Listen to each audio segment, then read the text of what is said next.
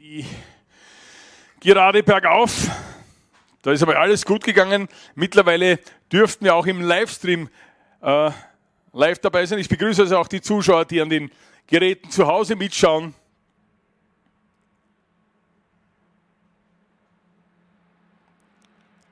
Wird ein spannender Tag heute. Ich habe es zuerst durchgezählt, müssten 13 Autorennen sein, die wir heute hier übertragen. Oh, da gibt es die ersten Schwierigkeiten bei den Sausage Curbs, Ausgangskurve 3. Geht es die Schönberg gerade hinunter, am Kircherl vorbei, wo vielleicht ist die Bäumkatzeln gerade ein bisschen vibrieren werden. Na, jetzt wird es noch gehen. Schauen wir mal, wenn dann die Austrian GT fährt.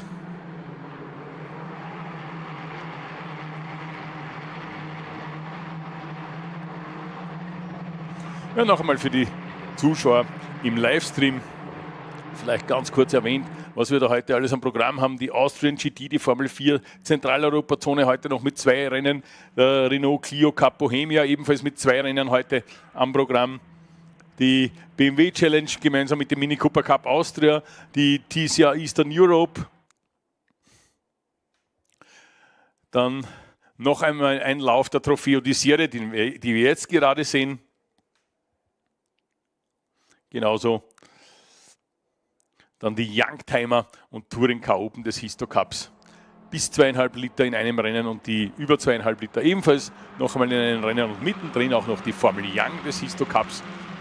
Das ist das Programm, das wir Ihnen heute bieten von jetzt bis 17:30 Uhr. So, Feld kommt aus der ersten Runde zurück. Alles gut gegangen soweit. David Civok von der Pole Position weg führt das Feld an. Bartosz Babic auf Rang 2. Rafael Paprota auf dem 3. Platz.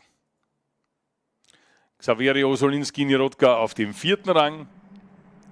Piotr Lawski 5. Fabian Kiwak auf Rang 6. Max Sofka 7. 8. Karol Slusarczyk, ja, manche haben doch eher einen Zungenbrecher als einen Namen. Alexander Kwasniak auf Rang 9, 10. Alicia Olesinska, 11. Daria Kuchnia und auf der 12 Alex Martin Kalinowski. 13. aber ein bisschen abgeschlagen mittlerweile. Die Patricia Bauer, die hat beim Start irgendein Problem gehabt. Die kam nicht gleichzeitig mit den anderen weg. Die stand etwas länger noch hier, als die Ampel schon grün war, beziehungsweise das Rotlicht schon aus war.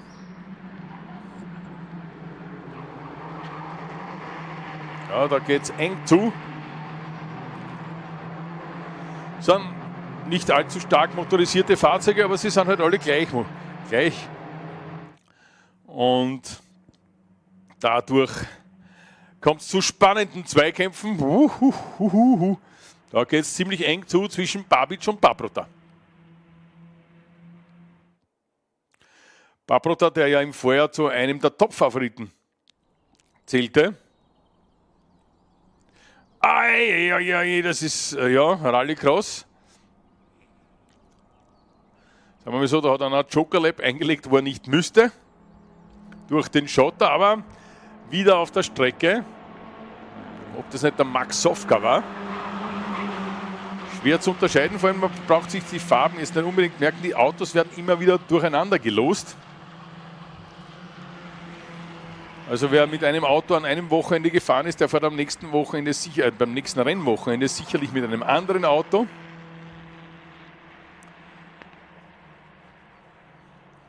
So, Paprota ist am Babic vorbei. Jetzt auf Rang 2.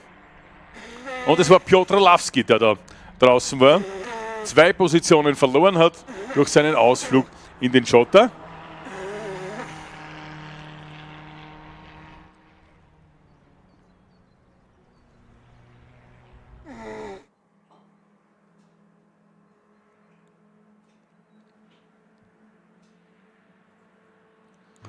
Wieder hinauf, Anfahrt zur Kurve 3.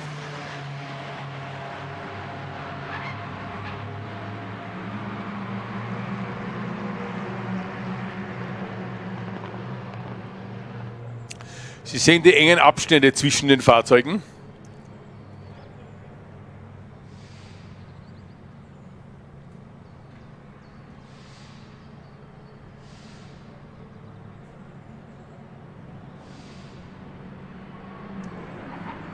Der Seite eingeblendet.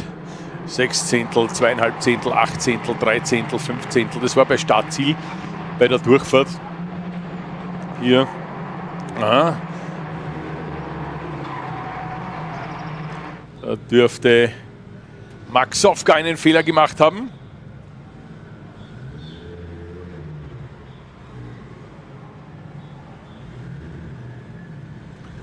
Fabian Kiewak groß im Bild mit der 5,77.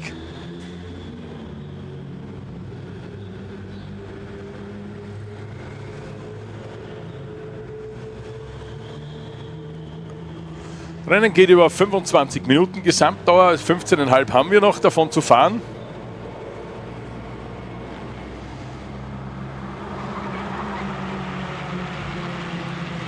Paprota versucht sich da an den führenden David Civok heranzukämpfen und gleichzeitig Babic abzuschütteln.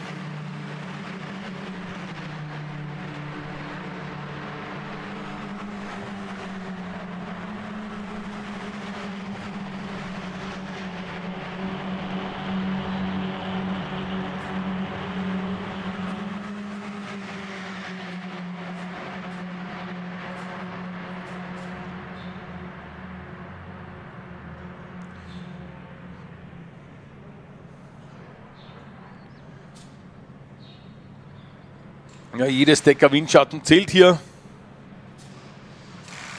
Babic, na, geht sich nicht aus. Wieder zurückgesteckt. Kommt aber jetzt unter Druck von Osolinski-Nirodka. Ja, und Xaveri wieder Tür an Tür. Babic gegen Osolinski-Nirodka. Gleichzeitig Paprota vorne gegen Civok.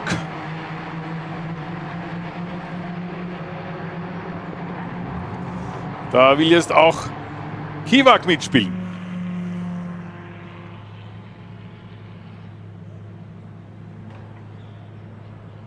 Vorne zu zweit nebeneinander, hinten zu dritt nebeneinander.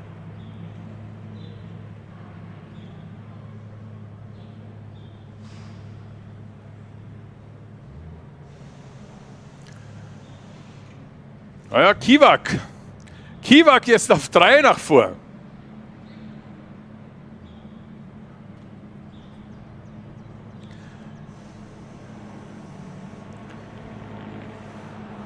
Da ist wieder Vierter. Die Positionen tauschen hier ständig.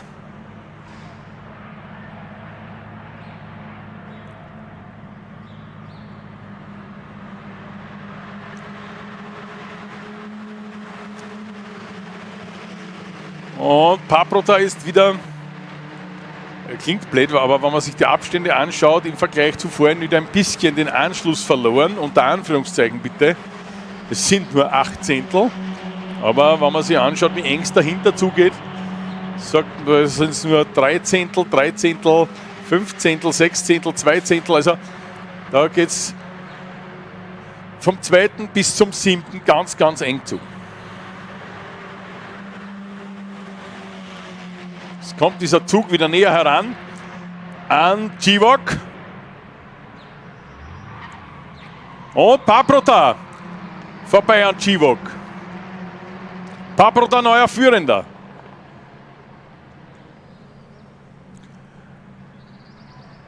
Dann Babic gegen Kiewak im Kampf um Rang 3. Hinunter Richtung Kurve 4, die Schönberg gerade. Da wird Windschatten gefahren. Geht sich nicht aus. Paprota verteidigt sich da. Gar nicht so ungeschickt. Aber Chivok gibt da nicht auf. Eieieiei, das war jetzt zu viel. Und schauen Sie, ein kleiner Schlenker und man ist vom 2. auf den 6. Rang, glaube ich, zurückverwiesen. Ja. So eng geht es dazu, also da darfst du dir nichts erlauben. David Chivok jetzt auf den 6. Rang zurückgefallen und Rafael Paprota führt das Rennen an.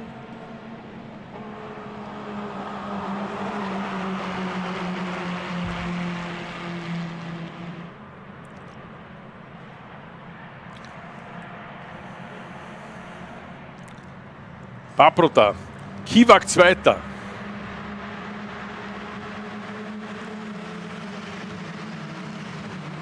Babic 3.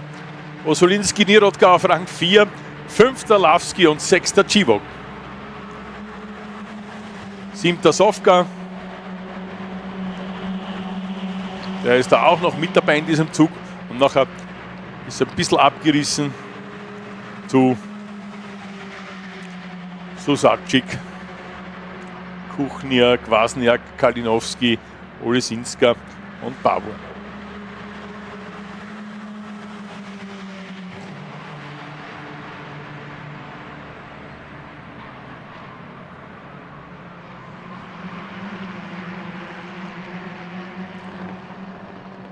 So, die Geschichte ist noch nicht aus. Es geht da vorne ganz eng zu und jetzt ist Kiwak momentan in Führung. Die Frage ist nur, wie lang bleibt es so? Kiwak, Babic und Paprota. Kiwak momentan führender.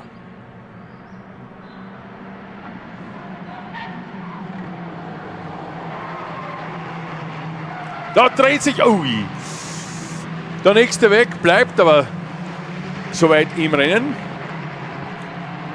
Das ist Susacic, wenn ich mich nicht irre.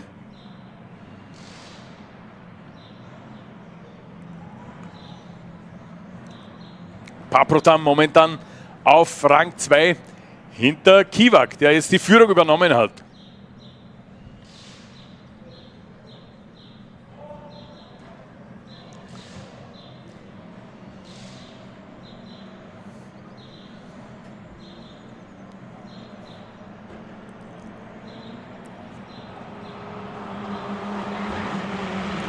Wird ziemlich hart gefahren, aber fair. Leichtes Übersteuern bei Kiwak. Verliert er dann Momentum. Kann Paprota da jetzt ausscheren.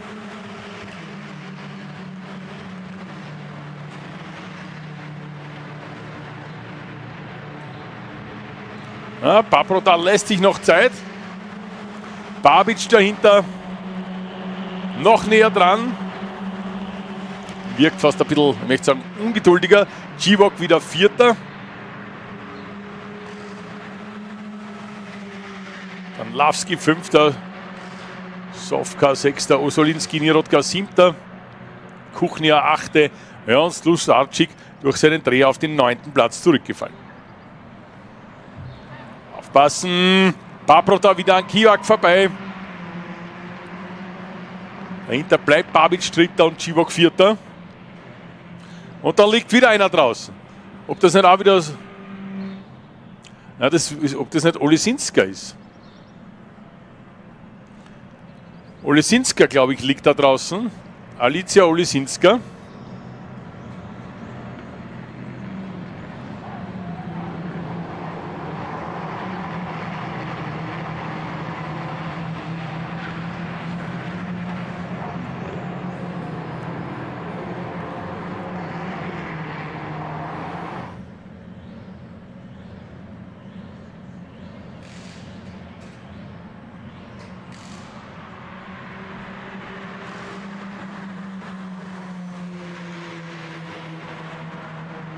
Während wir bei der Spitze dabei sind. Ja, gelbe Flagge in der 2. Linkskurve im Infield.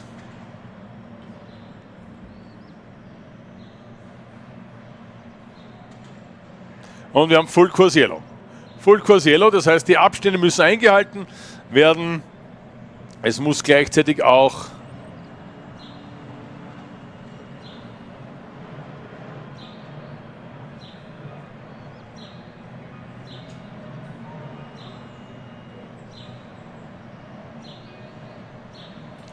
natürlich entsprechend langsamer gefahren werden.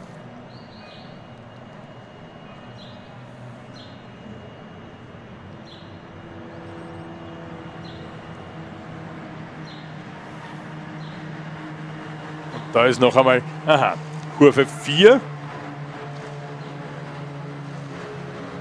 Das war Slusarczyk.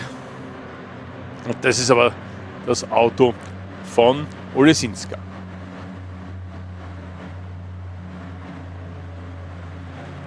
Muss auch dort in dem Bereich wo passiert sein. Na, das ist weiter unten, das ist Kurve 6, 7, in dem Bereich.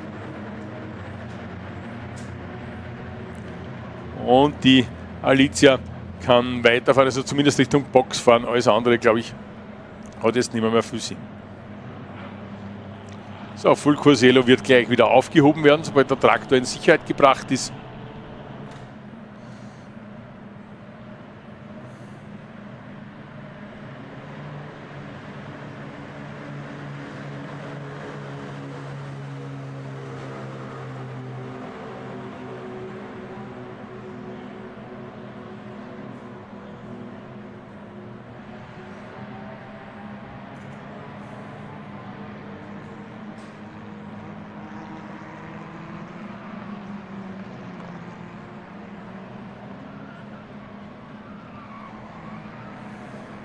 Und grün wieder. Wir haben wieder grün, es geht wieder weiter.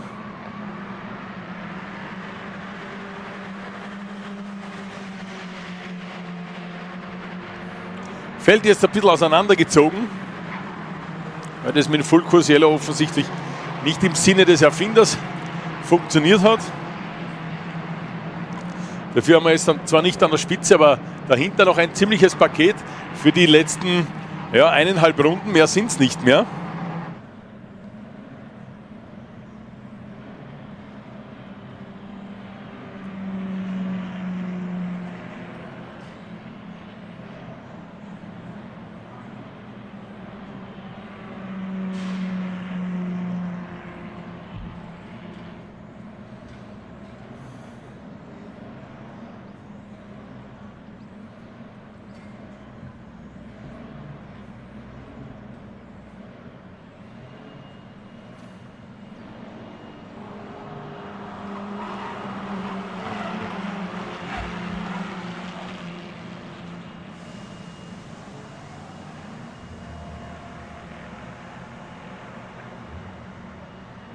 So, letzte Runde beginnt und es führt Rafał Paprota vor Fabian Kiwak und Bartosz Babic.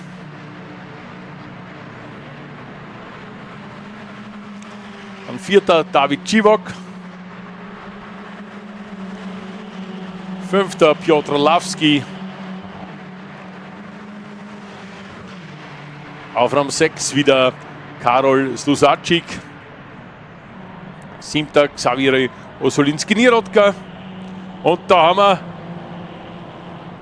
den nächsten Ausritt von Osolinski-Nirodka.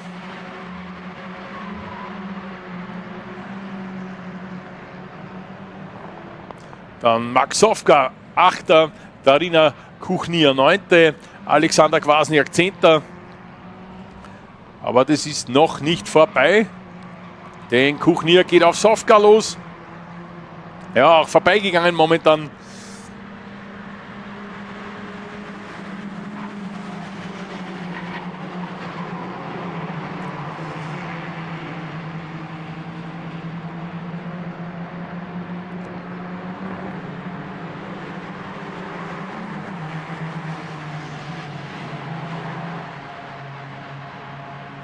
Jetzt wirft sich die Frage auf, das wird ziemlich eng. Geht sich da vielleicht noch eine Runde aus?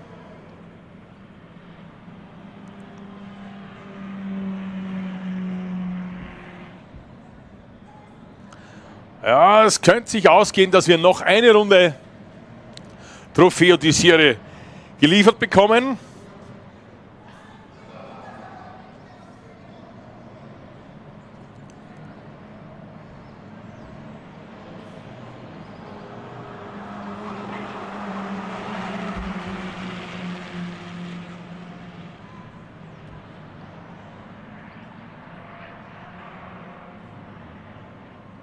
Ja. Rafael Papro da beginnt aber jetzt die definitiv letzte Runde.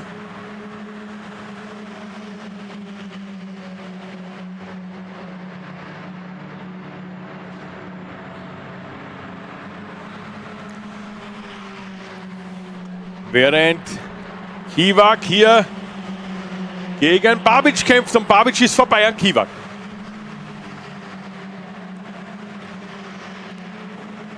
Babic in der Kurve 1 in der Niki Lauda Kurve an Fabian Kiwak vorbeigegangen. Ja, jetzt große Attacke, aber ich glaube, das wird sich nicht mehr ausgehen, dass er Papro da noch einholen kann, beziehungsweise überholen braucht man wahrscheinlich gar nicht mehr diskutieren. Die Autos sind ja doch derart gleich, dass es dann schwer ist, solche Lücken noch zuzufahren. Aber wir haben es gesehen jetzt gerade im Kampf von Babic gegen Kiwak. Da war der Abstand ursprünglich auch ungefähr so groß, aber ich glaube, dass es sich mit der Zeit nicht mehr ausgeht. Dass Babic da noch, ich sage mal, 2 Runden, 3 Runden brauchen würde. Ist momentan der schnellste von den dreien, keine Frage.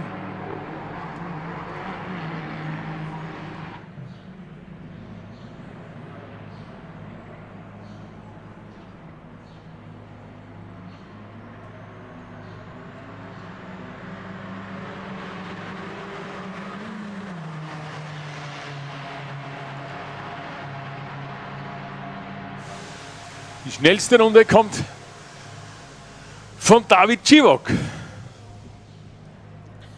mit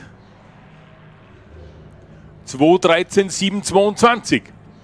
Ciwok, der nur unter Anführungszeichen auf Rang 4 liegt, während Papro da, naja, Bartosz Babic wird sich ärgern, dass das Rennen jetzt vorbei ist. Eine Runde hätte er wahrscheinlich noch gebraucht. Und damit gratulieren wir Rafael Papro zum Laufsieg Nummer 1 in der Trofeo di Serie vor Bartosz Babic und Fabian Kiwak.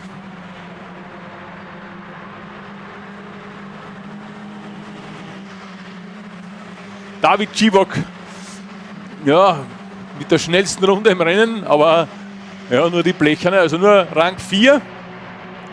5. Piotr Lawski, 6. Max Sofka, 7. Daria Kuchnia, 8. Karol Slusarczyk, auf der 9. Xavier Osolinski Nirodka, 10. Alexander Kwasniak.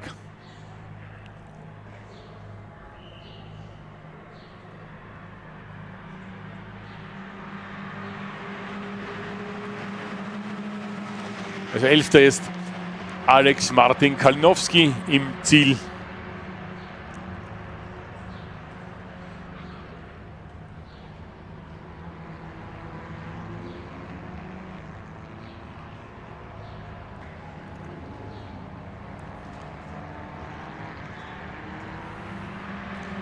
Und es kommt als 13. die Alicia Olesinska noch herein, die die Fahrt wieder aufnehmen konnte, die nicht in die Box eingefahren ist, sondern ja, sich ihre Rennzeit, ihre Erfahrungszeit, wir dürfen nicht vergessen, die Damen, die da im Feld sind, sind alle ganz, ganz neu, die brauchen jeden Rennkilometer. Sicher so, da noch einige Erfahrungen geholt hat. Die 12. Platzierte kommt jetzt ins Ziel, die Patricia Bauer, da ist sie und damit haben wir sie alle da. Sie sehen im Livestream noch einmal die Highlights.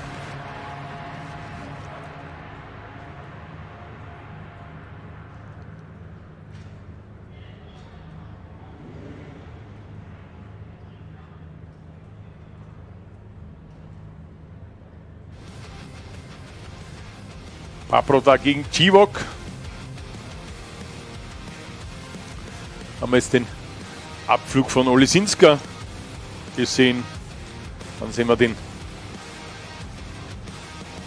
Dreher von Slusacic. Ja, da geht's. Ja, aber gut beherrscht. Darf man nicht vergessen, diese Autos sind relativ kurz und daher auch, ich sage mal, ab einem gewissen Driftwinkel umso schwerer zu beherrschen. Machen wir den Zieleinlauf. Wir schauen einmal ins Ergebnis hinein. Rafael Paprota gewinnt vor Bartosz Babic. Fabian Kiwak dritter. Vierter David Chivok, fünfter Piotr Lawski, sechster Max Sofka, siebte Daria Kuchnia, achter Karol Susalczyk, auf der 9 Xavier Osolinski-Nirodka, zehnter Alexander Kwasniak, 11. Alex Martin Kalinowski, 12. Patricia Bauer und 13. Alicia Olesinska. Alle 13 mit mehr oder weniger Rückstand wieder ins Ziel gekommen, die auch weggefahren sind. Spricht auch dafür, dass hier hart, aber ja, fair gefahren wird, dass man hier dann nicht wirklich mutwillig Kollisionen riskiert. Und während die Fiat hereinkommen, ist die Startaufstellung für das nächste Rennen wahrscheinlich schon fertig für die Austrian GT. Jetzt geht es wieder im üblichen Histo Cup Mode mit einem fliegenden Start dahin. Austrian GT, die neue Rennserie, die ja aus den, ich sage mal, großkalibrigen Fahrzeugen der Touring Car Open erwachsen ist. Sie werden sehen, da ist von KTM über Porsche, Aston Martin, habe ich auch gesehen, Ferrari, einiges vertreten.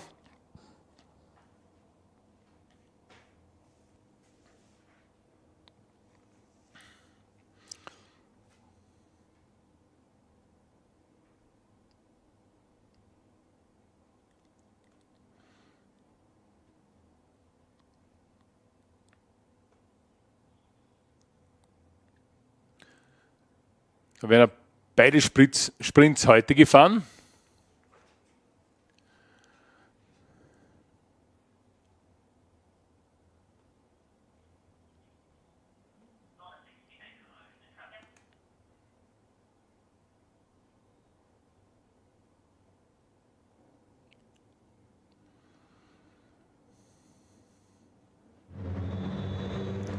Und die Austrian GT macht sich bereits auf den Weg.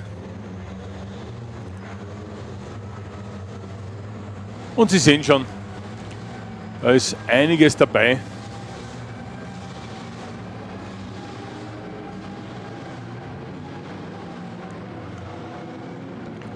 Das einem ja, als Autofan das Wasser im Mund zusammenrinnen lässt. Andererseits, wenn man ins Geldbörsel reinschaut, bleiben das dann feuchte Träume. Die erste Startreihe, 2 KTM, Jack Russell und Rupert Atzberger. In der zweiten Startreihe, Startplatz 3, Max Grip, ebenfalls im KTM, und Reine Sampel, auch KTM. Also 4 KTM GTX auf den ersten 2 Startplätzen. Dann ein V8 Star. Könnte eigentlich auch bei den Youngtimern mitfahren.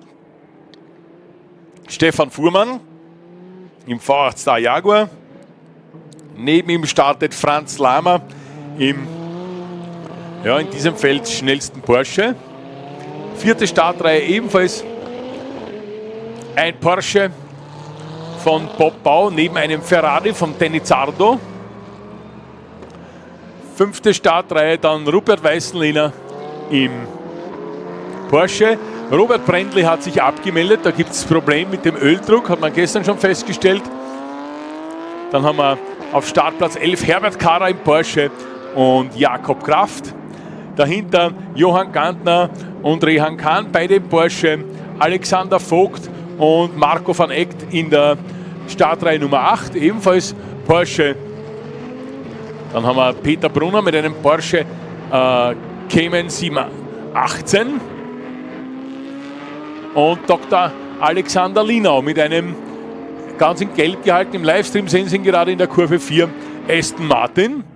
Clemens Drechsel im offenen KTM, der musste aber, glaube ich auch nicht, dass der mitfahren kann, und er hatte gestern einen Antriebswellenschaden. Bin mir nicht sicher, ob man das Auto hingekriegt hat oder nicht.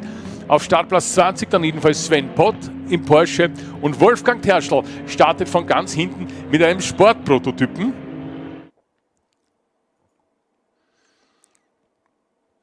Und es wird jetzt gleich verdammt laut da oben. Richtung Kurve 1. Auf der Tribüne selber sitzt niemand, weil ja, der Bau dahinter den Schall dann reflektiert. Es wäre dann dort richtig laut.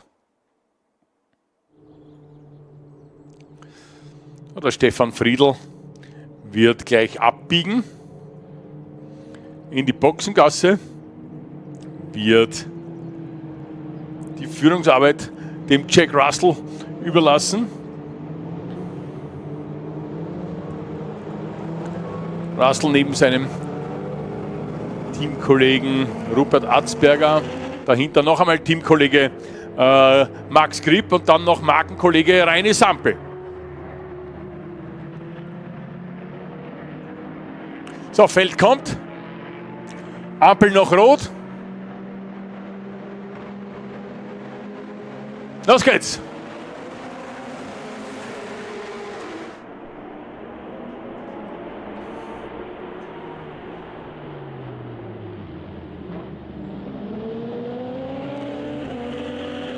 Ja, Sample einige Positionen verloren, da dreht sich, bin mir jetzt nicht sicher, Weißenlehner oder Kader. Es müsste Weißenlehner sein. Autos sind ident lackiert. Von vorne zu unterscheiden, aber ist von der Seite, habe ich dann anhand der Nummer feststellen können, nur, dass es sich um Weißenlehner gehandelt hat.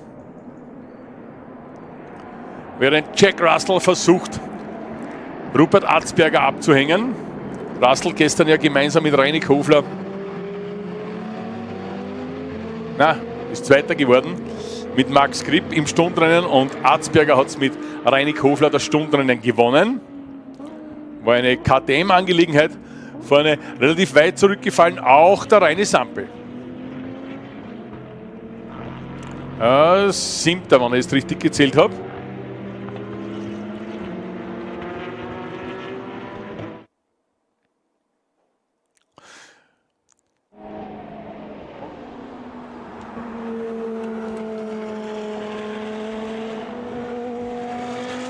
Und den zweitplatzierten Atzberger im Bild, vorneweg Jack Russell.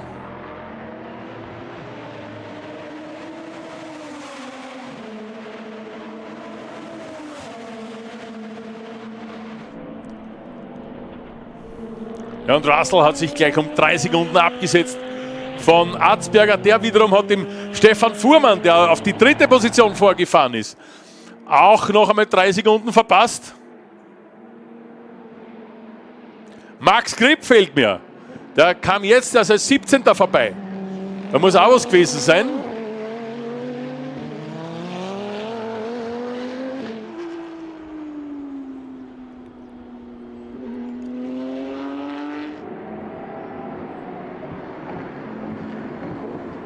Und jetzt erst Weißenlehner bei Stadtziel.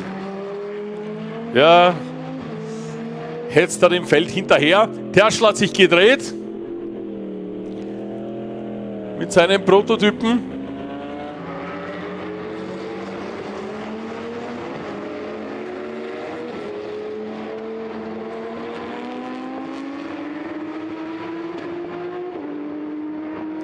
Vogt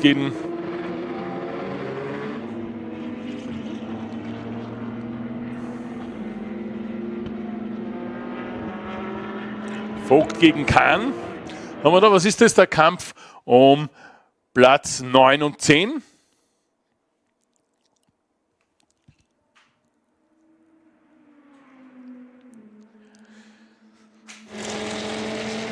Die KTMs vorne weg.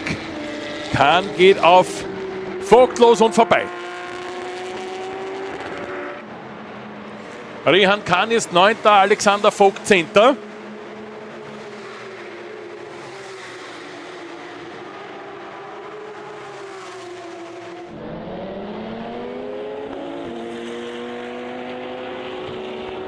Linau mittlerweile auf den 12. Platz nach vorgekommen. Ja, Max Kripp arbeitet sich auch wieder durchs Feld durch. Ist jetzt schon 13.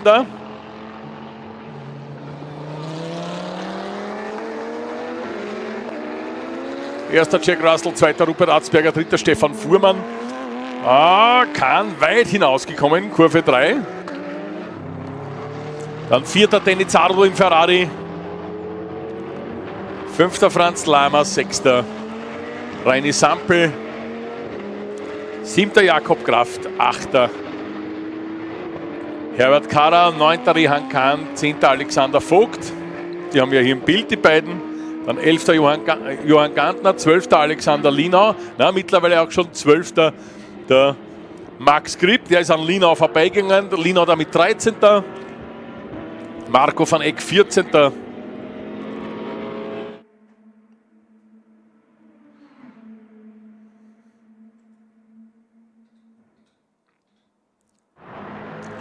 (15.) Sven Pott, 16. Peter Brunner, 17. Clemens Drechsel, 18. Rupert Weißenlehner, 19. Wolfgang Terschl. Nicht gestartet Bob Bau. Gab es auch ein Technikproblem. Und Robert Brendli, der sich gestern schon abgemeldet hat mit Öldruckproblemen. So, Max Kripp auch an Alexander Vogt vorbei. Das nächste Opfer wird Rehan Kahn heißen. Während Reini Sampel an Franz Lama vorbeigegangen ist, jetzt auf Rang 5 vorgefahren. Allerdings 6 Sekunden Rückstand auf Danny Zardo im Ferrari.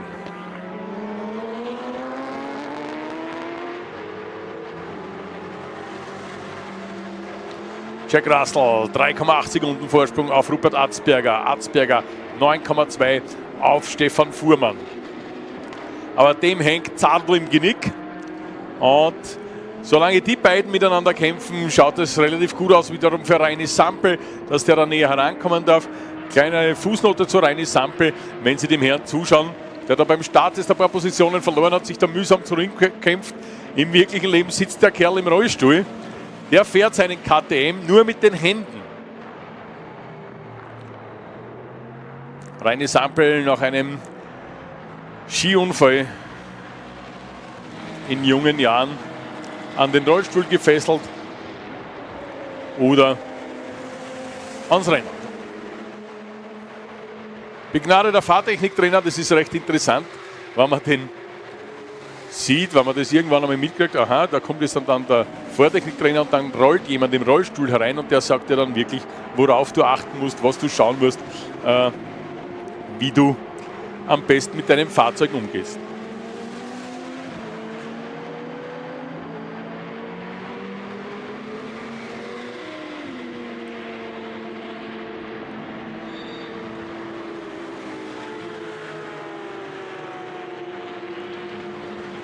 So, Zardo ist an Fuhrmann vorbei.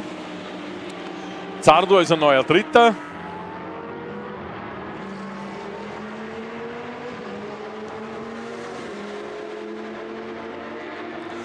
Zwei KTM, dann ein Ferrari, ein Jaguar und wieder ein KTM. Dann kommt der erste Porsche von Franz Lama auf Rang 6.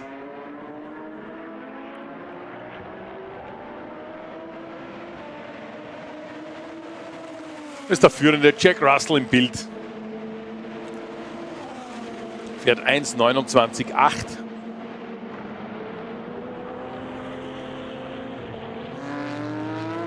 Dahinter sehen Sie Rupert Atzberger gerade aus der Kurve 1 herauskommen.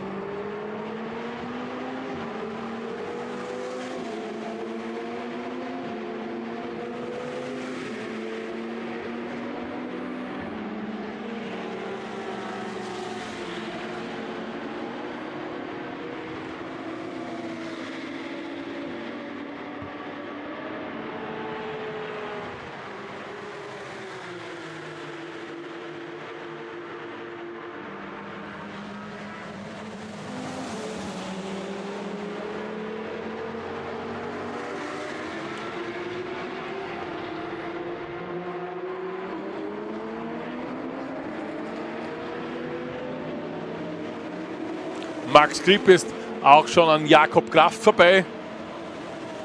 Max Grip da im Bild. Wie gesagt, da dürfte irgendwann mal was gewesen sein. Mittlerweile auf Rang 7 wieder zurück, war kurze Zeit 17. nachdem er zuerst Zweiter war. Und da ist Rehan Khan abgeflogen. Ausgangskurve 4, Ausgangs der Rauchkurve müsste das sein. Rehan Khan.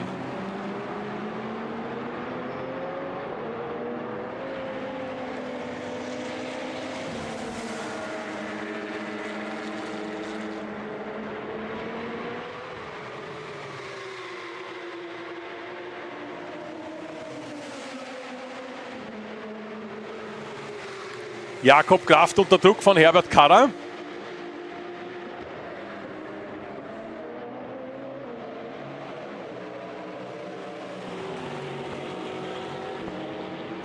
Und es gibt für Jack Russell eine Verwarnung wegen der Track Limits. Schnellste Rennrunde jetzt im Moment. Na, da passt was nicht. Rupert Arzberger hätte da stehen, aber das glaube ich ist nur die letzte Runde.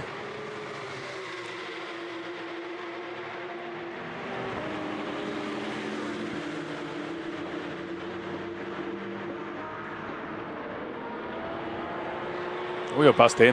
Verdammt. 1,29, 2,66. 1,29, 2,66. Für Rupert Arzberger, der ja, ein bisschen aufholt auf Jack Russell. Da war der Abstand schon größer. Da waren wir schon auf über 3 Sekunden.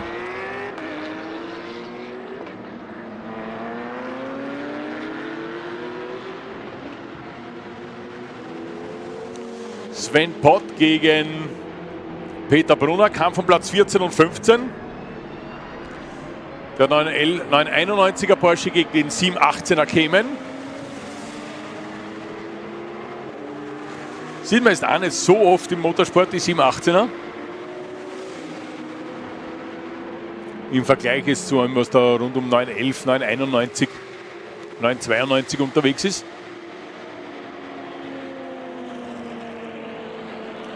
Und Brunner erhöht da den Druck.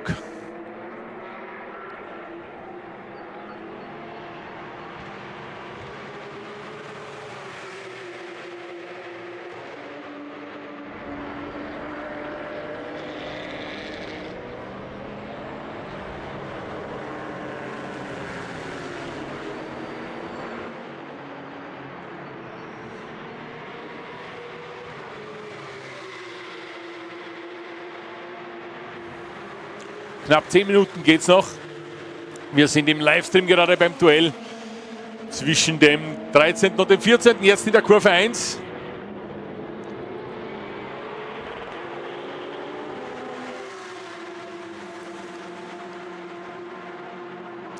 Und Jack Russell bekommt Besuch von Rupert Arzberger.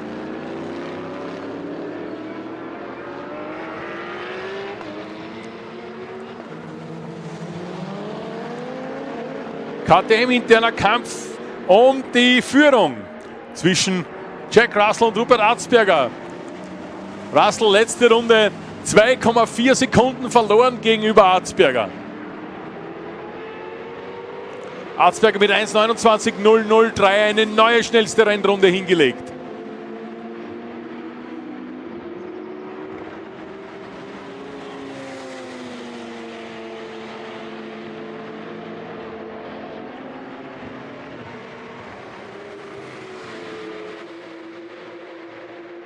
Und macht hier auf. Ob absichtlich oder unabsichtlich, sei dahinter hingestellt, aber wird deutlich langsamer. Jack Russell. Oder nein, das hat von oben so ausgeschaut. Ich bitte um Verzeihung. Das war ein überrundeter, ja. Russell bleibt vor Arzberger. Hat aber in dieser Runde weitere 6 Zehntel verloren. Abstand zwischen den beiden 8 Zehntelsekunden.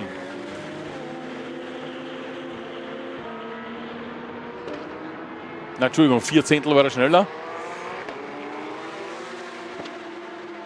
Ja, die letzten 8 Minuten wird er sich strecken müssen. Wird sich was einfallen lassen müssen. Stefan Fuhrmann fehlt.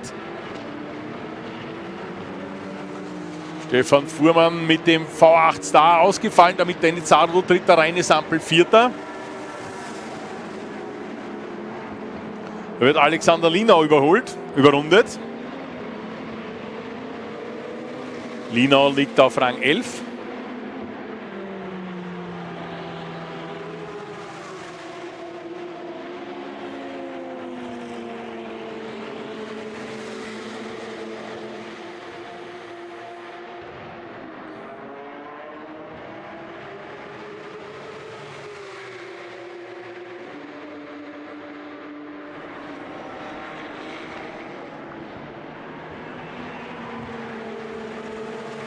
Wir sind weiter beim Duell an der Spitze.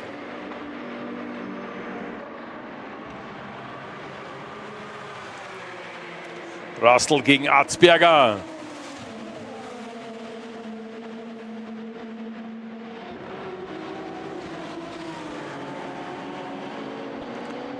Abstand weiter 18 Sekunden, da hat sich nicht viel geändert.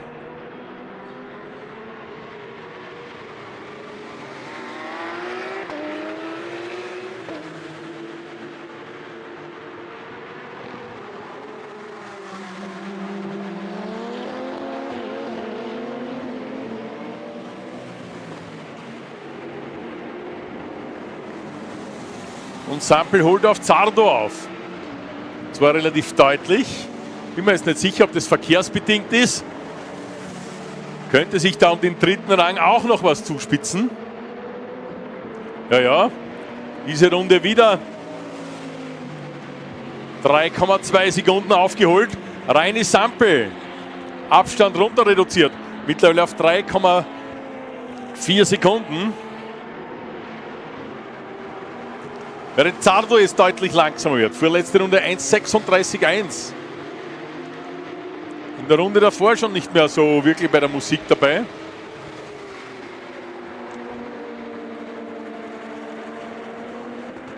Von den Rundenzeiten her.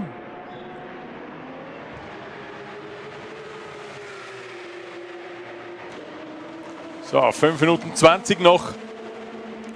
Und an der Spitze ist noch nichts entschieden. Abstand eine halbe Sekunde zwischen Russell und Atzberger.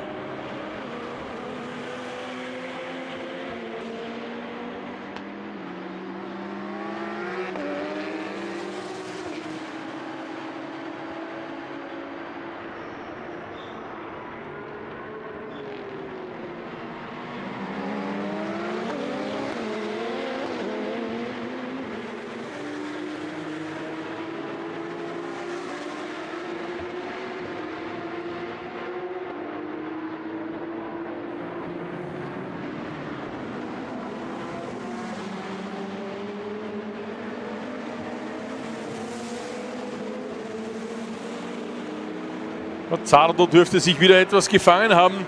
Vorsprung wieder auf 4,2 Sekunden ausgebaut auf Sampel. Max Grip mittlerweile Fünfter.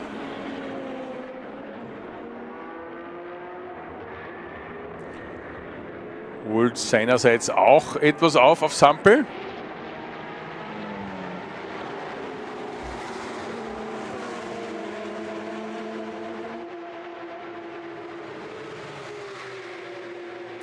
Ja, leichter Quersteher bei Jack Russell. Sind da vielleicht die hinteren Reifen nicht mehr so toll, wie er sie gerne hätte? Ist das der Grund, warum Atzberger so leicht näher kommen konnte? Könnte auch der Grund sein, warum es die Verwarnung gab wegen der Track Limits, wenn die Hinterachse nicht mehr richtig mitspielt, dass man dort oder da vielleicht einmal die Track Limits nicht mehr einhalten kann bei dem Tempo, das man gerne fahren würde.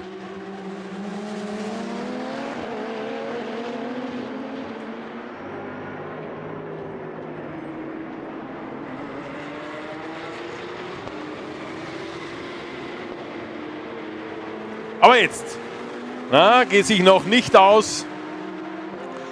Aber Atzberger hat zumindest einmal sich im Außenspiegel, im rechten Außenspiegel bei der Anfahrt zur Rauchkurve breit gemacht. Mal einen Farbwechsel herbeigeführt im Außenspiegel.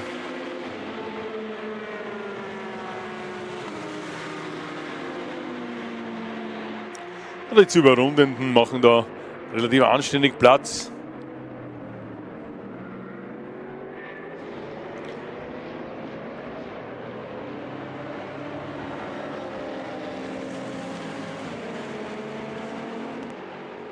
Rehan Khan war das, glaube ich.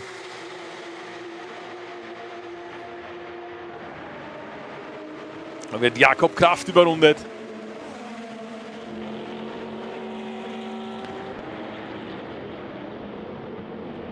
Und Arzberger jetzt ein bisschen abgefallen. Vielleicht hat auch er seine Reifen zu sehr strapaziert bei dieser Aufholjagd. Oder es war halt im Verkehr irgendwann nicht ganz so klar. Da, Rehan Khan bleibt bei Huber Motorsport in der Box stehen. Während wir die nächste Überrundung haben. Wolfgang Terschl.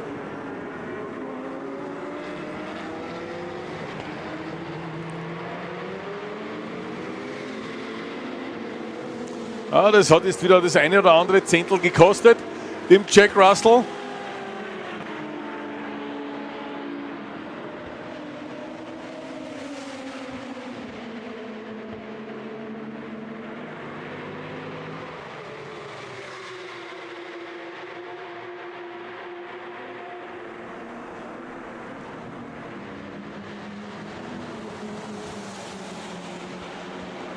Herbert Karrer wird da jetzt überrundet.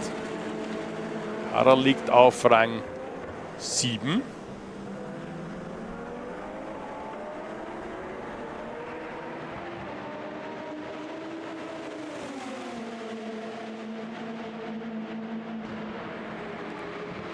Und jetzt die Attacke von, na, das geht sich nicht aus.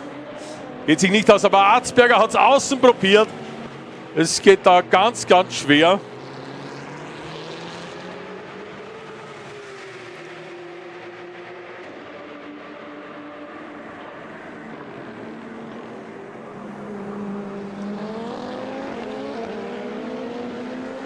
Jack Russell bleibt vorne. Hat sich das, ja, die Aktion hat doch in etwa 4 Zehntel gekostet. Dem Rupert Arzberger, die fährt aber jetzt, glaube ich, im zweiten Sektor wieder zu.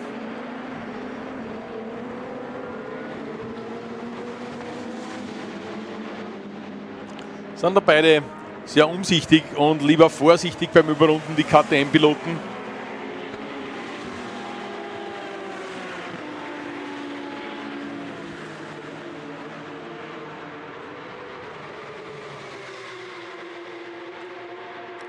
Max Grip kommt näher an Reine Sampler ran, aber die Zeit ist abgelaufen. Die Zeit ist vorbei. Wir sind in der letzten Runde, in der vorletzten Kurve. Letzte Kurve. Und Jack Russell wird als erster die schwarz-weiß karierte Flagge kassieren. Jawohl, da ist er. Gratulation.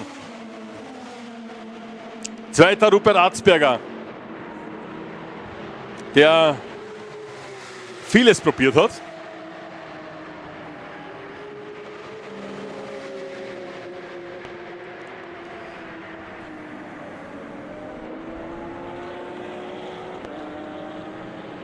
So, wir warten auf den dritten, das dauert ein bisschen.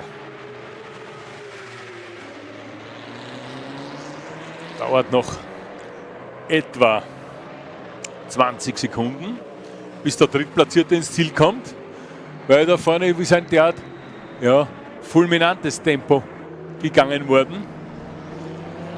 Rupert Arzberger in der letzten Runde im zweiten Sektor noch einmal absolute Sektorbestzeit gefahren. Schnellste Rennrunde, ebenfalls von Arzberger, 1:28,986. So, der Ferrari ist im Ziel, der Nizzardo ist da, jetzt warten wir am Reini Sampel, da ist er schon, Reini Sampel im Ziel und auch der Max Grip, der konnte den Markenkollegen nicht mehr abfangen.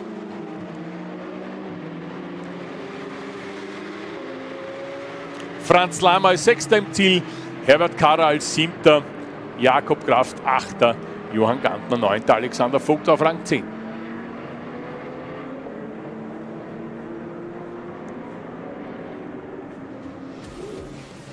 Wir haben im Livestream noch einmal für Sie die Highlights zusammengefasst.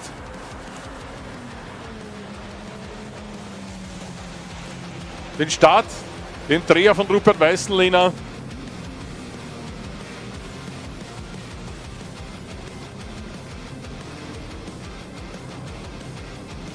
Jack Russell, der den Rehan kann, auf Abwägen, aber nicht eingeschlagen, der Rehan. Alexander Vogt, der da irgendwann einmal den Bremspunkt verpasst hat. Und der Zweikampf zwischen Jack Russell und Rupert Atzberger.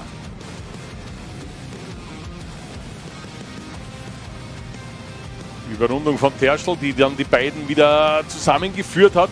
Der, sagen wir mal, glücklose Versuch von Atzberger, eventuell außen in der Kurve 1 an Russell vorbeizugehen und dann der Zieleinfahrt. Ja, meine Damen und Herren, wir haben eine ganz, ganz kurze Pause, weil Sie sehen es vielleicht, wenn Sie auf die Start-Zielgerade herunterblicken. Da wird die Startaufstellung hergerichtet für das Rennen der Formel 4 Zentraleuropa-Zone.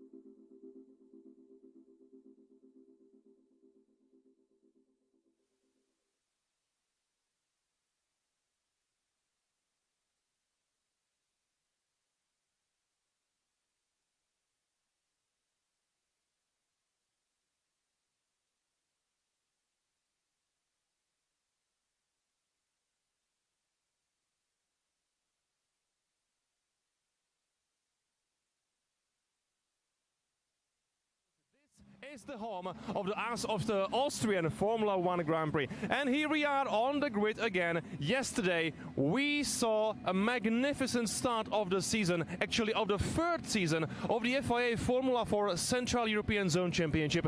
And here we are on the grid again just to see the race number 2. Here we are just next to the number 22, and behind the wheel of this Formula 4 car is a Czech talent, Theodor Borenstein, actually racing for Swiss team Maffe Racing, and he will be starting the second race from P10 on the grid, and I am standing right next to him because he is here on Red Bull Ring with a great mentor, with a great driving coach. Who he is, you may be asking at the moment. Yes, Theodor Borenstein is working closely with the only Czech Formula 1 driver, Tomáš Enge. And honestly, I was hopeful that I am gonna meet Tomáš Enge on the grid here next to Theo Borenstein, but apparently Tomáš is not here. He is missing the grid procedure at the moment, but I saw the drivers' preparations in the paddock just a few moments before the grid procedure has started, and I know that all the drivers were preparing, all the drivers were warming up, and I believe there was some drivers briefing between Tomáš Enge and his driver Theodor Borenstein. So we will be also closely following Theodor Borenstein starting the second race again from P10. And this time we have 22 cars on the grid. Yesterday it was 21. Today we have a 22. Just behind this beautiful Maffe Racing car, we have a car of a Czech team, Janík Motorsport, with number 60. With number 88, of course, I'm sorry, it is the newcomer David Gorčica. So we have plenty of Czech drivers on the grid also, but just as yesterday, it is front row lockup done by the drivers of Swiss team Janssen Motorsport. Again, it will be Bart Harrison starting from the pole position. In the front row next to him, it is Gino Trappa. And it is great to see these drivers on the grid because multiple drivers starting this weekend on Red Bull Ring. We saw also during the winter months taking part in Formula Winter Series. And by the way, yesterday's winner, starting on pole position, Bart Harrison, he finished the Formula Winter Series very strongly with 2 great results in Barcelona. He finished in P3 twice in Catalonia, and he just brought the momentum from Barcelona here on Red Bull Ring, and I believe again he will be a big favorite of the second race, and we will be starting shortly, so make sure you are joining us in a few moments. The race will be starting at 9:30.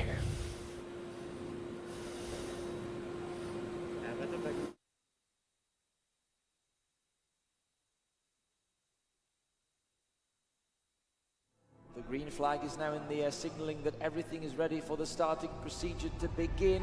He surprised everybody and he goes into the race lead. Fantastic start. So, there's a big crash.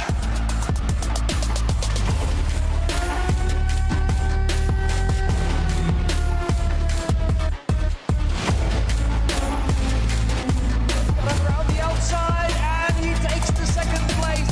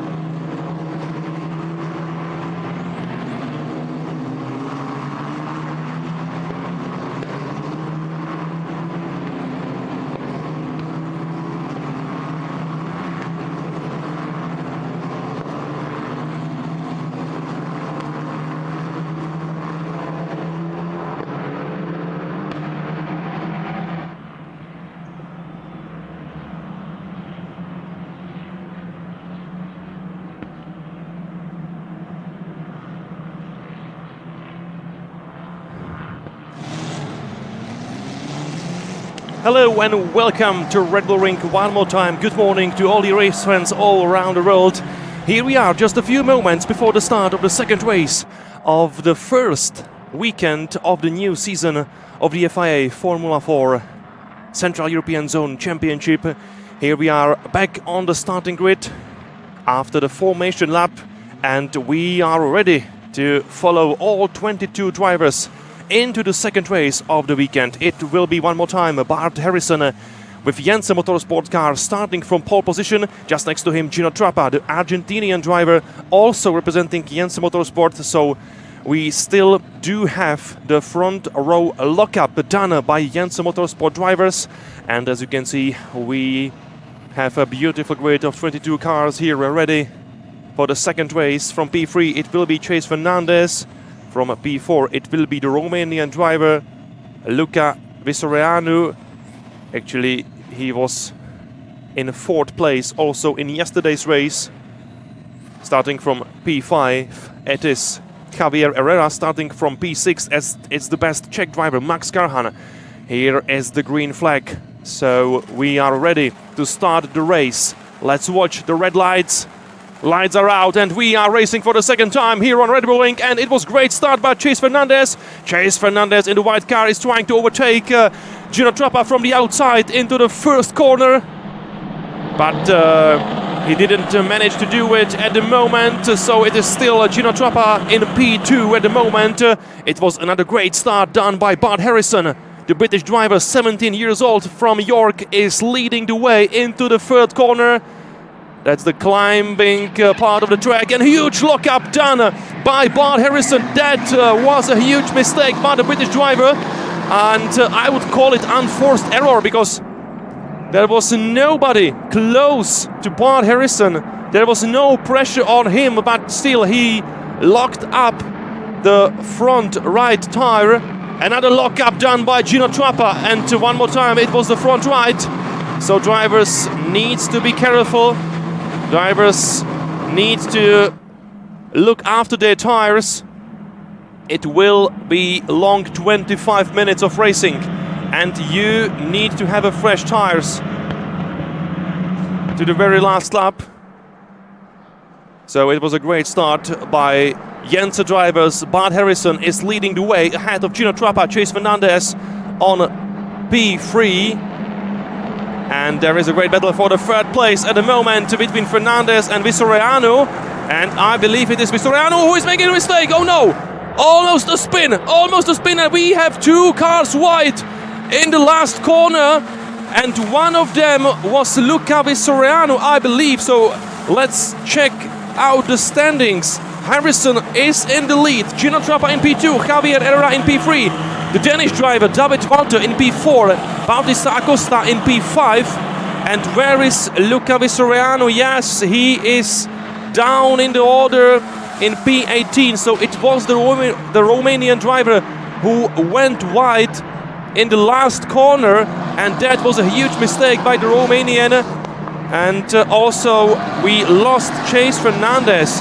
He was also involved in the collision, so two drivers went far away from the racetrack and lost several positions, which means we have Luca Visoreanu in P18 at the moment, and Chase Fernandez should be in P21. So bad start for two drivers, and we have a car of the track into the gravel zone. Who is it? It was a silver Maffei car. It was one of the Maffei Racing drivers, I believe, if I'm not mistaken, but I do believe I recognize the Maffei Racing colors. So let's wait and see. And this might be a safety car. Yes, safety car deployed. So the race is neutralized at the moment, and we have the safety car on track because of the car stuck in the gravel zone. So our black Audi safety car is ready to catch the field, and after the second lap the race is neutralized. This was the problem for the Romanian driver Luca Visoreanu. He went far away from the last corner. He went too wide, and this was the driver coming out of the track into the cover zone. We should have two drivers in the pit lane at the moment. David Gorczyca from Yannick Motorsport entered the pit lane for some reason, and also the Romanian driver Luca Visoreanu also went to the pit lane, and I am afraid that he will be forced to retire because there might be some damage to his car after the incident from the last corner. So bad luck for the Romanian driver who was really quick yesterday. Luca Visoreanu finished in P4 on Saturday, and this time there will be no points for the Romanian driver. Still safety car on track. I also can see the marshals moving out the car from the gravel zone, so I believe the race will be restarted anytime soon. You can see the safety car is trying to make a gap, and that only confirms my words. Safety car in this lap, and we will be racing again with Bart Harrison leading the way. Ahead of Gino Trappa, Javier Herrera in P3, David Valde in P4, Bautista Acosta in P5. So let's go racing again. We have a green flags again. And here we are on the main straight. Just watch out for the track limits in the last corner. But so far, it's been very smooth restart of the race. 3 wide into the third corner.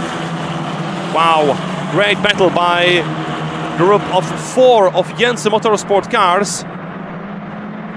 So that's the battle for 5th place at the moment. Acosta, Cortes, Max Karhan, and also Theo Schropp. 4 Jensen Motorsport cars battling each other into the third corner. And this is a great battle. We also have one of the Yannick Motorsport cars behind this group. You can see the red and white car.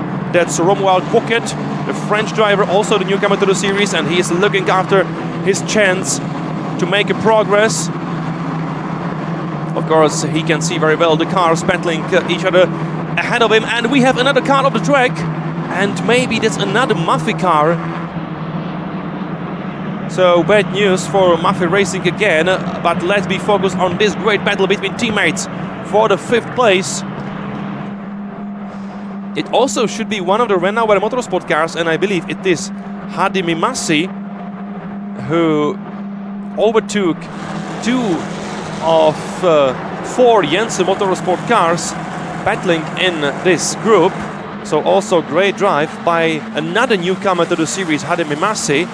And let's check on the standings on the main straight.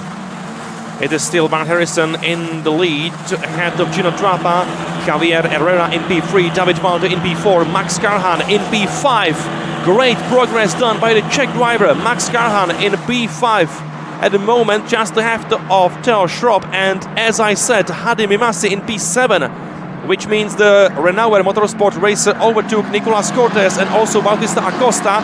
And this is another battle between 2 Jensen Motorsport cars into the third corner, number 21. That's Theo Schropp trying to overtake Czech driver Max Karhan, but at the moment it is still Max Karhan ahead of Theo Schropp.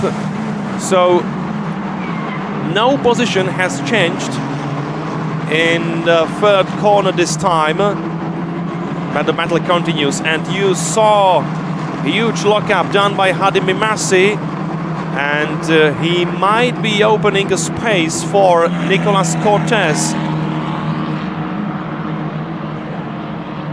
who is trying, of course, to overtake Hadi Mimasi. That's the battle for P7 at the moment.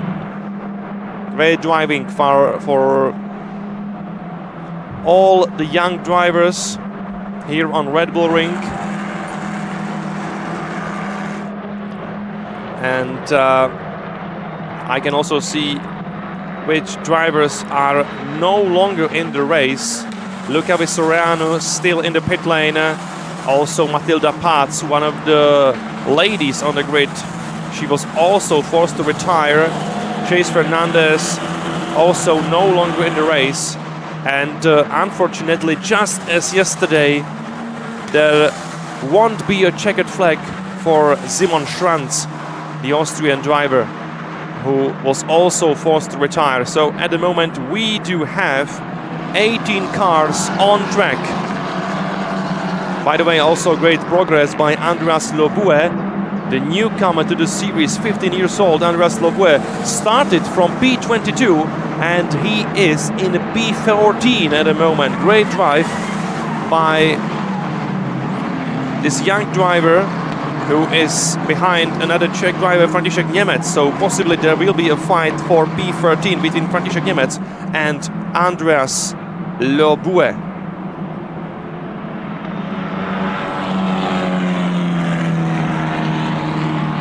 Up in the front, we've got 0.6 of a second between Bart Harrison and Gino Trappa. And behind these two drivers, it's Javier Herrera ahead of David Walter. But look at the situation here, actually. It seems to me that between the first and second driver, it is much more closer. But watch out, we have a car off the track. It's number 26. And that is Chiara Henny, the German female driver. And she spun on the track. And we've got double yellow flag just ahead of the first corner. So there is a danger on track, and I hope that Chiara Henny will be able to rejoin the race. I don't want to see another safety car, because we want to see battles like this one. It's a battle for the third place between Javier Herrera and David Walter.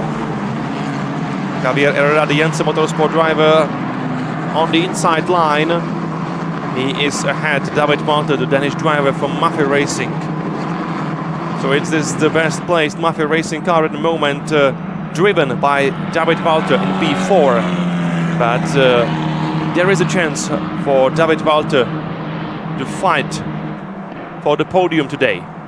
It definitely is.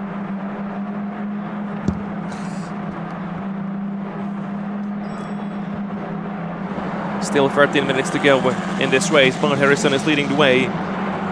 And Gino Trappa is closing the gap. 0.4 of a second between Bart Harrison and Gino Trappa.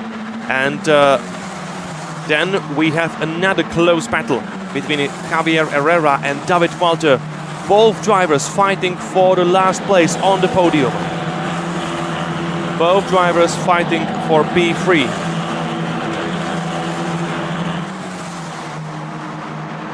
The track is clear, so there are no more yellow flags in the first corner.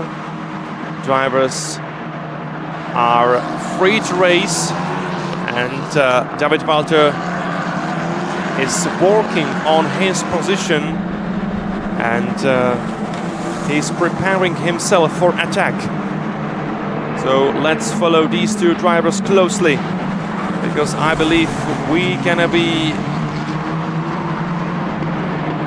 excited by the driving standards here. Oh no, there is a huge mistake done by Javier Herrera, and he went wide of the track into the gravel zone. Huge mistake by Javier Herrera, which means that David Walter is in P3 at the moment, and Herrera is losing another position. Now it is still Schropp overtaking his teammate for P4. And we also have the Czech driver Max Karhan in the mix. Also Max Karhan is trying to find his way ahead of Javier Herrera. It was pretty unfortunate mistake done by Herrera, who went off into the gravel zone. He lost a lot of time. And now he needs to be defensive because Max Karhan is trying to overtaking from the outside line into the first corner. Nice battle between the Czech driver and Javier Herrera. And I believe that Max Karhan was successful here. It should be Max Karhan ahead of Javier Herrera at the moment. And he's trying to re-overtake Max Karhan. Great battle between Herrera and Karhan for 5th place. So it is currently Herrera ahead of Karhan. Meanwhile, Theo Schorp is gaining the advantage over these two fighting drivers. Another lockup by Javier Herrera. He needs to be careful. He needs to look after his tires. Otherwise, he would be struggling really badly at the end of the race.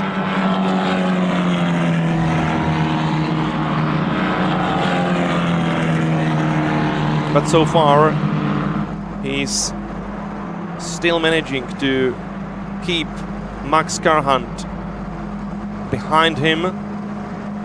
And that's the crucial thing for Javier Herrera with 10 minutes to go. And will be long 10 minutes for Javier Herrera. Oh no, another mistake by Herrera. He went wide. And again, he's opening door for Max Karhan behind him. So let's check out the standings. Harrison in the lead, Krappa in P2, Walter in P3, Theo Schorp in P4. Javier Herrera closing the top 5 at the moment, but he is struggling to keep Max Karhan behind him. And in this climb up to the 3rd corner, it will be another chance for Max Karhan to overtake Javier Herrera. He was looking for the inside line, but this time it was a great defensive done by Javier Herrera. But at the moment, Max Karhan is even closer behind his teammate, and he will be trying to overtake him from the outside. Not this time. But again, Javier Herrera was really wide in this place. But look at this battle. This should be for 2nd place, I believe.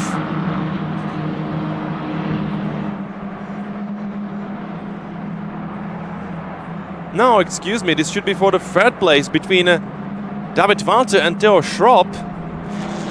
And Theo Schorp is trying to find his way up on the podium.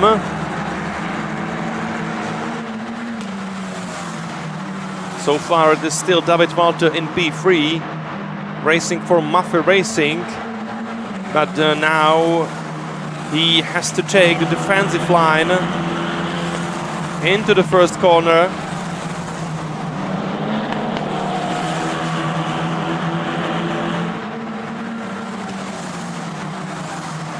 Great defense by David Walter, but this is a long straight, and Theo Schorp is sitting in the slipstream trying to find his way around, and he almost spun.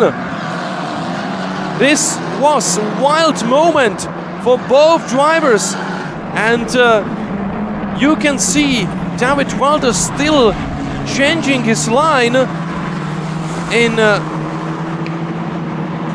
his defensive way of driving, and you could see how much troubles is he causing to Theo Schorp. And now we have 4 drivers battling for P3, because the battle between Walter and Schorp made both drivers slower. So also Javier Herrera and Max Karhan were able to close the gap, which means with 7 minutes to go, we have 4 drivers fighting each other for the last place on the podium. So it is still David Walter racing for Maffe Racing in P3.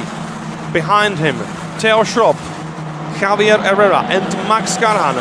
3 Jense Motorsport drivers trying to fight with David Walter and also trying to fight each other for P3 in this race.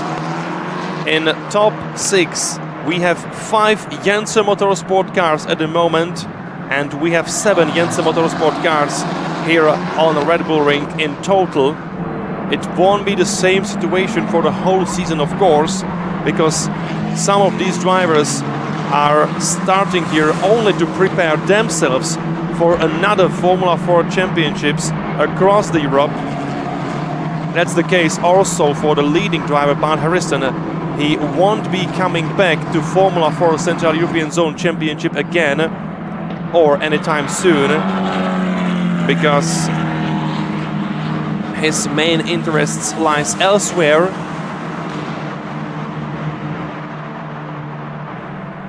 So I believe we should have around 3 or 4 Jensen Motorsport cars for the whole season. It won't be a Jensen Motorsport Championship for the whole year here in the FIA F4 Central European Zone Championship. Don't worry about it. But even if we have so many Jensen Motorsport cars, I still believe we would be enjoying some excitement, because these drivers are definitely free to race each other, as you can see here on the Red Bull Ring.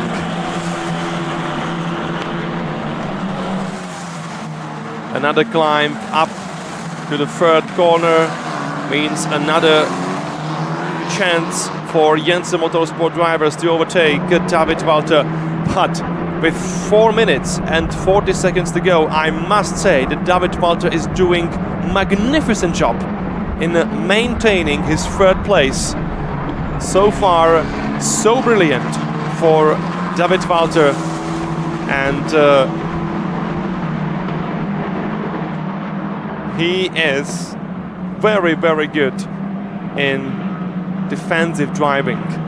4 minutes to go. After some time, you saw Bart Harrison leading the race with the advantage over 1 second ahead of Gino Trappa. This is Max Karhan with number 144 on the end plate of his rear wing. And look at this battle closely. Who is racing who here?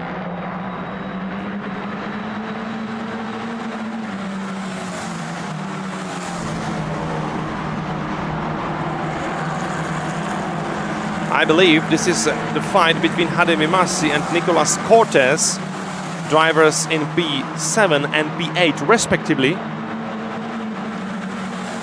Hademi Massi racing for Renauer Motorsport. This is important weekend, of course, for Renauer Motorsport, because it's the home track for the Austrian team, and Hademi Massi should be taking some points from this race, as he is in P7 ahead of Nicolas Cortez, another Jensen Motorsport driver. Behind these 2 drivers, it is Theodor Borenstein, the Czech driver in P9, who managed to overtake Bautista Acosta a few moments ago. So also a good drive by Theodor Borenstein, the Czech driver. Started the race from P10 and he is in P9. So Theodor Borenstein has gained 1 position so far. 2.5 minutes to go in the 2nd race, and we have a warning for track limits for number 24. That is Javier Herrera fighting Theo Schropp and David Walter for P3. So Javier Herrera needs to be careful in the last 2.5 minutes of the race to avoid unfortunate penalty, which would drop him down in the order.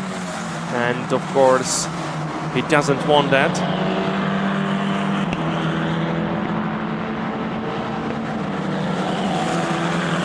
Still great driving by Bart Harrison.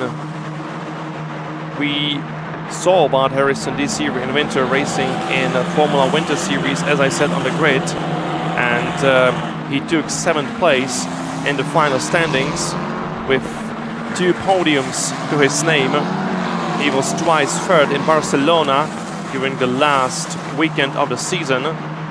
In total, he grabbed 68 points, so it was a good winter for Bart Harrison. 17 years old, from York, Great Britain. But look at this battle at the moment. We have a battle of teammates again, and this should be between two Jensen Motorsport drivers. It is Max Karhan fighting with Javier Herrera. This should be for P4. And as you can see, we have a gap between Herrera and Karhan and the other cars ahead of them, which means Herrera and Karhan are no longer in fight for P3, but they are fighting each other for P5 at the moment. Karhan in P6,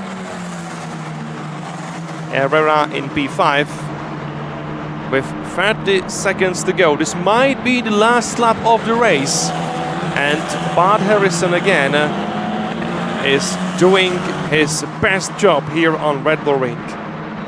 Just as yesterday, started from pole position, leading the way for the whole race and possibly winning the second race in a row. 5 seconds to go. We should see the checkered flag next time around on the main straight. It's a great gap for Bart Harrison. He leads the way over 1 second ahead of Gino Trappa.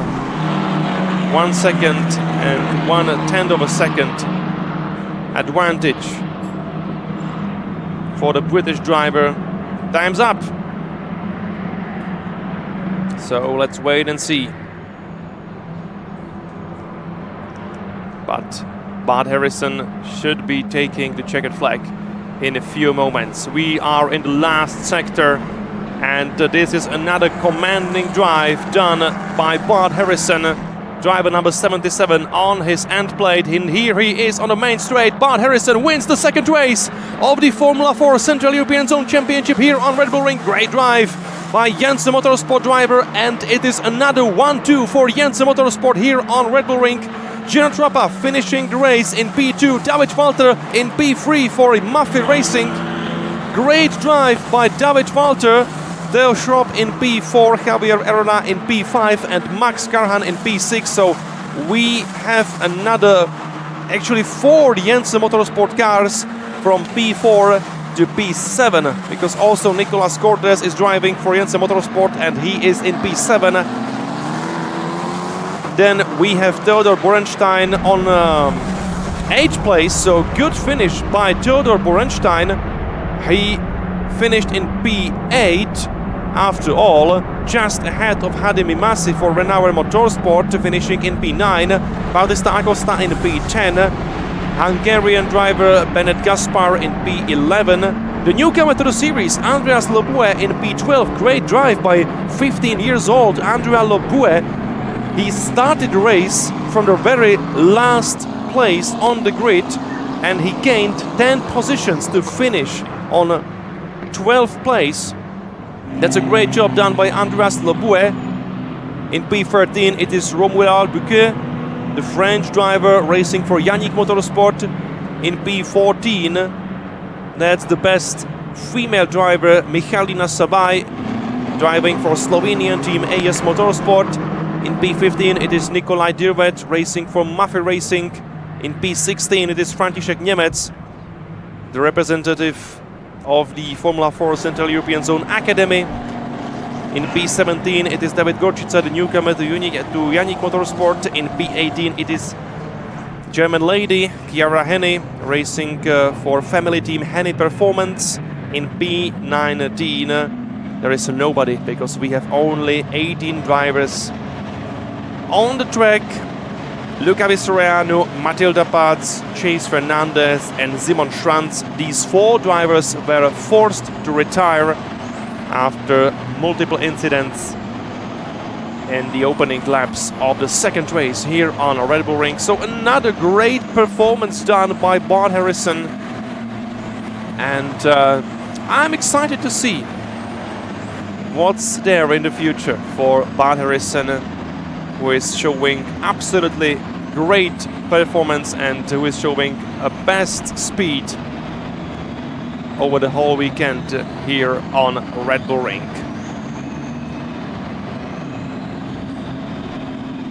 So that's it from the second race of the FIA Formula 4 Central European Zone Championship.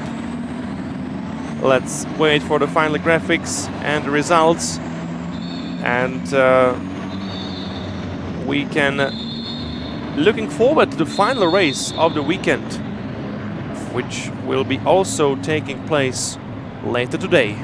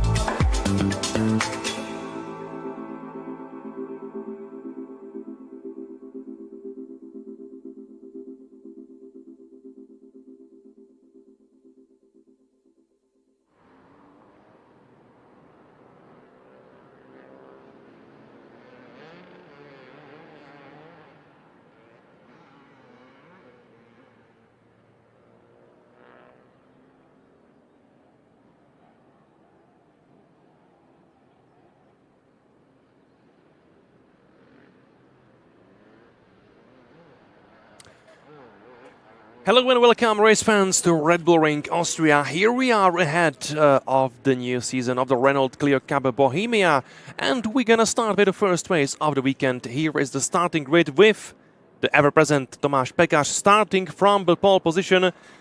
The legend of Cleo Cup racing again. He is back on the grid for the 2025 season, and he is here to fight for another championship title. If we take a look back into 2024 season, Tomáš Pekař took the championship title with 221 points.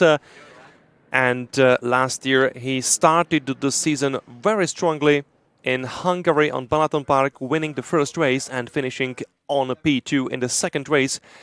Last year's Red Bull Ring, it was winless for Tomáš Pekař, but still he managed to finish on a P2 twice, so it was quite a strong result for Tomáš Pekař, as he took 36 points from this Austrian racetrack, and I believe again Tomáš Pekař will be the driver to watch here in Cleo Cup Bohemia. Last year Tomáš Pekař won 5 races in total, and he took the championship title, even though he missed the whole Slovakia ring round. So this only shows how strong driver he is. But anyway, we gonna have some strong competition, and it won't be easy for Tomáš Pekař to take another championship title. Of course, we have Bartolomiej Morecki also on the grid. The Polish driver will be starting from P3, the first race of the weekend here on Red Bull Ring. And last year, Bartolomiej Morecki finished in P2 in the final standings of the championship with 213 points to his name. So we need also follow the other drivers. And you can see the beautiful grid. We have 24 cars for the season opening race in total on the grid here on Red Bull Ring in this beautiful racing facility. The home of the Austrian Formula 1 Grand Prix, of course. And we couldn't be more excited for the new season. Also, you can see the red and white Yannick Motorsport cars. One of these cars is in the first row, actually. As you can see, the number 26, that's the Polish driver Oskar Marszałkowski. Here he is, starting the race from the second place. So we have 2 cars of 2 Czech teams up in the front row. Of course, Tomáš Pekař racing for his team KART-DATA Racing. Here he is with number 1, the championship number, and just next to him we have the Polish driver Oskar Marszałkowski racing for Yannick Motorsport. By the way, for Yannick Motorsport it's a great weekend because we have his cars, the cars of Václav Janík, of the team owner, in all 3 championships we are closely following this weekend, which means we have 2 Yannick Motorsport cars in the Formula 4 Championship, the Central European Zone Championship, of course. Also, we have 2 Hyundai Yannick Motorsport cars in DCR Eastern Europe, and also we have another 2 Yannick Motorsport cars here in Renault Cleo Cup Bohemia. So it's a great effort by the Czech team, but of course you can also see another orange car just behind Oskar Marszałkowski, and that is Filip Bartosz, the teammate of Tomáš Pekař. So it is another orange KART-DATA Racing car. So it will be also a great battle between the teams, and that's the reason why I'm talking about the teams, because for the 2025 season there is a new addition to the championship. It is the team's trophy, which means the drivers are not only collecting points for themselves for the championship standings of the drivers, but also collecting the points for the championship standings of the team's trophy. So after the 2025 season, we will also be celebrating the best team of the Renault Cleo Cup Bohemia. So another trophy to fight for in 2025. 2 drivers per team are eligible to score points for the team's trophy standings. And for example, if we have a car or if we have a team with 4 cars on the grid, the team manager is allowed to split his team into the 2 little teams. And for example, it could be Team A and Team B. The first 2 drivers in this case are eligible to score points for Team A, and the other 2 drivers are allowed to score points for Team B. So that's the new rule of the Renault Cleo Cup Bohemia, and we couldn't be more excited to start the season here on Red Bull Ring. I believe we're gonna see a lot of close battles here in the 3rd corner of this beautiful racetrack here in Austria. It is actually the 3rd corner, yes, because we have the 1st corner just after the main straight, and then you can say we have a long straight climbing up into the 2nd corner, but the 2nd corner is actually the 3rd corner, because here on Red Bull Ring we count the straight as the 2nd corner actually, because it goes slightly to the left. So officially the hairpin up in the hill, or up on the hill, I'm sorry, is the 3rd corner of this racetrack. So just a fun fact about Red Bull Ring. And here we are getting ready to start the new season. As I said, 24 cars on the grid, and we have all the cars in the formation lap at the moment. Tomáš Pekař will be starting from pole position. Oskar Marszalkowski next to him in P2. In the 2nd row, it is Bartolomiej Morecki in P3 and Filip Bartoš in P4. Row number 3, it is Nikodem Sobčík in P5 and Julian Smiechowski in P6. Row number 4, it is Filip Zivok starting from P7 and Nico Wüst starting from P8. Row number 5, it is Meha Primožič starting from P9 and Alexander Spetz starting from P10. Row number 6, Xaveri Osolinski-Nierodka starting from P11 and Matic Presa starting from P12. Row number 7, Retovist starting from P13 and Luka Glaser starting from P14. Row number 8, Katarzyna Terlikowska and Ivan Brandner. Row number 9, it is Dejan Robida and Jan Raška. Row number 10, it is Walter Nežič and Christoph Cox. Row 11, it is Tomislav Jaklin and Ivan Gustin. And row 12, it is Peter Palotas and Vladimir Jaklin. So all 24 cars on the grid, ready for the first race of the new season of the Renault Cleo Cup Bohemia. Here are the last cars finding their grid positions, the last drivers looking for the right grid spots. Medical car is also ready, the beautiful Porsche Panamera, and we are waiting for the green flag from the marshal. Here it is. That's the signal which is starting the starting procedure. 5 red lights are out and we are racing for the first time in 2025. And it was a great start done by Tomáš Pekař. The reigning champion is in the lead into the first corner. And he will be in the first place here. Oh no, there's a mistake done by Oskar Marszalkowski. He went wide and he made a mistake, and I believe he is going to lose his 2nd position, yes. And it's a great battle between 2 Polish drivers into the 3rd corner. Bartolomiej Morecki on the inside. Yes, it should be Bartolomiej Morecki. And he took the 2nd place away from Oskar Marszalkowski, who made a mistake in the 1st corner. He went too wide off the track. He left the space for Bartolomiej Morecki, and he just said, thank you very much. Yes, I'm going for the 2nd place, and here I am. So it is Bartolomiej Morecki, and a huge lockup by one of the drivers here. And we have actually 4 cars off the track in the gravel zone. What's going on here? What an exciting start of the season. So we had 4 cars in the gravel zone, but I believe all the drivers will be able to rejoin the race. So there is no need for a safety car or the yellow flags at the moment, and that's the most important thing. Yes, the race is still green and we are still racing here on Red Bull Ring. Here he is, the race leader, Tomáš Pékař, leading away with number 1.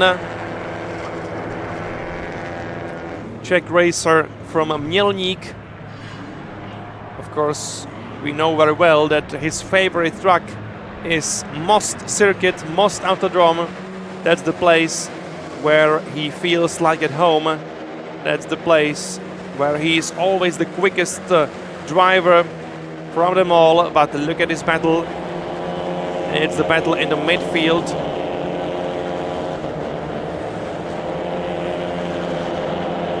It should be a fight around 9th and possibly 10th place here. Tomáš Pékař is leading the race ahead of Bartoloměj Mirecki. And look at this battle here. You can see the number 75 over there. That's Xavery Osolinski-Nierodka in the bright blue car. And Osolinski-Nierodka is in P7 at the moment.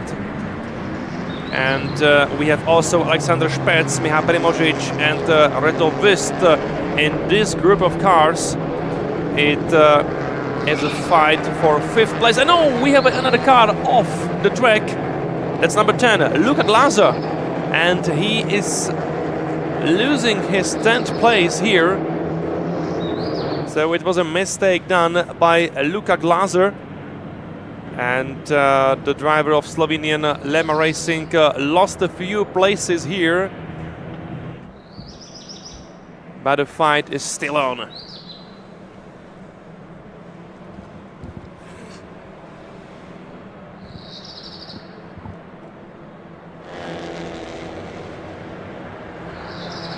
So it is still the group fighting for 6th place at the moment with number 27.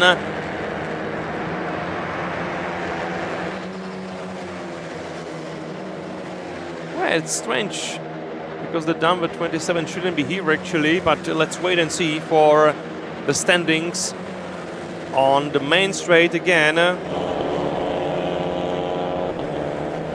So we have Michal Primožič in P6, ahead of Reto Vist and Xavery Osolinski-Nierodka.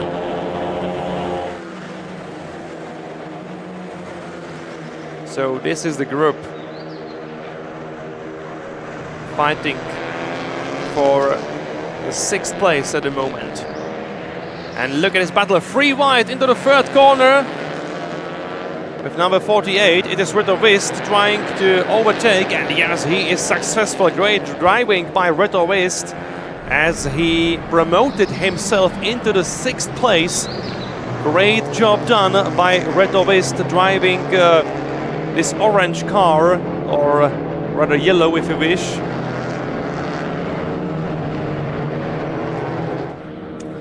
Anyway, Reto Vist is driving with number 48, and look at this battle. This is for the 1st place.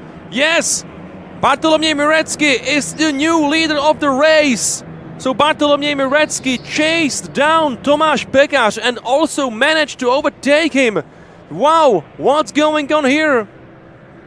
It's possible that Tomáš Pékař did some mistake and let Bartoloměj Mirecki to get closer. And right now, Tomáš Pékař is trying to retake his 1st place from the outside line. But it wasn't possible for him in that corner. Here we are back on the main straight, and it is the fight for the 1st place between Tomáš Pékař and Bartoloměj Mirecki. Bartoloměj Mirecki is trying to take the defense line here, but there is no space for the inside line, and Tomáš Pékař knows very well that he can't go for the inside at the end of the main straight, but he can try to do it now. It's another great fight for the 1st place between Tomáš Pékař going from the outside around Bartoloměj Mirecki, and he's trying to retake his first place. Now he will be faster at the exit from the third corner, and Bartolomiej Mirecki is doing everything he can do to maintain his lead, but it will be extremely tough for him. He goes wide, and Pekash is on the inside line, and Tomasz Pekash is the leader again. A great battle for the first place, but Bartolomiej Mirecki is not giving up, and he's back in the first place. Absolutely great driving by both drivers here. Mirecki in white car, he is again the leader of the race, but look how Tomasz Pekash is trying to find his way ahead. Look how close he is. And also we have Oskar Marszalkowski in P3, and he's watching these two battling drivers and also getting closer and closer. So it can be a battle of 3 cars for the lead in this race. Again, here we are on the main straight. Mirecki leading the way. But Tomasz Pekaš is trying. Oh no, we have a crash. And it is Primožić, the Slovenian driver with wave number 21. And we have his car on the grass. And we have the yellow flags, so it might be a safety car here. It depends on the position of the car. If it is too dangerous, it might be a safety car, but also look for this battle here. Yes, Tomasz Pekaš can't overtake Mirecki now because we have the yellow flags. So we have the yellow flags in the third corner, and that's a bad news for Pekaš because the third corner is a good place for overtaking here on Red Bull Ring. But nobody can overtake here at the moment. So Tomasz Pekaš needs to find another corner for his attack.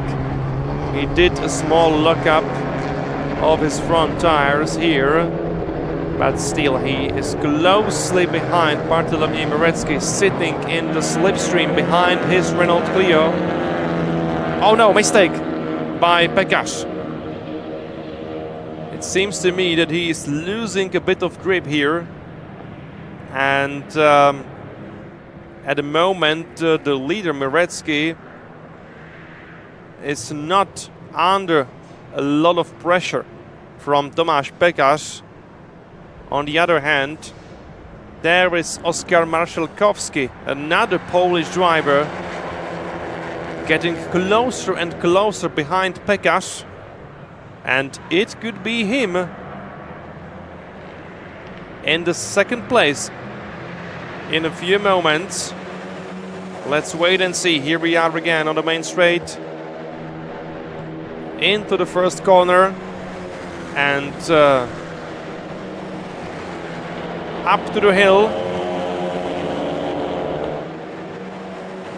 And right now, I believe it's official. We have 3 drivers fighting for the victory in the first race of the season. Pekaš is trying to overtake from the outside, just ahead.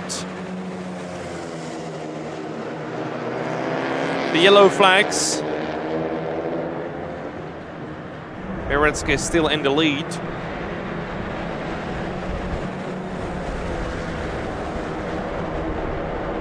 Pekaš is trying to overtaking from the outside, now from the inside.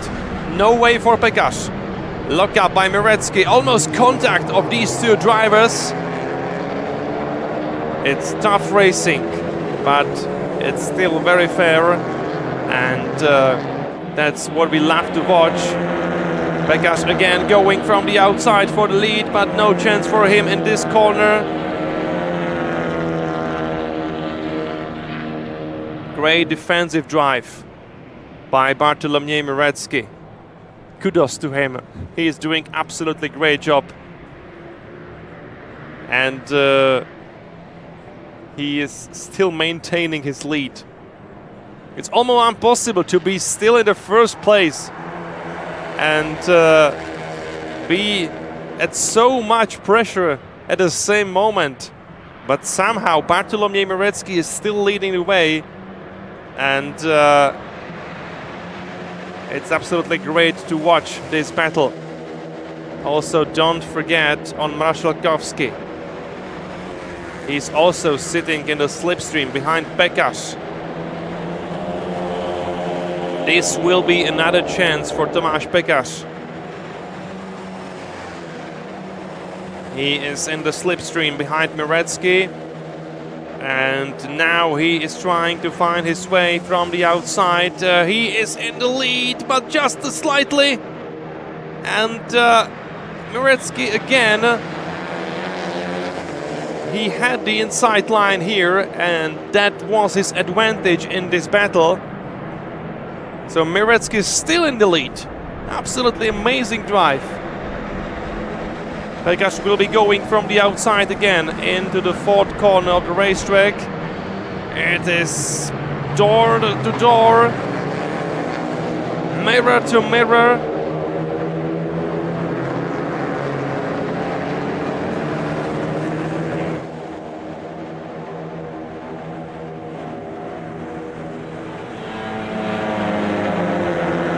We can see also the defensive line from Pekasz, because he knows very well that Oskar Marszałkowski is so close behind in P3, waiting for his chance to overtake possibly both drivers fighting each other. And we still don't know who is gonna be the winner in the first race of the Renault Cleo Cup Bohemia with 12 minutes to go. Oh no! Almost a spin for Pekasz. Wow, that was a hard situation for Tomasz Pekasz, but somehow he didn't spin his car, and he is still in the racing line, still keeping his second place ahead of Marszałkowski. But that was a harsh moment, not only for Tomasz Pekasz, but also for his tires. And another great battle, free wide into the third corner. Pekasz going from the outside around Mirecki, but still the advantage is there for Mirecki. He is still in the inside line. Absolutely great defensive driving by Bartłomiej Mirecki here. But this time it's the second attempt from the outside line from Pekasz and also from Marszałkowski. But again, no chance for Pekasz to overtake the leader of the race here. Mirecki keeps his inside line, and that's all he has to do to maintain his lead in this race. Still great job by the Polish driver.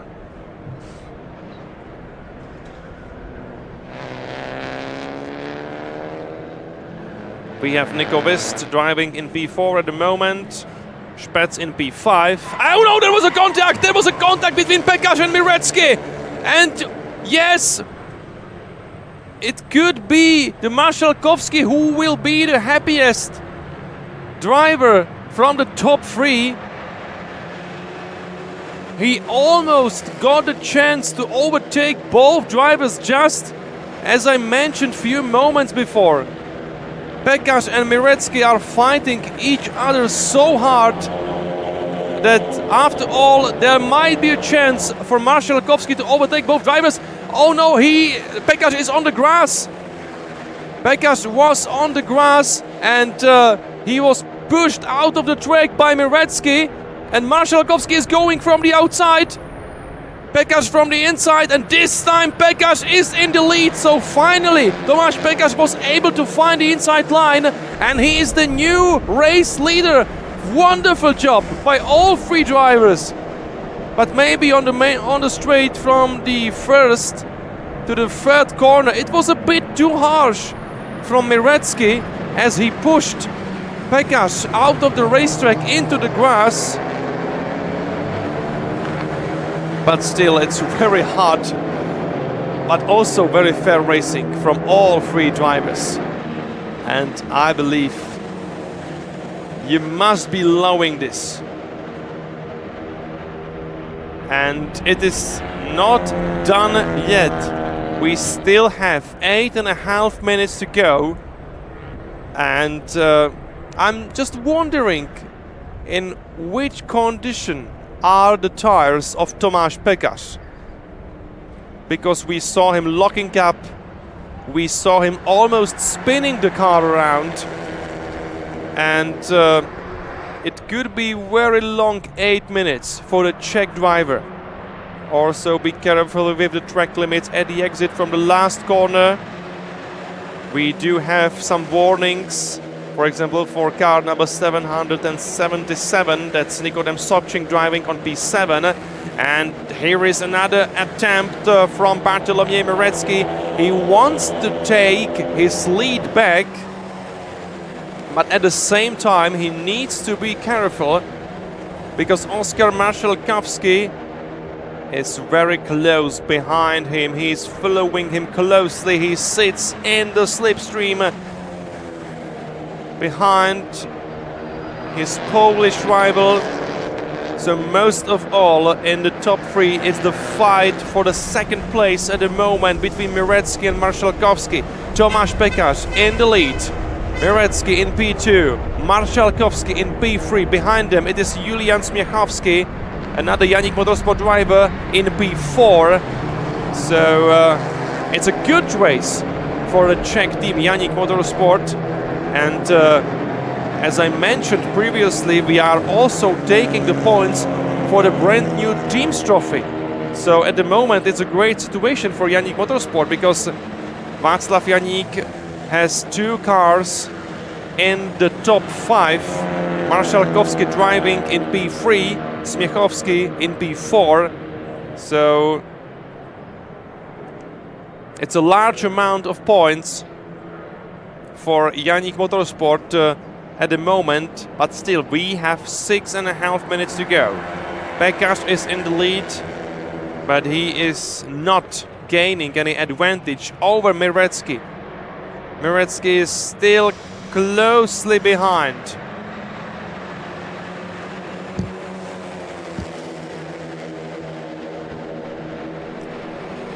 On the main straight and into the first corner again. No space in the inside.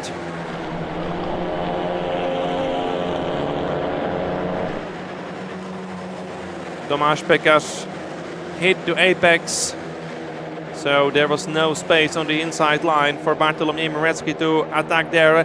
And at the moment Tomáš Pekař is trying to be defensive here, but Mirecki is trying to find the inside line, and that's what he did. It's another great battle for the first place. Great battle between Pekař and Mirecki and also Marszałkowski, and it can be free wide into the next corner. It will be the inside line for Mirecki, so Mirecki is retaking the lead here. Wow, great racing. And I told you, it is not over yet. And I was right. So Mirecki is in the lead again, but Pekař will be trying to find the outside line. In this corner, the advantage was there for Mirecki, who was on the inside line, so the Polish driver is still the leader. And I'm still waiting for Marszałkowski to attack, and I believe he's gonna try it. We have less than 5 minutes to go in the first race of the season, and still we have a battle of 3 drivers for the first place. Again, Pekař is going on the inside, and he is the leader. Within the track limits, great job by all the 3 drivers. And now Pekař is trying to be defensive. He knows how close Mirecki is behind him. Mirecki is going from the outside, locking up the tires. And it will be another great battle on the second straight, and Mirecki retakes the lead.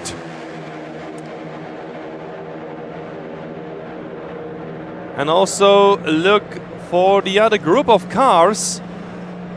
We have Julian Smiechowski in P4, getting closer and closer to the top 3 drivers.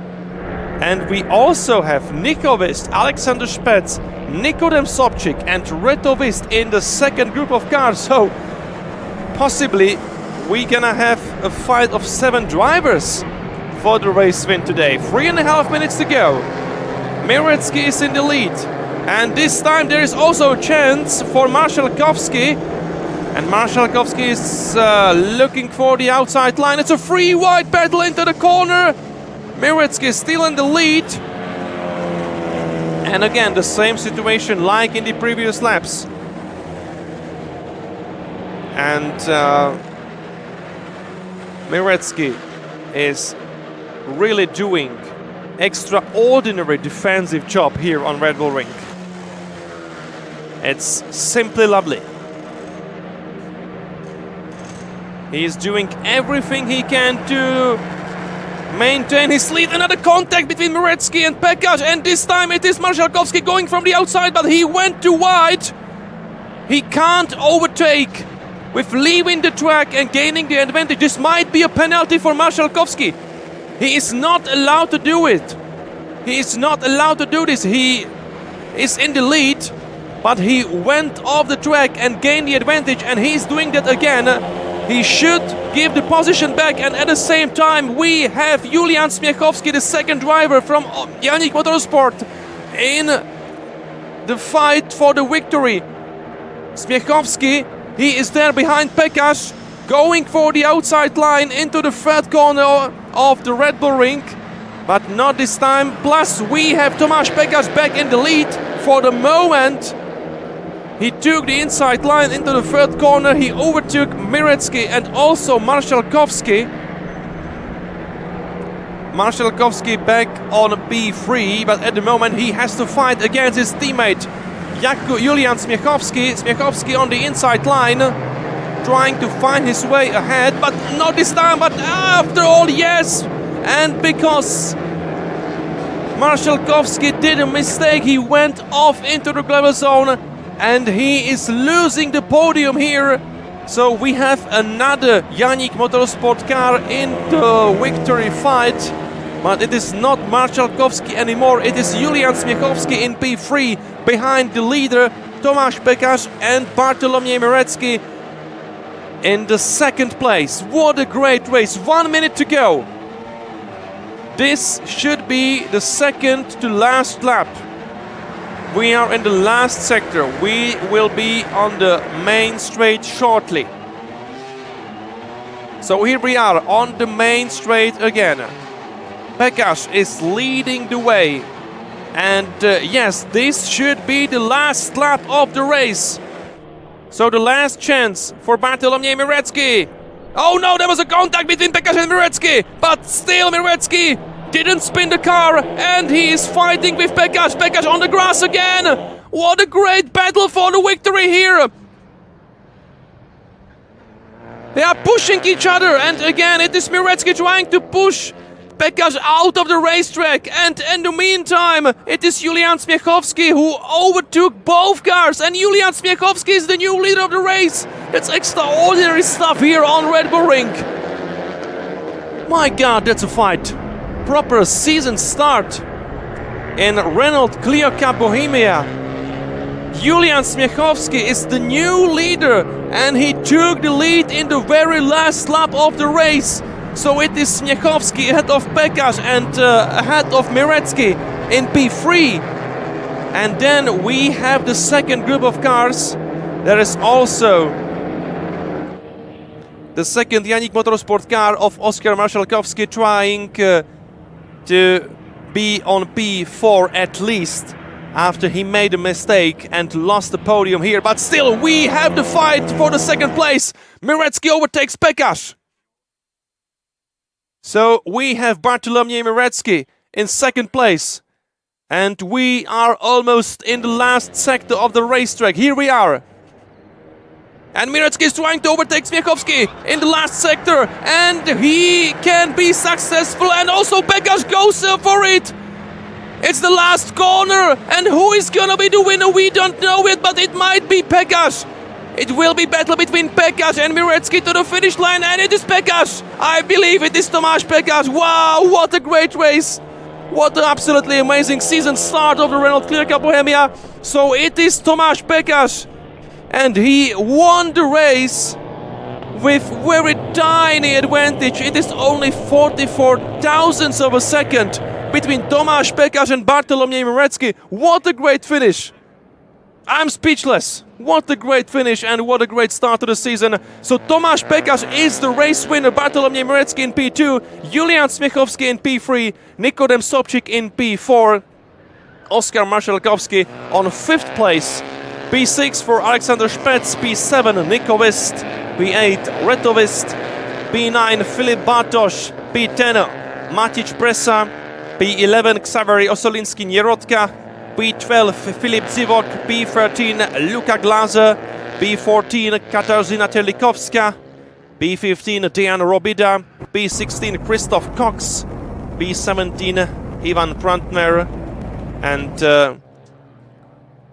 we should also see Vladimir Yaklin, Jan Rashka, Ivan Gustin, Tomislav Yaklin and Peter Palotas finishing the race. I believe we only have 2 retirements. Walter Nežić and Miha Primožić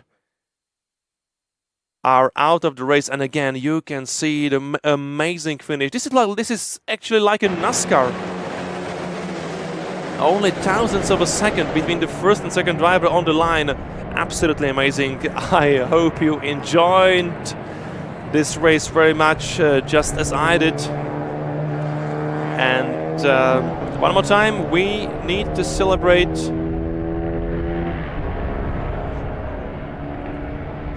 oh no, so another change. I'm sorry, we have a time penalty for Tomáš Pekaš for now car number 1. So Tomáš Pekaš actually he was first on the line, but I believe there were 4 seconds for Pekaš and another 2 seconds for number 68, that's Julian Smiechowski. So after all, it should be completely different podium. So after all, it could be Bartolomiej Mirecki winning the race, even though he was second on the line just because of the penalty given to Tomáš Pekaš for abusing the track limits. Oh, what a shame for Tomáš Pekaš. So after all, Tomáš Pekaš is not the race winner. It should be Bartolomiej Mirecki, most likely ahead of Nikodem Sobčík, who was originally on P4 on the finish line. So we have changes in the standings just few moments after the race finished. So I believe it was, or it is, Bartolomiej Mirecki winning the race because of the 4 seconds penalty for Tomáš Pekaš and another 2 seconds for Julian Smiechowski, which means yes, Mirecki is the race winner. Nikodem Sobčík is in P2. Oskar Marszalkowski is in P3. So again, Bartolomiej Mirecki is the race winner. And if my calculations are correct, Sobčík is second and Marszalkowski is third. So that's the final standings on the podium. But anyway, we saw absolutely wonderful race. It's a great shame for Tomáš Pekaš to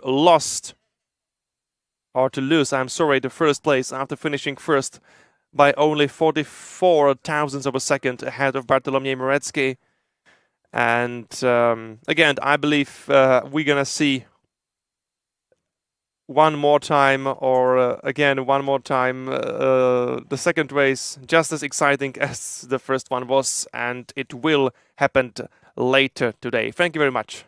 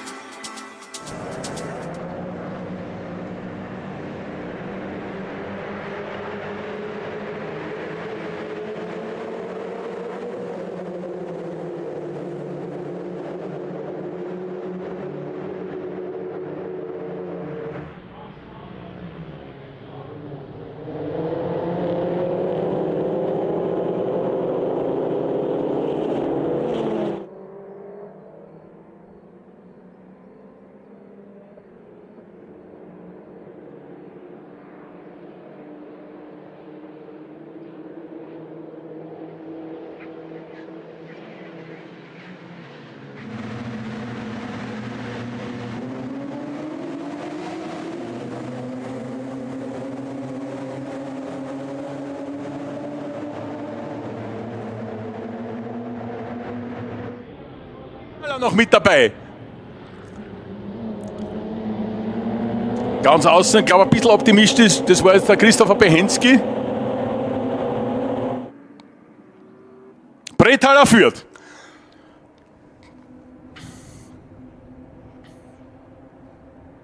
Brethaler in Führung. Verfolgt von Alexis Wedel und Stefan Fuhrmann, dem Älteren. Vierter Behensky.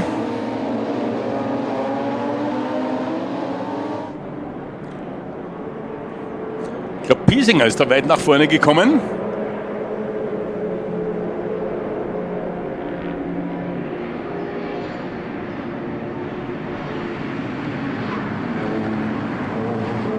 Und Fuhrmann kämpft sich vorbei an Wedel.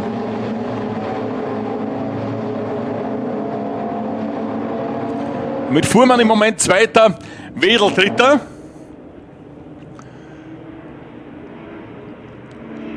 Bei den Minis keine großartigen Veränderungen. Gerade David Baltes ist an Jonas Lochbichler vorbeigegangen und an Benedikt Weber.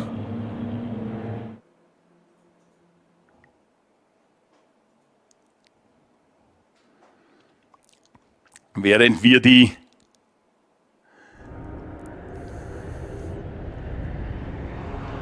BMWs hier sehen, Richard Brethaler in Führung aus der ersten Runde zurück, verfolgt von Stefan Fuhrmann und Alexis von Wedel. Vierter Christopher Behensky.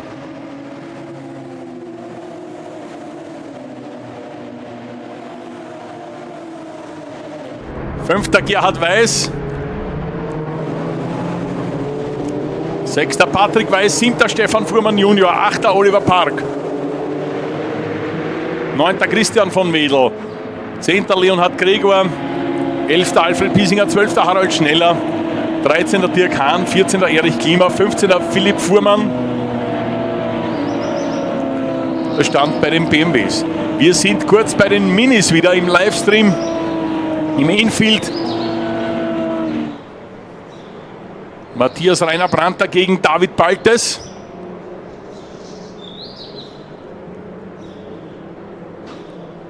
Jonas Lochbichler lauert dahinter.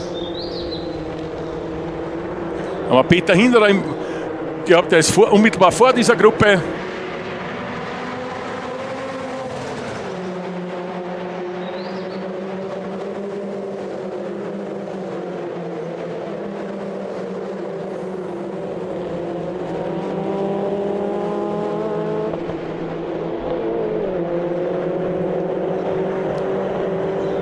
Hinderer Rainer Brandter im Bild.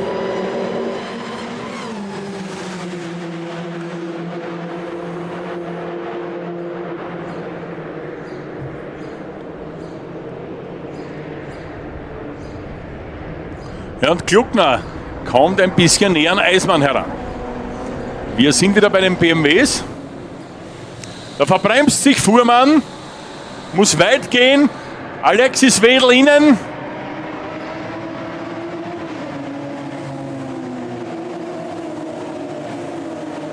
Gerhard Weiß mittlerweile am Behensky vorbei.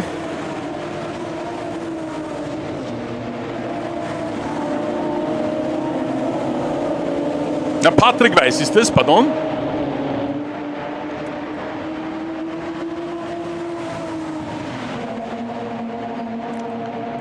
Gerhard Weiß hinter Behensky und Stefan Fuhrmann Junior zurückgefallen.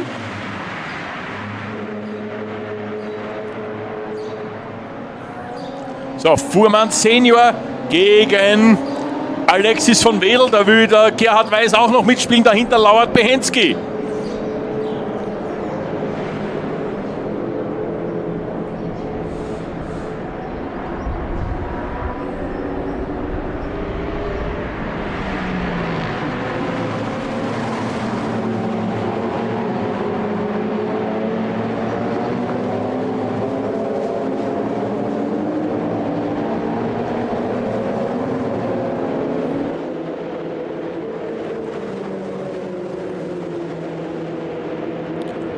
Gerhard Weiß, nein, das ist schon, Entschuldigung, der Patrick Weiß natürlich. Patrick Weiß gegen Alexis von Wedel.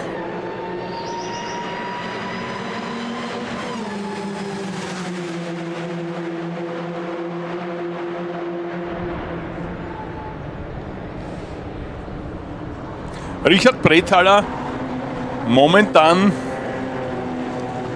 unbedrängt in Führung. Zuletzt waren es 1,3 Sekunden, die er Vorsprung hatte auf Stefan Fuhrmann, den Älteren.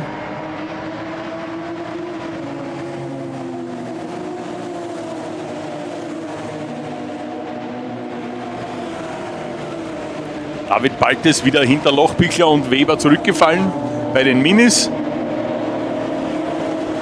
Und Patrick Weiß gegen Alexis Wedel. Da geht es mittlerweile um Platz 3 und 4.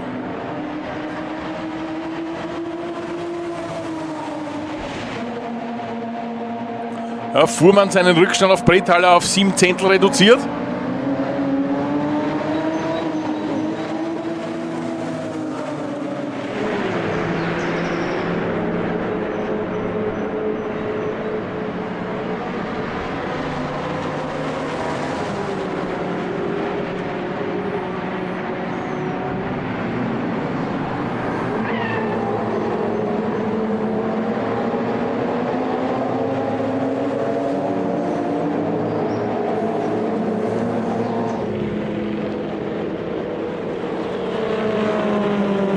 An der Spitze fährt Mad Max Karlinger seine einsamen Runden, mittlerweile 12,4 Sekunden Vorsprung auf Philipp Gluckner.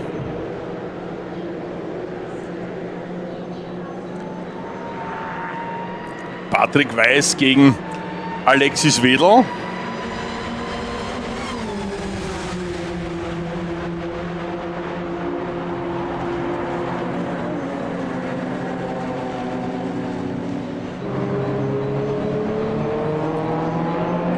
Karlinger mittlerweile am Überrunden von Philipp Fuhrmann, glaube ich.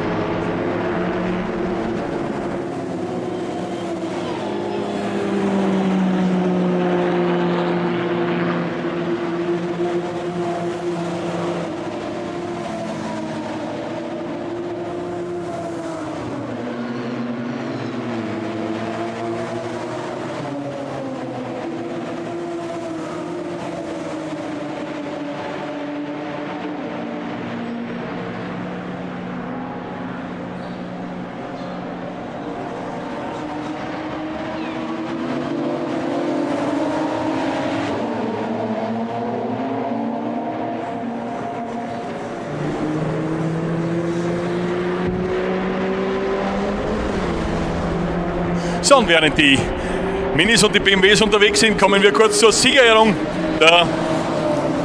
des Cleo Cup Bohemia. Das Rennergebnis nach Rennen 1. Wir bitten heraus aus dem Gesamtergebnis den Drittplatzierten Oskar Marschalkowski.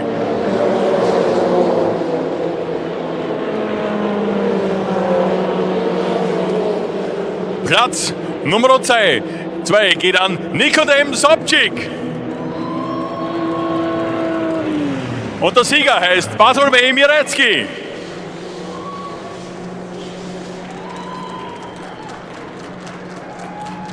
Zu Ehren, das beste Team heraus, das Team des Siegers, BM Racing Team. Ja. Und zu Ehren des Siegers die polnische Hymne.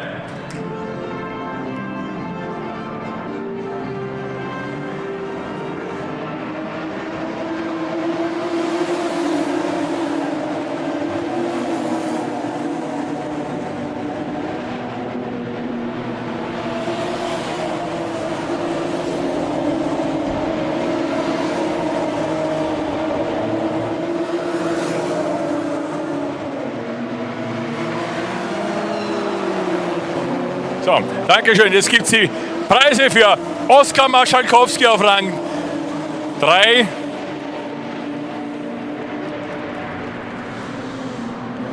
Nikodem Sobczyk auf dem 2. Rang.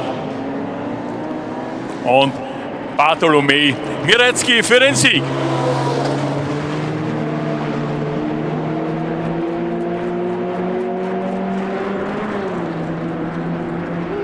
Auch noch für das beste Team BM Racing die Trophäe.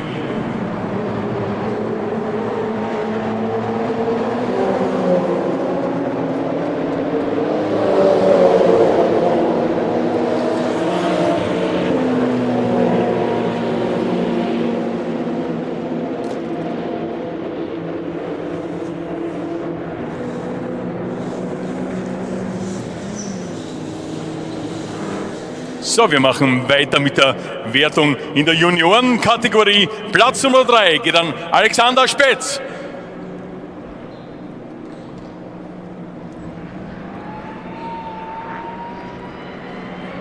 Der zweite Platz an Oskar Maschalkowski. Und der Sieg in der Juniorenwertung an Nikodem Sobczyk.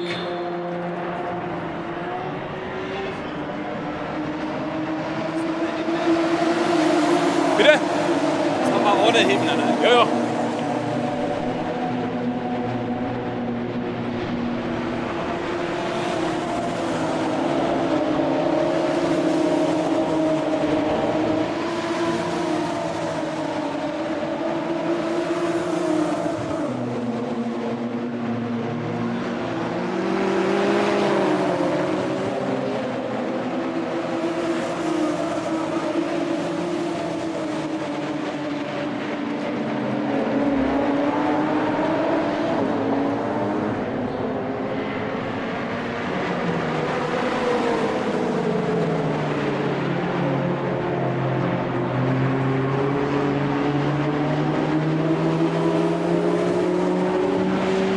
So, wir machen weiter mit der Gentleman Drivers Wertung.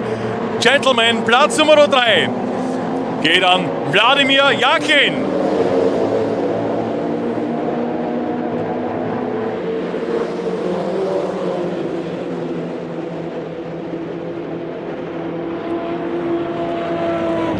Platz Nummer 2 an Jan Raschka.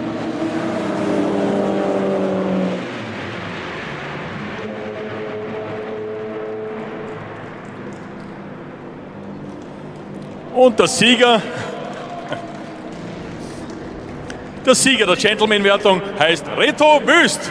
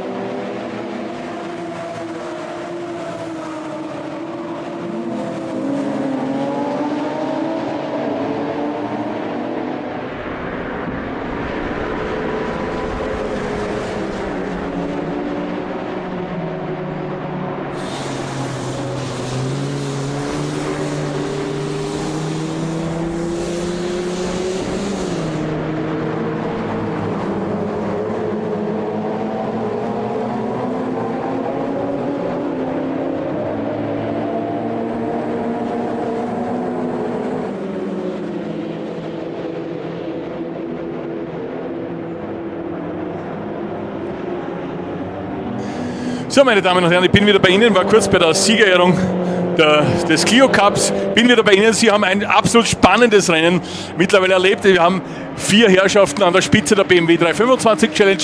Stefan Fuhrmann, der Ältere, momentan hart bedrängt von Alexis von Wedel. Auf Rang 3 Patrick Weiß, 4. Richard Brethaler, der doch am Anfang des Rennens noch geführt hat. Aber es geht noch 6 Minuten 40 und wer weiß, was sich da noch alles abspielt. Wir haben es zuvor bei den Clios gesehen, dass in solchen Markenpokalen bis zum Schluss alles möglich, alles drin ist. So, zu dritt den Berg hinauf. Nebeneinander. Da verbremst sich Fuhrmann. Weiß sticht innen durch. Und auch Wedel kann da gleich einmal einen Vorteil daraus schlagen. Auch Brethaler geht an Fuhrmann, dem Älteren, vorbei. Stefan Fuhrmann, Senior, also auf dem 4. Rang jetzt. Also, wie gesagt, das war gerade richtig zum Einstieg. Gleich mal die Action verpasst. Es geht weiter. Weiß jetzt Erster. Und Fuhrmann wieder Dritter an Brethaler vorbei. Patrick Weiß Erster bei den BMWs. während bei den Minis, glaube ich, sich nicht mehr großartig was ändern wird. Da haben wir Karlinger, Kluckner und Hinderer auf den ersten 3 Plätzen. Ja, Eismann zurückgefallen, der war doch eine Zeit lang Zweiter, ist jetzt Vierter. Dann Matthias Rainer-Brandner 5. Und da ist ein Auto draußen, das ist ein Fuhrmann BMW. Bin mir jetzt nicht sicher, wer das ist. Ist es der Stefan Junior oder ist es der Philipp? Jedenfalls ein Fuhrmann BMW steht draußen. Kann aber momentan nicht sagen, wer es von den beiden Burschen ist. Der Senior ist auf jeden Fall noch mit dabei. Ein bisschen abgerissen jetzt, der ganze Zug ein bisschen auseinandergefallen. Und Patrick Weiß, sag mal, der Nutznießer der Geschichte. So, das ist einer der Fuhrmann-Bub, das müsste der Philipp sein, glaube ich.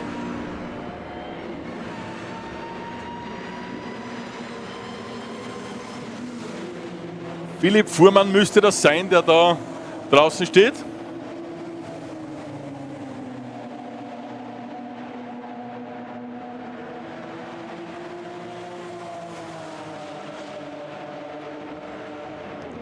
Ja, wir haben Max Karlinger im Bild. Der Markus.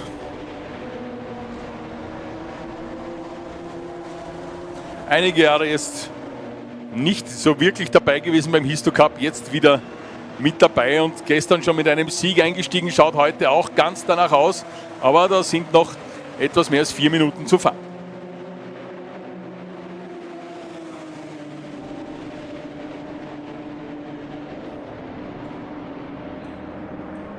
Ja, 3 Runden werden das noch in etwa sein, die Markus Karlinger zu fahren hat. Er wird überrundet.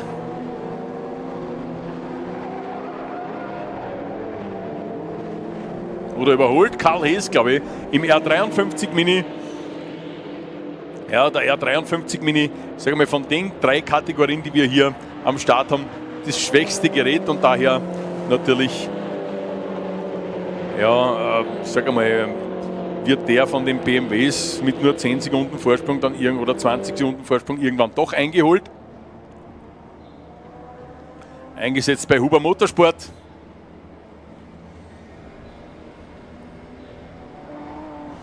Ja, Patrick Weiß auf Platz 1.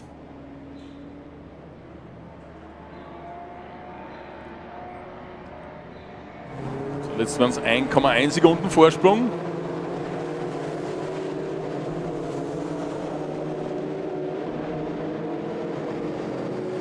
Jetzt schon 1,6 Sekunden Vorsprung.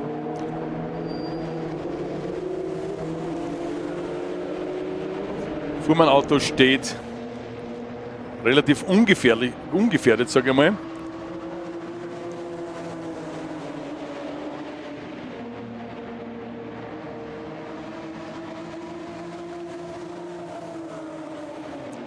Max Karlinger beginnt seine vorletzte Runde.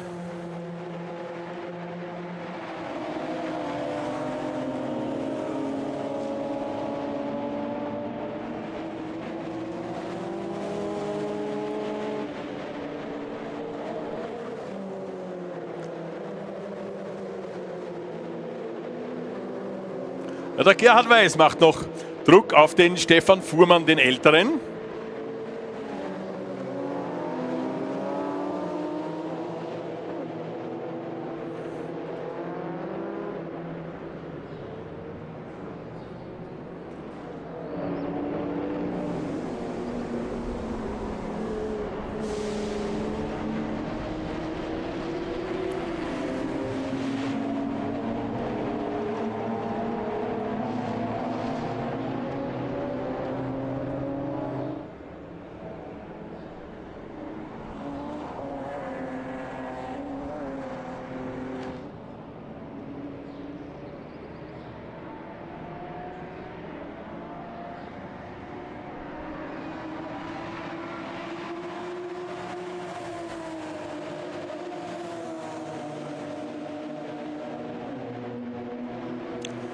Schaut relativ ungefährdet aus bei Beginn der letzten Runde. Oder, na, für ihn ist wahrscheinlich sogar die vorletzte Runde.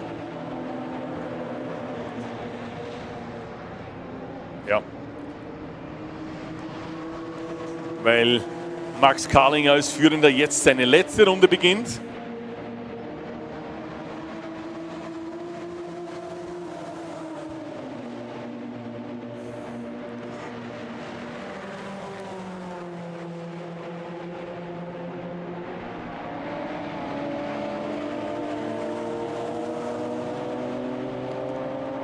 Der Minipilot aus Tirol wird ein Tiroler Doppelsieg, weil auch Philipp Gluckner auf Rang 2 liegt, auch ein Tiroler.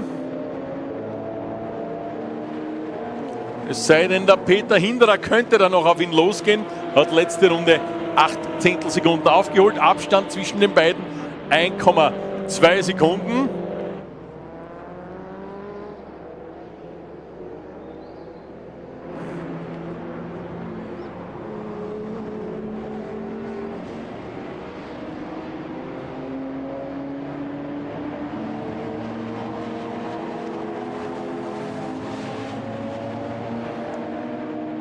Einmal noch Kurve 4 für Max Karlinger. Auf der Seite das Auto von Philipp Fuhrmann. Ja, der Christopher Behensky, der fehlt mir jetzt auch. Was wird mit dem Christopher passiert sein? Alfred Piesinger fehlt mir auch.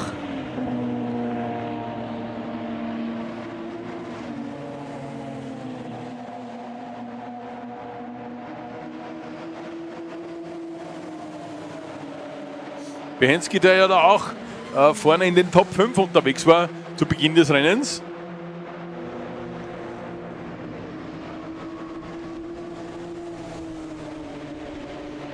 Wir fahren aber mit dem Sieger des Rennens, Max Karlinger. Mad Max ist back, aber wie? 2 Rennen, 2 Siege. Gratulation an Max Karlinger. Und durch. Wir gratulieren. Jetzt dauert es etwa noch ein paar Sekunden. Ist auch der Philipp Gluckner schon da und auch schon Peter Hinderer, Thomas Eismann, Matthias Rainer-Brandner. Als nächster dann der Jonas Lochbichler und der Benedikt Weber im Ziel. Und wir warten auf den BMW-Piloten, auf Patrick Weiß, der dieses Rennen für sich entscheiden wird. Vor Alexis Graf von Wedel.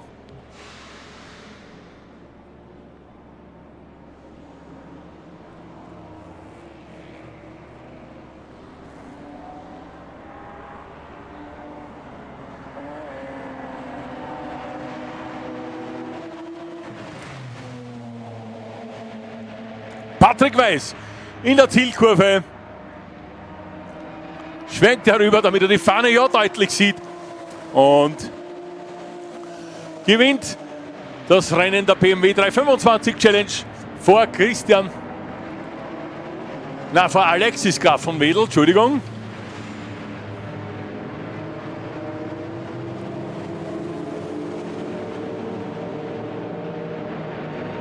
Richard Brethaler auf dem 3. Rang, Stefan Fuhrmann Senior auf dem 4. Rang, 5. Gerhard Weiß, 6. dann bei den BMWs Stefan Fuhrmann Junior.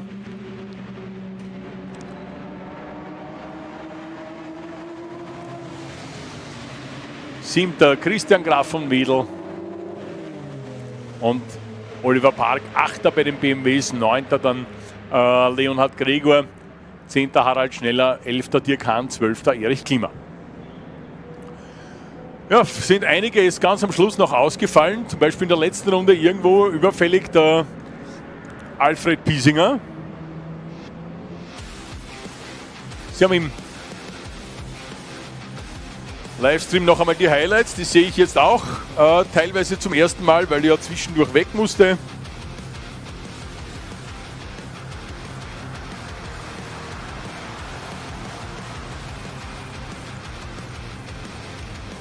Der Ausfall von Baltes.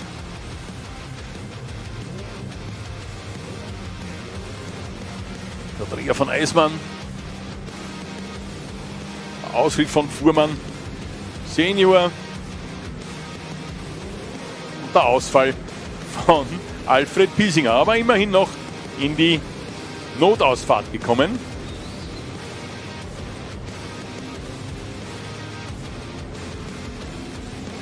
Da schauen wir es nochmal durch, schauen wir die Minis zuerst einmal durch. Max Karlinger gewinnt vor Philipp Kluckner, Peter Hinderer, Tom Eismann, Matthias Rainer-Brandner, Jonas Lochbichler, Benedikt Weber und Karl Hees. Ausgeschieden bei den Minister David Baltes. Der Kevin Rotter konnte gar nicht starten, genauso wie der Michael Baltes. Machen wir weiter mit den BMWs. Patrick Weiß gewinnt vor Alexis Graf von Wedel, dritter Richard Brethaler, vierter Stefan Fuhrmann Senior, fünfter Gerhard Weiß, sechster Stefan Fuhrmann Junior, siebter Christian Graf von Wedel, achter Oliver Park, neunter Leonhard Gregor, zehnter Harald Schneller, elfter Dirk Hahn, zwölfter Erich Klima. Nicht im Ziel Alfred Piesinger, Christopher Behensky, Philipp Fuhrmann und gar nicht gestartet Christian Kuppelwieser. Das war also der Stand vom Rennen der BMW 325 Challenge. Bevor wir in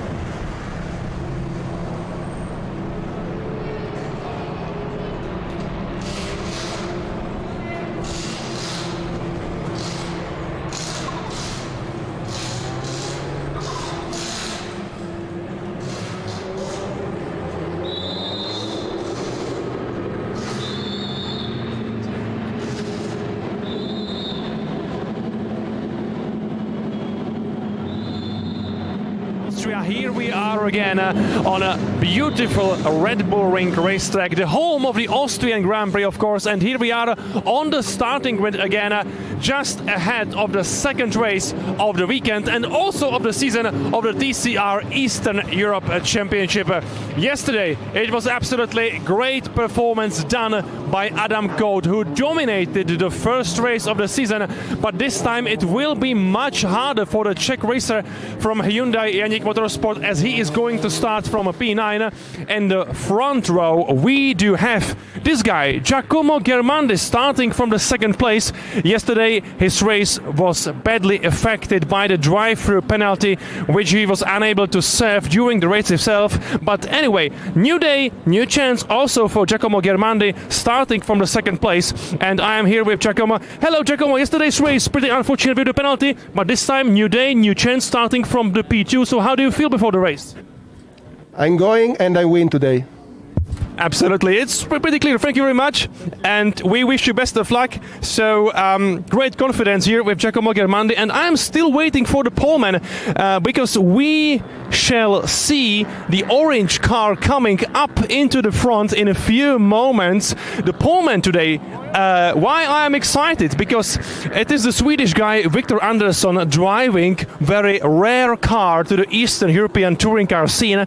He is driving the Lincoln Co, and I believe many fans of the touring car racing know very well the blue colors of Sign Racing and the touring car world tour, and that's the series from which we know the Lincoln Co cars the most. But this weekend we also have one Lincoln Co here on the grid of the TCR Eastern Europe. Yesterday it was pretty unfortunate debut for Victor Andersson here in this championship because he was forced to retire his car, but this time he's going to start from the pole position and he is still waiting for him. He's still not on the grid, so I hope there is no problem for the Swedish driver, as he should be up there on the front. Here we are with also Ivars Valers, the Latvian driver, driving his beautiful Audi RS3, and maybe we can have a little chat with Ivars. Hello. Hello, Ivars. This time you are starting from P4, so how do you feel before the race? I feel quite okay, so yeah, keep calm and yeah, preparing for the start, yeah. Okay, Ivars, thank you very much. Also, fingers crossed for you. And we have another cars coming, so come with me. Come with me. We need to clear the way, and I finally can also see the poleman. Yes, Victor Andersson is coming up to the first place. So let's catch him up here, because Victor Andersson is here finally. So we can see this beautiful orange Lincoln Co car, very popular in the TCR World Tour, also very popular in the TCR Asia and also in the Chinese Championship. So great to have this beautiful car here. Of course, we know many famous drivers racing with this car in World Tour, for example, Jan Erlache or Ivan Miller or other drivers. And we have Victor here. Hello, Victor. Welcome to TCR Eastern Europe. Yesterday, it was pretty unfortunate for you, but this is the new day, new race and pole position, new chance for you. Yes, exactly. Not a good day yesterday, but we hope to make it a good day today. Yeah, good starting position, but tough competitors behind. So yeah, we will see. Try to make a good start and have a good race. It is always pretty mad here up in the front into the first corner. So what will be your approach? Yeah, try to get a good start. Have a look in the rear view mirrors. Hopefully have a gap, and then we move forward. Okay, Victor, thank you very much. Fingers crossed for you. So this is our poleman, Victor Andersson, and we can see that the grid is being cleared at the moment. We can take a quick look on one more car here. Look at this, number 14. It's a brand new Cupra Leon TCR. It is car entered by Petr Cíšek, the Petr Cíšek, the Czech driver, starting the race from P3, is behind the wheel of his brand new car.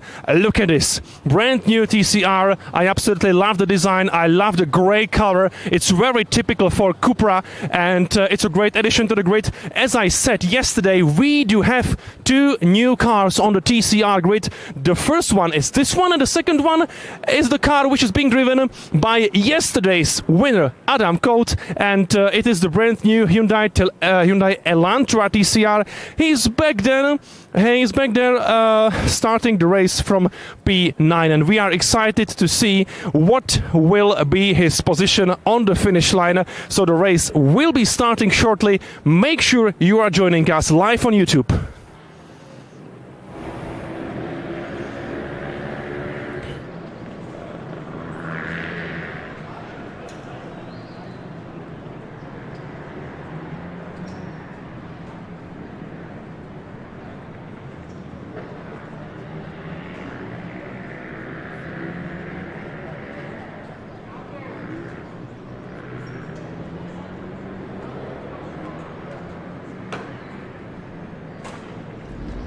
Everybody in their grid positions. The green flag is now in the air.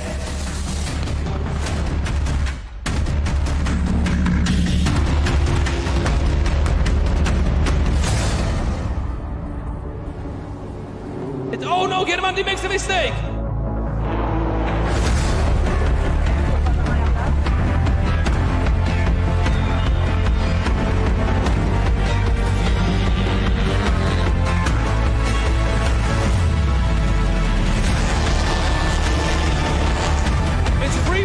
It's a free wide here, Salzburg. This is absolutely unbelievable.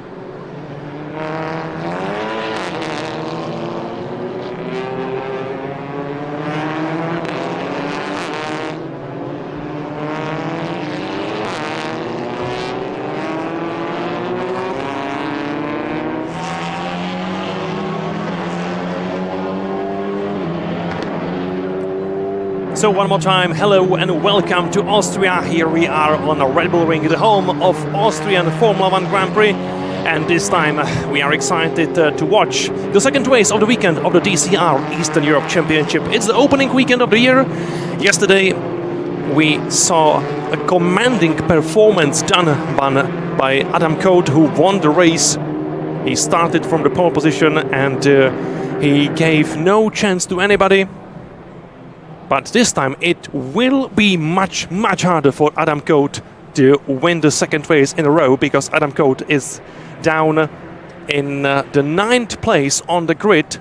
So we are also excited to watch his brand new Hyundai Elantra TCR and the possible podium fight. We should see some overtaking maneuvers done by Adam Coate this time. As I said already yesterday, this year we have only 2 cars entered by Hyundai Ioniq Motorsport. We do miss our reigning champion here on the grid, because Matteo Homola has decided to leave TCR Eastern Europe, and he is starting the new chapter of his career actually this weekend on Paul Ricard in France, as he is racing GT2 European Series this year. But anyway, that only means that the throne is empty and we are looking for the new champion of the TCR Eastern Europe. As I said, on the grid, Victor Andersson, the Swedish driver of Link & Co. 03 TCR, will be starting the race from the pole position. So watch out for the orange car on the pole position. Just next to him, it is Giacomo Germandi starting the race from the second place. The Italian driver behind with the wheel of his Honda Civic FL5 TCR, the only Honda on the grid. As you can see here, we have the green flag, which means we are going to start the race. Lights are out and we are racing here on Red Bull Ring again with the TCR Eastern Europe. It was a great start done by Victor Andersson, the Swedish driver, maintaining his lead. But we are 4 wide into the first corner. Wow, look at this. One of the Audis in the mix. But fortunately so far no contact between the drivers. And it was a really great start by Victor Andersson. The Swedish driver is leading the way up into the third corner. Giacomo Germandi is trying to find his way from the outside. And nice switchback done by Giacomo Germandi as he's trying to find the inside line for the next corner. And this is a great attempt done by Giacomo Germandi, who is going to be the new race leader. And just behind Andersson, it is also Petr Cížek driving his new Cupra, trying to follow Giacomo Germandi up into the front. And he could be successful here. But the battle for the first place is still on. It is still wheel to wheel between Germandi and Andersson. Andersson is trying to find his way back up into the lead. He is on the inside line, but Germandi is already there. So the Giacomo Germandi is the new race leader, just as he said on the grid. He wants to go and he wants to win this race so badly after yesterday's unfortunate penalty for not changing the wheels on time before the start of the race. So it was rather a mistake of his team than the mistake of the driver. So it was pretty unfortunate for Giacomo Germandi, who is the leader, and he's pulling away already. Petr Cížek in second place. Great job by Czech driver driving his new Cupra Leon with a TCR. Nicely looking car. It's the grey color, very typical for Cupra cars. And it's great to have this new car on the grid here in TCR Eastern Europe. But now there is a battle for second place. Martin Kadlecik is trying to overtake Petr Cížek, and he is successful. Martin Kadlecik is taking the second place. He is ahead of Petr Cížek. Bartosz Groszek in B4, the 2022 champion. The start is under investigation, so there is a possible penalty for some of the drivers, or maybe somebody did a jump start, which would be pretty unfortunate. All penalties are very harsh in a sprint race like this one. It's 25 minutes in total, and we have 22 minutes to go at the moment. Giacomo Germandi is leading the race ahead of Petr Cížek. Martin Kadlecik in P3, in a P2 of course, because he managed to overtake Petr Cížek in the third corner.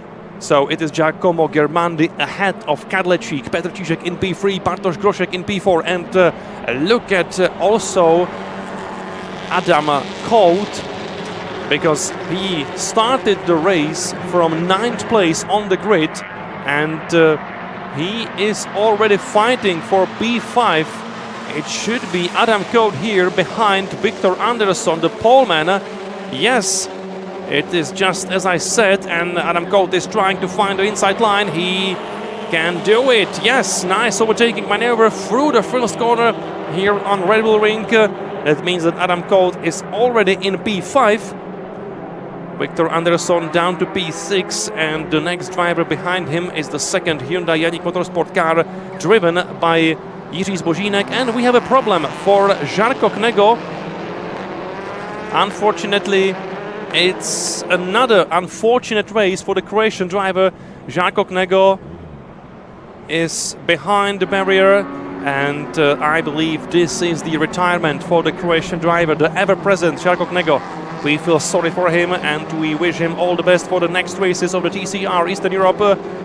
This weekend here on Red Bull Ring is the weekend to forget for the Croatian experienced driver. But the important news is that There is no need for safety car, as Jarko Knego parked his broken Hyundai Elantra very smartly behind the barriers. So we are still green, 20 minutes to go, and Giacomo Ghirmandi still going after his victory, which he wants to take so badly here on Red Bull Ring after yesterday's misfortune.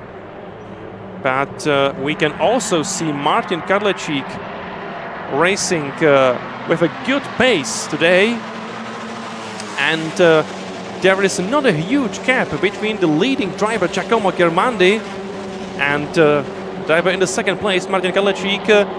There won't be any further action about the start, so no penalty has been given to the drivers, which is of course a good news for all the drivers.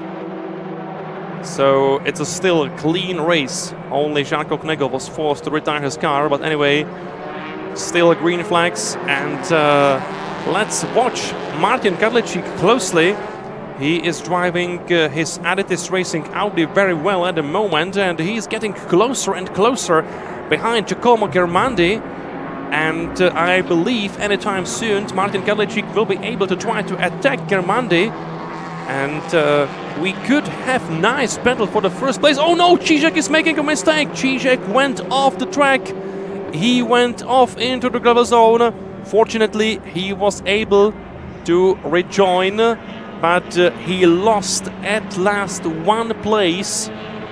I believe Bartosz Groszek was able to overtake Petr Cziczek, and also Adam Colt is now ahead of Petr Cziczek. So Petr Cziczek lost 2 places because of his mistake. Pretty unfortunate for the Czech driver with a new car this season. But again, here we are on the main straight, and look at Adam Colt. He is very closely behind Bartosz Groszek. It is already 4th place for yesterday's winner and for last year's championship runner-up, Adam Colt. But I did not expect anything else from Adam Colt. After yesterday's pole position and commanding victory, he started the race from the 9th place, and he is even more motivated to score very good points, possibly even the podium finish. Let's wait and see. But anyway, we have another battle. Petr Cziczek is there under pressure of Viktor Andersson. So the Swedish driver is trying to find his way ahead of the Czech driver behind the wheel of Cupra Leon, the latest generation of Leon DCR car. It's the battle for 5th place at the moment. But also watch Adam Colt. I believe there was first overtaking attempt from Adam Colt, and yes, he was successful. Adam Colt is already ahead of Bartosz Groszek, which means we have yesterday's winner on a 3rd place already, and he is going to go after Ghirmandi and Kadlecik. So I believe there is a chance for Adam Colt to join the party up in the front and also try to fight for a 2nd victory in a row.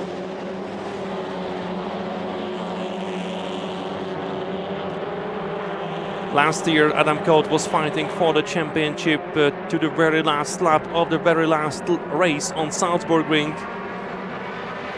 He finished only a few points behind Matej Homola, who took his 2nd championship title in DCR Eastern Europe last year. But nevertheless, Adam Colt was still smiling and already thinking about the new year. And here we are, 6 months later, and Adam Colt is definitely one of the favorites for the championship title this year. It could be finally his year. Of course, he came to TCR Eastern Europe as a newcomer to the touring car racing. He previously gained some experiences from single-seaters, but right now he is absolutely committed to the TCR Eastern Europe and the championship title. That's his main target for this season. But also Giacomo Germandi wants to go after his title, and both drivers from Aretis Racing wish to be in the fight till the very last race. So the competition is there for Adam Colt. But if we take a look at the lap times, Adam Colt was the fastest driver on the track last lap around. 1:37.3, half a second quicker than these two drivers, and we already have the fight for the first place. There was a first try by Martin Kadlecik.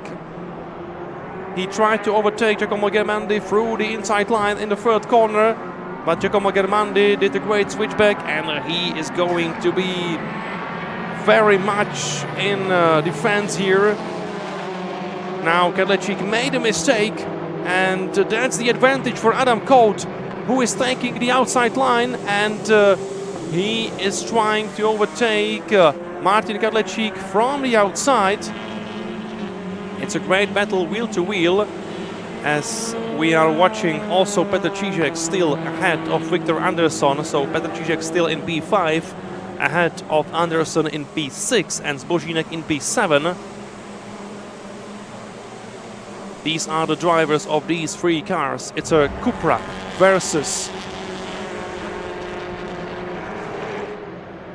Hyundai versus Lincoln Co. But look at this battle.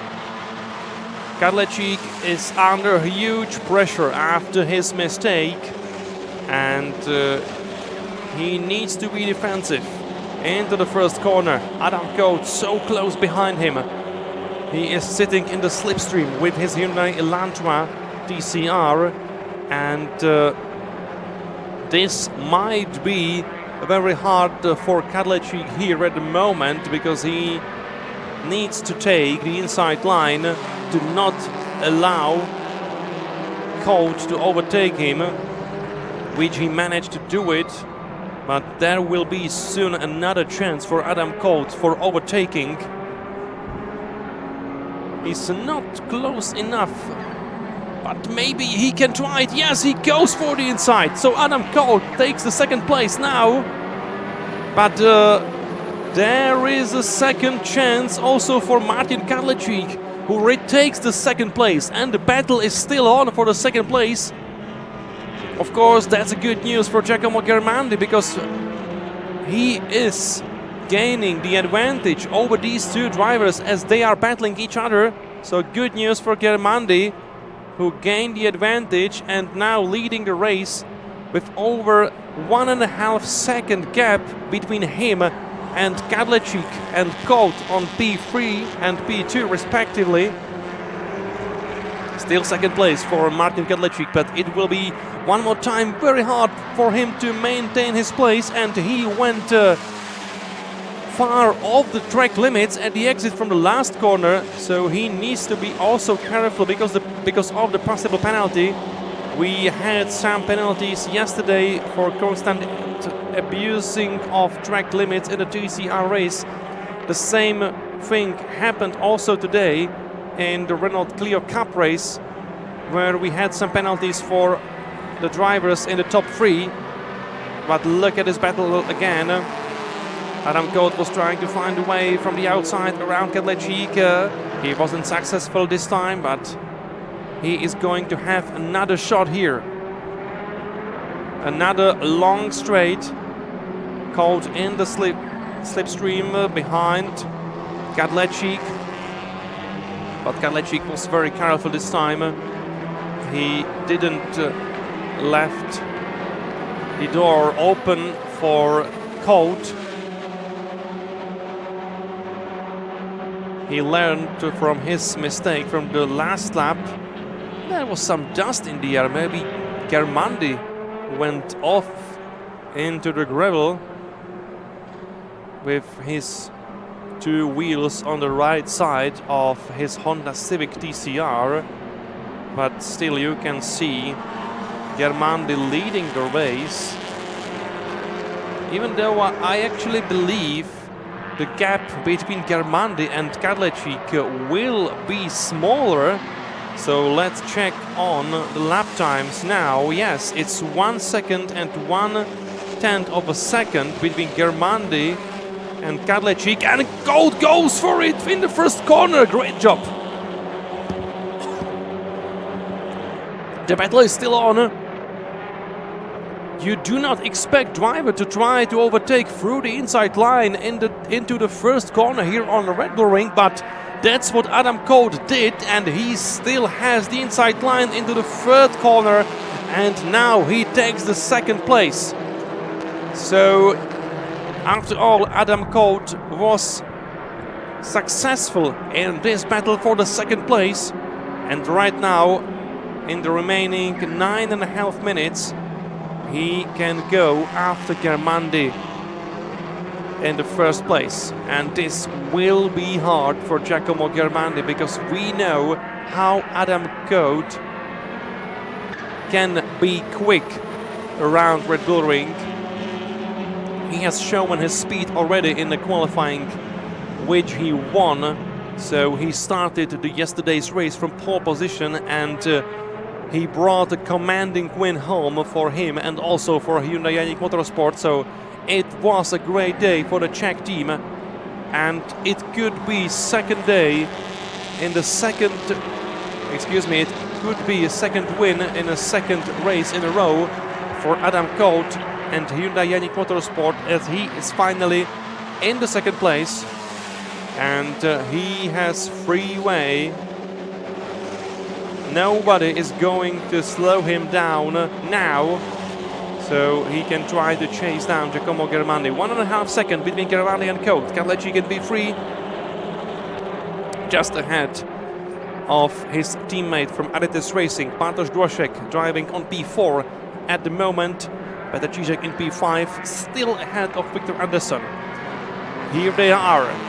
Petr Cížek driving number 14 Cupra. He still has the Swedish driver behind his rear wing for Viktor Anderson. It's a, let's say, weekend of preparations for TCR Europe season. That's the championship where we should following him for the rest of the year. So he is not the full-time driver here in TCR Eastern Europe, but still he wants to show his best, and after starting the race from the pole position, he wants to be at least inside the top 5. That's for sure.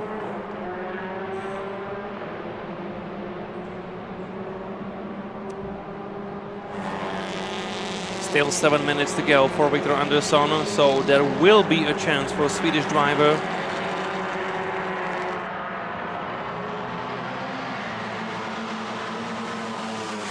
Very careful on the curb in the last corner, so no troubles with track limits for Viktor Anderson here, but he needs to be closer to Petr Cížek if he really wants to put the Czech driver under pressure here. Again, climbing up into the third corner of Red Bull Ring.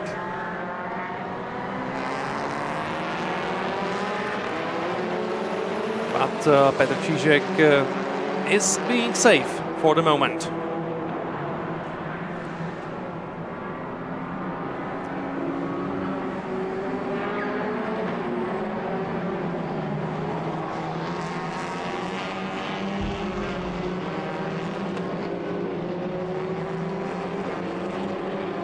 I can still see a chance here for Petr Cížek, because he's not allowing Viktor Anderson to get closer to him, and at the same time he's not so far away from Bartosz Groszek, the 2022 champion, so also the 4th place could be possible here for Petr Cížek. Still 5.5 minutes to go, so still plenty of time. But we also have the message from the race control that Petr Cížek is being under investigation for leaving the track and gaining an advantage. So that only means that Petr Cížek needs to be careful with the track limits, because he is in the risk of penalty, and any penalty given would put him down the grid. So he needs to be careful here. Meanwhile, Giacomo Germandi leading the race, and he still has a decent gap between him and Adam Colt. So far it's still being Germandi's race. Before the race has started, he had very clear plan. He wanted to overtake Andersson as soon as possible, build the advantage and win it. And that's what he's doing right now, sticking to his plan.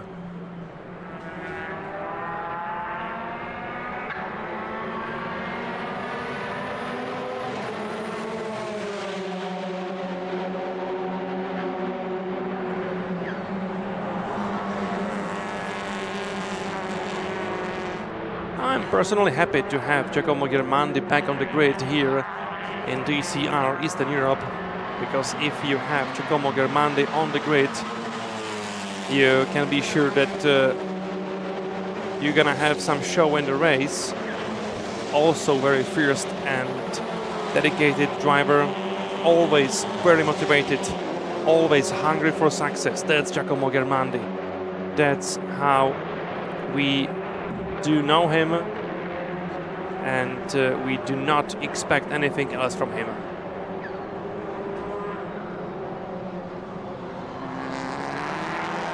Typical colors for his Honda Civic FL5 TCR, so he's still very, let's say, easily recognizable.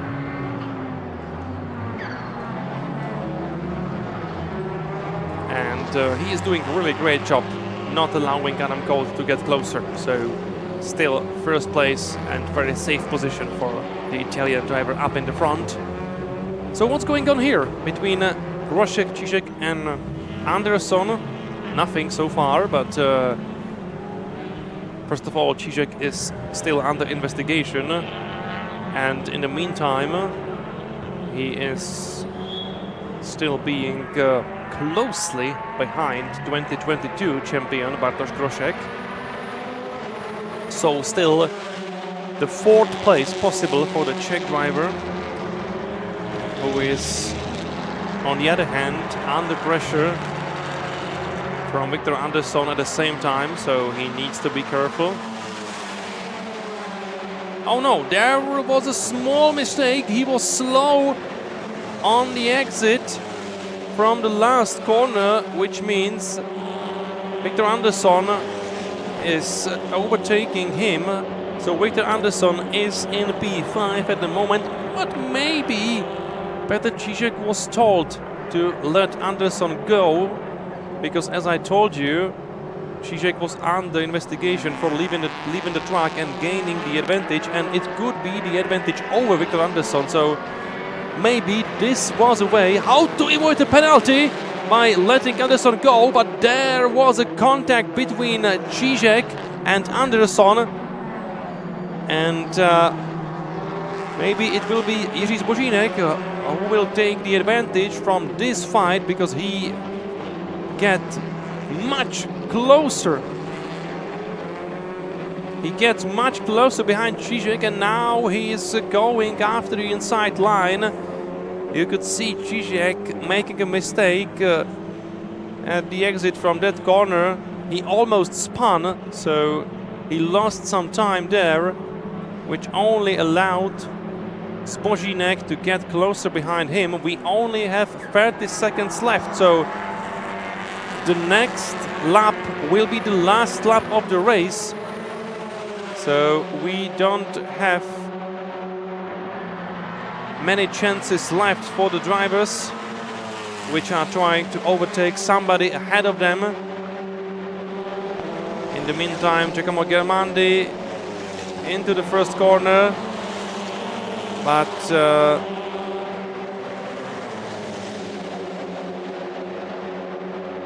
it seems to me that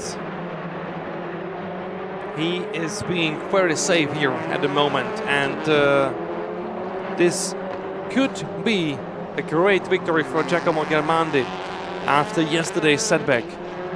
As I said on the grid, Giacomo Germandi got a penalty, so he dropped down through the field. He ended up without a podium finish yesterday, but this time it should be much sweeter result for the Italian. We've got also warning for Ivar Svalers for abusing the track limits. Ivar Svalers started the race from B4, and we've got the Latvian driver in B8 at the moment. As you can see, time's up, so we are in the last lap of the race. This should be the last sector for Giacomo Germandi and also for Adam Colt, but we are already in the last corner, and here we are on the main straight, and it is Giacomo Germandi who wins the second race of the TCR Eastern Europe here on Red Bull Ring. Great drive by the Italian driver. So it's the first win of the season for Giacomo Germandi. It's the first win of the season for MM Motorsport and also for Honda Civic DCR. Great day for the Italian squad. Giacomo Germandi is the winner of the second race. He won just ahead of Adam Colt, the yesterday's winner. So this time Adam Colt takes the second place, but he must be delighted because he started the race from P9, so he gained 7th position during the race. Martin Kadlecik takes the third place, so he will also be on the podium ahead of Bartosz Groszek, his teammate from Adidas Racing, finished race in P4. It is 5th place for our guest driver from DCR Europe, Victor Andersson. So it is 5th place on the finish line for the only Link & Co in the championship. Jiří Zbožínek finished the race in P6 with another Hyundai Ioniq Motorsport, and after all it is Petr Cížek down to P7. So Petr Cížek has lost 2 positions around the last lap, so Petr Cížek finished the race on P7 with his Cupra Leon TCR entered by Express Auto Racing. Ivar Svalers then behind Petr Cížek, and Robert Pravdic and Žarko Knego, they both were unable to finish the race. They both were forced to retire their cars, so we couldn't see these 2 drivers taking the checkered flag today. So this was the second race of the first weekend of the TCR Eastern Europe Championship. It was a great opening weekend for especially Adam Colt, and next time we're gonna see each other on Salzburg Ring. It will be the race weekend starting on the last day of May. Actually, it's gonna start on 30th of May, and we will have the 4th race of the season on 1st June on Salzburg Ring. So, see you in a month and a half on Salzburg Ring from DCR Eastern Europe here on Red Bull Ring. That's all. Thank you very much.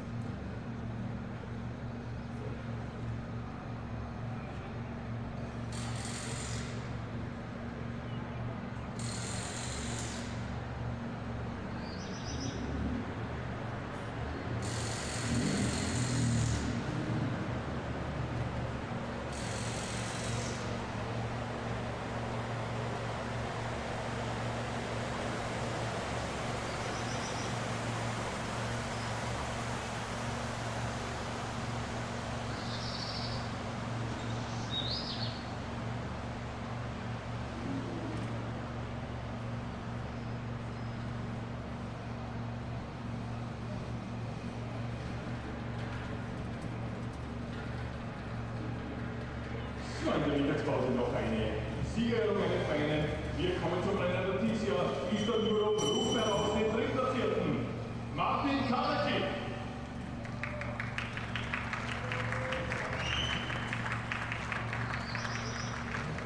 Platz Nummer 2 geht an Alan Kuhn.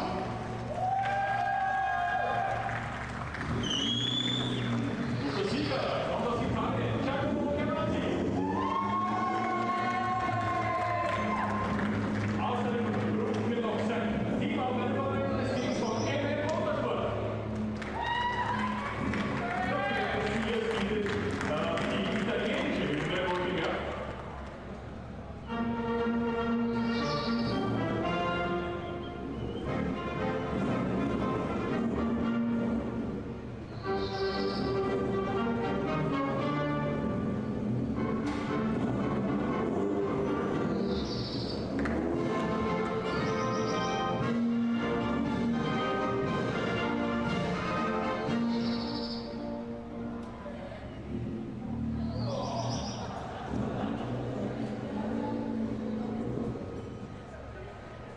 Gibt es aber die Pokale für den dritten, den zweiten und den ersten.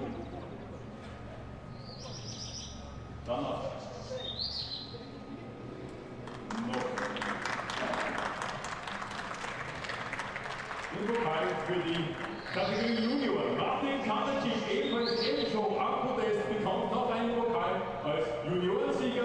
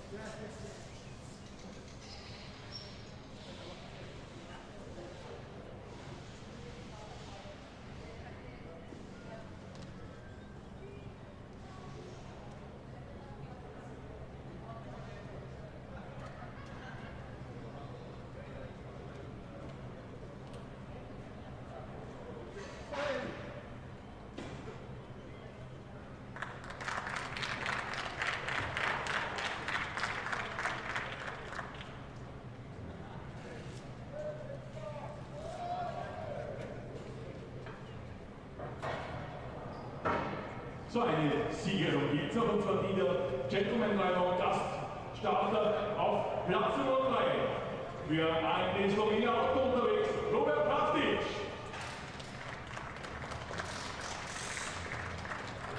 Der zweite Platz für Rennauer Motorsport Bernhard Schitz. Und der Sieger unterwegs für Robert Motorsport Dominik Haselsteiner.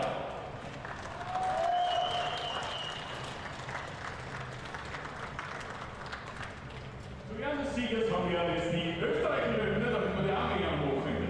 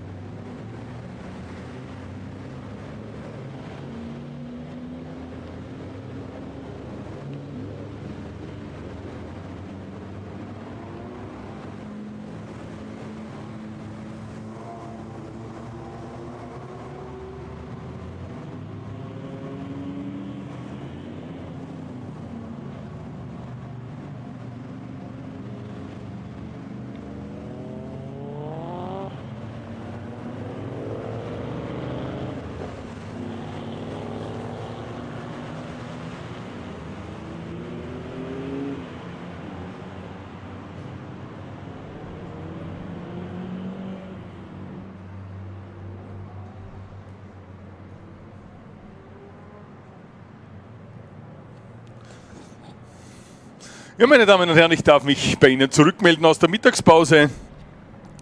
Irgendwer hat nicht zusammengegessen anscheinend, weil es kommt dort ein bisschen nass vom Himmel runter. Verspricht eventuell, wenn das Wetter so bleibt, noch ein sehr spannender Nachmittag zu werden. Speziell, wenn ich dann aufs nächste Rennen schaue, das ist der Formel 4. Könnte ich mir schon vorstellen, dass dort oder da das Grip-Level nicht ganz dem entspricht, was man sich erwartet hat. Wir sind unterwegs mit der Klassiker-Trophy. Die Klassiker-Trophy, der Gleichmäßigkeitswettbewerb im Rahmen des Histo Cups, gleichzeitig auch quasi so eine Einstiegsdroge. Einer, ich weiß jetzt nicht, ob er mit draußen ist, er ist mit draußen, nimmt es als Ausstiegsdroge so auf die Art. Der Hans Auer, der früher im Porsche Classic Cup unterwegs war, fährt jetzt mit seiner Cobra in der Klassiker-Trophy mit, weil er sagt, na, Rundstrecke ist mir zu anstrengend, zu intensiv, nämlich vom Aufwand her. Das Fahren selber, glaube ich, mache ich dann weniger. Aber das Ganze drumherum, sagt er, das will er sich nicht antun. Da fährt er lieber mit seiner Cobra.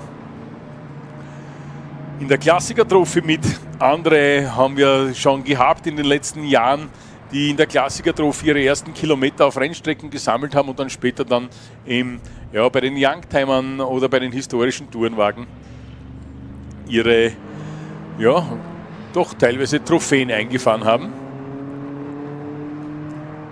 Ja, jetzt natürlich da draußen ein bisschen rutschig. Muss man ein bisschen aufpassen. Jetzt schaut das Ganze optisch natürlich relativ langsam aus. Um was geht es bei der Klassiker-Trophy? Ganz kurz erklärt. Die Herrschaften beginnen jetzt gleich alle ihre erste fliegende Runde. Und die Rundenzeit dieser fliegenden Runde wird gemessen und die nächsten 3 Runden müssen so exakt wie möglich wiederholt werden. Jede Abweichung, egal ob schneller oder langsamer, führt zu Strafpunkten und wer am Ende dieses Durchgangs dann die wenigsten Strafpunkte hat, der hat den Wertungslauf gewonnen. Ich selber habe da leider keinen Überblick darüber, das wird erst nachher dann alles händisch ausgewertet. Also ich bekomme da keine Informationen, wer jetzt die wenigsten Abweichungen oder die meisten Abweichungen hat. Ich kriege da dann, leider Gottes nicht sehr viel mit. Ihnen kann ich nur empfehlen, die Autos zu genießen, sind zum Teil wirklich schöne Autos dabei. Beispielsweise der Volvo 121 von Sebastian Globitz, der Vordereskort der Familie Jeitner. Sie sehen zum Teil 2 Personen im Fahrzeug, das sind unterschiedliche Wertungen, damit man eben da präziser fahren kann. Zu zweit tut man sich natürlich leichter. Und da geht es dann einfach darum, dass man sagt, gut, wenn die zu zweit im Auto sitzen und sich der Zweite wirklich auf die Zeiten konzentrieren kann, dann tun sich die wesentlich leichter, wie wenn der eine alleine drinnen sitzt. Dann gibt es auch noch Wertungen für Leute, die mit elektronischer Unterstützung fahren und solche ohne. Das ist auch eine ganz eigene Geschichte. Gibt es ein paar Reglementfeinheiten, um diese Wertungen da sehr fair zu gestalten. Als Fan des Histo Cup wissen Sie vielleicht schon, was die Klassiker-Trophy ist. Vielleicht haben Sie den einen oder anderen historischen Tourenwagen vermisst, wie zum Beispiel einen BMW 202, den wir auch da draußen laufen haben, Nummer 60, glaube ich, ist das der Manfred Überzreuder. Es sind ein paar wirklich Gusto-Stücke da dabei, aber vielleicht vermissen Sie unsere historischen Tourenwegen. Ich muss Sie einfach nur um 2 Wochen vertrösten. In 2 Wochen schaut es anders aus. Würde Sie gerne einladen hier zu den Red Bull Ring Classics. Red Bull Ring Classics, da ist dann der Histo Cup vertreten mit seinen historischen Fahrzeugen, sowohl mit den historischen Tourenwagen als auch mit den historischen Formelfahrzeugen, die ja diesmal so nicht mit dabei sind. Und bei den Red Bull Ring Classics in 2 Wochen ist da volles Programm in alle möglichen Richtungen. Also da ist der Histo Cup wieder nur, ich möchte nicht sagen nur, aber wieder nur Teil der Veranstaltung. Und wenn ich mir das Programm anschaue, was wir da alles eingepackt haben in diesen, was uns da alles erwartet bei den Red Bull Ring Classics, der Histo Cup einmal sowieso, also wir sind auf jeden Fall da. Es sind die Benelux-Staaten mit ihrem historischen Cup hier. Und zwar sind das zwei unterschiedliche Divisionen. Und zwar zuerst einmal die NK HRC 82 bis 90. Das 82 bis 90 ist ausschlaggebend zu der Geschichte, weil die Fahrzeuge aus diesem Zeitraum sein sollten, und die zweite heißt dann Fast 70s Benelux. Bei 70s werden Sie vielleicht schon merken, das sind die Autos, die früher dran waren. Ja, da geht es von 1966 bis 1981, also man deckt da die 70er einigermaßen ab. 70er und 80er, also von unseren Freunden aus den Benelux-Staaten. Weiters wird der Alpha Revival Cup da sein. Die Tourenwagen Golden Era kommt auch vorbei, und vielleicht sagt Ihnen das was, Tourenwagen Golden Era. Es gab doch noch in den 90ern, eigentlich schon in den 80ern, die DTM, und Autos aus dieser goldenen Zeit der DTM werden hier zu Gast sein, werden hier Rennen fahren, werden hier natürlich zu sehen sein. Es gibt einige zusätzliche Attraktionen wie Showruns, dann die Red Bull Rotor Wings Formotion Team mit dem Air-Display hier vor Ort. Wir haben also volles Programm für Sie an diesen 2 Tagen am 26. und 27. April. Es ist sogar schon ein bisschen was am 25.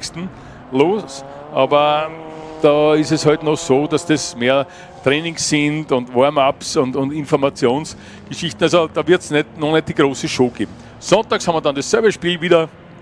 Tourenwagen Golden Era. Unsere Freunde aus den Benelux-Staaten. Histo Cup, auch mit den historischen Formelfahrzeugen. Dann gibt es einen Classic Cars Track Experience. Sie können dann die Boxengasse besuchen, jeweils an beiden Tagen in der Mittagspause. Dann gibt es einige Showruns. Wir erwarten Gruppe B Rallye-Autos hier für dieses Wochenende. Den Alpha Revival Cup noch einmal. Ja, also man wird sich wieder um sie kümmern und ihnen quasi versuchen, das Beste vom Besten zu bieten. War voriges Jahr schon eine sehr, sehr interessante, sehr aufregende Geschichte.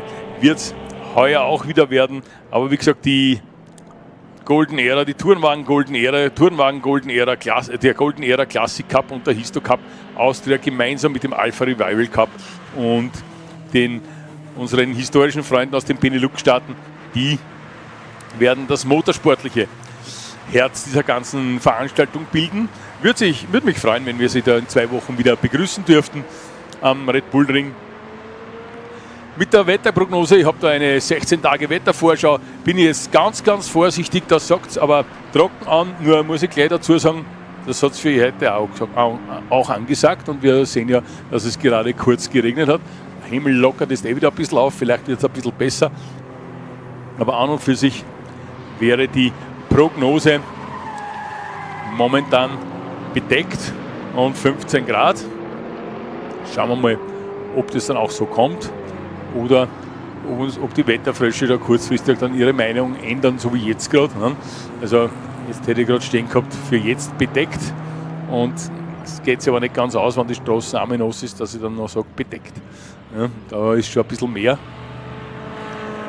Von daher also bitte vom Wetter her, da können wir noch nicht wirklich Einfluss nehmen. Es sollte allerdings nach den jetzigen Prognosen trocken bleiben. Ob das dann wirklich so ist, bitte nageln Sie mich dann nicht irgendwo ans Einfahrtstor, wenn es trotzdem regnet. Wir sind weiterhin mit der Klassiker-Trophy unterwegs. 13 Minuten noch zu fahren. Wie gesagt, wichtig ist, wenn man 4 gezeitete Runden hinter sich hat, dann ist der eigentliche Bewerb beendet, und ich könnte mir vorstellen, dass einige Herrschaften, gerade jetzt, wo die Strecke wieder aufzutrocknen scheint, dann noch ein bisschen Gas geben wollen. Kann mir auch vorstellen, dass der eine oder andere von einem Formel-4-Team abgefangen wird und gefragt wird, hey, wie sind die Streckenverhältnisse draußen? Speziell beim Peter Jeitner kann ich das gut vorstellen, der am Wochenende, also gestern, im Einsatz war bei Renault Motorsport. Renault Motorsport setzt da jetzt dann gleich noch einen Formel 4 ein im anschließenden Rennen. Also da wird man den Peter Jeitner sicherlich interviewen. Du, wie ist es da draußen? Gibt es noch irgendwo Probleme? Aber nach den Bildern, die wir da auf den Streckenkameras haben, schaut es aus, als würde es schon wieder auftrocknen. Dürfte auch den Grip großteils nicht weggewaschen haben.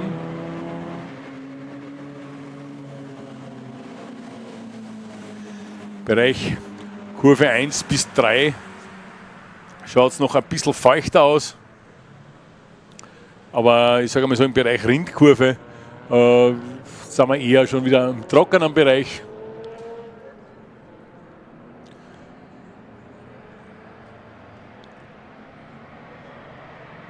Ja, ist natürlich auch eine Herausforderung für die Teams, die dann in den Rennbetrieb starten werden. Hier die richtige Abstimmung oder sagen wir so, die Würfel richtig fallen zu lassen, weil es ist dann irgendwo noch doch ein bisschen würfeln. Ihre Fahrer darauf einzustimmen, pass auf, da draußen können noch unterschiedliche Fahrbahnverhältnisse sein, stell dich darauf ein, nimm Bedacht drauf. Gerade bei der Formel 4, wo die Herrschaften ja doch eher, ich möchte nicht sagen mit dem Messer zwischen den Zähnen, aber sehr ambitioniert zu Werke gehen. Kann es dann passieren, dass man plötzlich vergisst, dass der Teamchef gesagt hat, pass auf, Kurve 3, Anbremszone ist noch feucht, du musst ein bisschen vorsichtiger zu Werke gehen. Könnte dann sein, dass der eine oder andere Traum ganz schnell am Heck des Vordermannes zerschellt. Wie gesagt, würden uns freuen, wenn Sie uns übernächste Woche hier wieder besuchen am Red Bull Ring. Motorsportlich einiges zu bieten, showmäßig einiges zu bieten, wäre also sicherlich ein toller Event. Hier wäre der richtige Ausflug. Ende April, da ist es, ja, wie gesagt, beim Wetter sind wir immer noch vorsichtig, aber es ist zumindest schon wärmer. Ich weiß schon, ich habe schon Tourenwagenrennen erlebt, da haben wir in der Nacht -5 Grad gehabt im Mai, also hundertprozentig verlassen kann man sich eh nie drauf, aber man kann eben vom Kalender her ausgehen, dass es da die Möglichkeit, dass es warm ist, schon relativ groß ist, dass man sich hier einiges anschauen kann. Und der Red Bull Ring und die Veranstalter versuchen hier wirklich einiges zu bieten.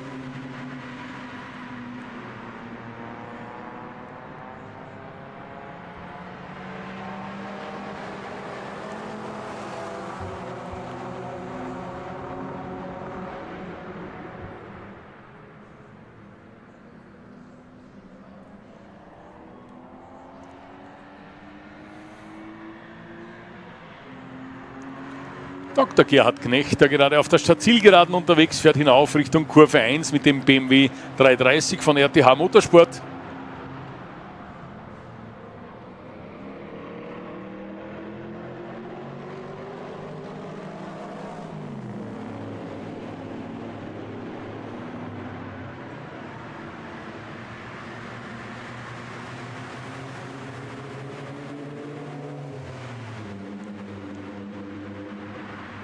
Klassiker-Trophy ist, ich sage jetzt einmal, insofern ein bisschen lockerer.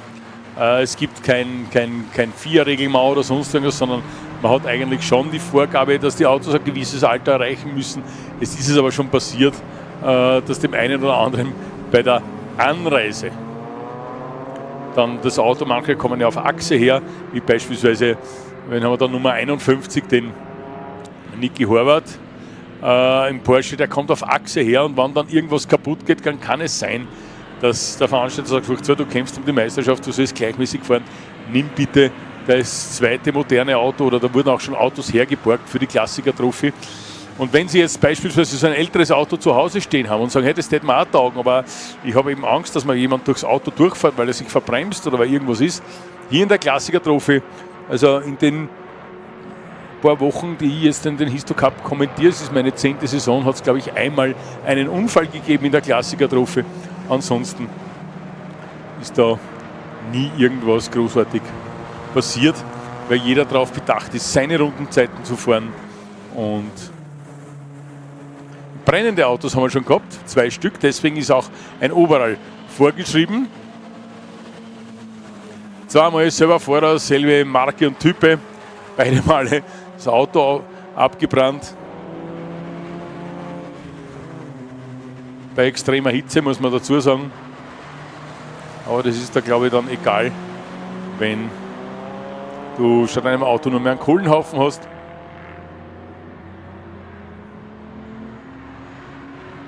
Bei Ihnen auf der Tribüne oben gerade der Volvo vorbeigefahren, der jetzt Richtung Kurve 3 fährt. Von Sebastian Globitz, Ernst Amon ebenfalls mit einem Volvo 1.22 draußen.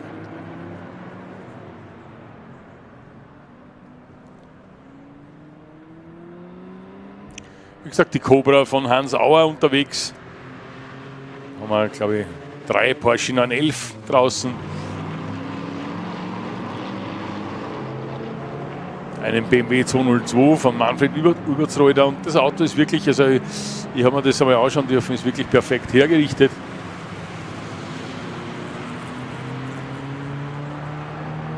Manfred ja lange auch mit Schnitzer BMW auf der Tour gewesen, also hat da Europa befahren mit Schnitzer BMW, bis in die DTM hinauf, also da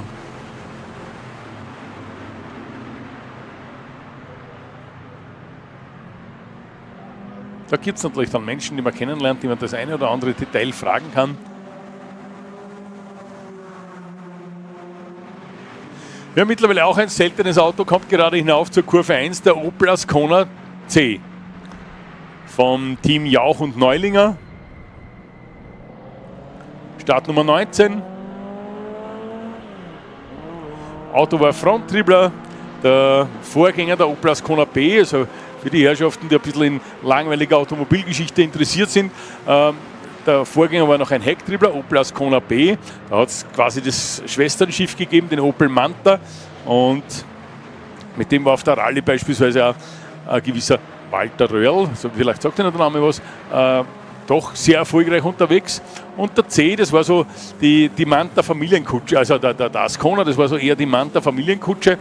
Der hatte nahezu dieselbe Form, aber nicht ganz natürlich. Und dann hat man sich vom Manta verabschiedet, ist Richtung Calibra gegangen und gleichzeitig hat man den Opel Ascona weiter belassen als Familienkutsche und den Opel Ascona C gebaut, der dann mit Frontantrieb ausgestattet wurde.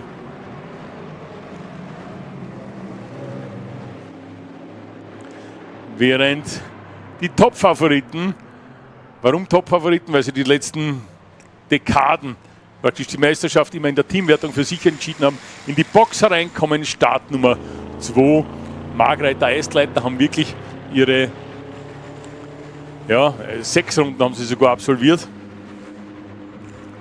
und lassen es damit gut sein, machen das wirklich professionell. Wer da auch recht gut ist, lustigerweise, und wirklich gut unterwegs war früher, es war der Christopher Behensky, den haben sie heute im BMW Challenge Rennen gesehen und da war er eigentlich, bis er ein Rad verloren hat, recht gut bei der Musik dabei. Soviel zum Thema Klassiker-Trophäe als Einstiegsdroge in den Histo Cup. Sicherlich bis zu einem gewissen Grad. Manche entwickeln sich da daraus. Ich weiß nicht, vielleicht, wenn Sie wirklich Fan des Histo Cups sind, Manfred Bledl wird Ihnen was sagen. Klassiker-Trophäe, Gesamtsieger, dann später die große goldene Ananas gewonnen mit seinem Ford Escort Mark I. Also einige, die da zuerst auf diesem kleinen KART-DATA getanzt haben, bevor sie dann auf den größeren gegangen sind.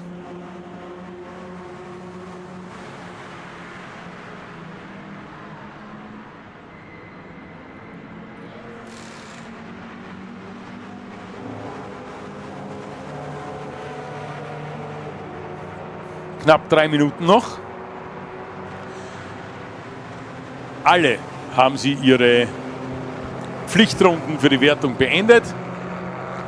Und jetzt gibt es natürlich den einen oder anderen, der wirklich probiert anzugasen Der versucht jetzt einmal eine persönliche tolle Rundenzeit herauszufahren. Wir haben jetzt das Volvo-Duo hinauf Richtung Kurve 1.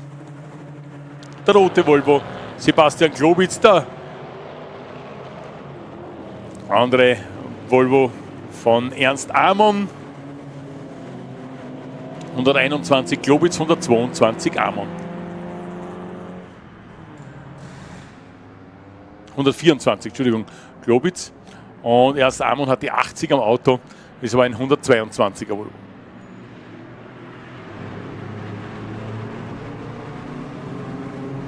Heute absolute Exoten.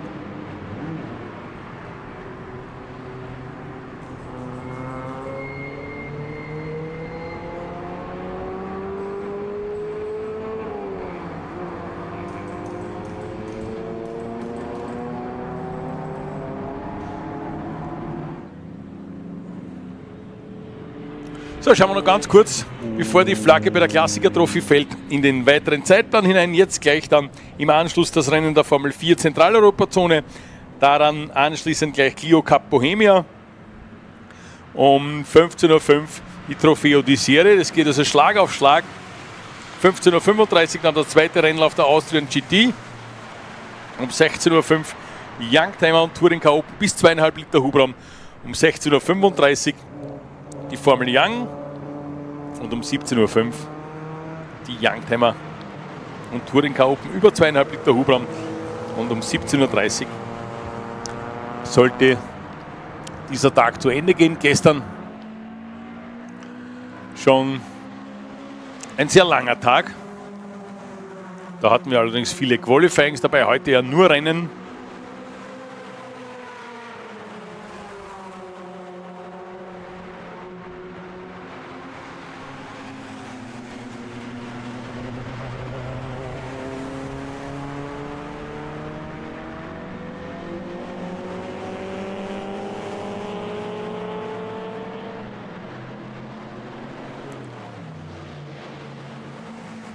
Ja, 7 Rennen sind es jetzt noch am heutigen Tag.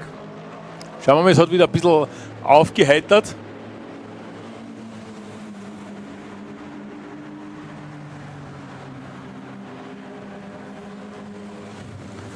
Die Strecke scheint zunehmend abzutrocknen, wobei Kurve 3 noch relativ nass ausschaut. Ganz oben am höchsten Punkt der Strecke.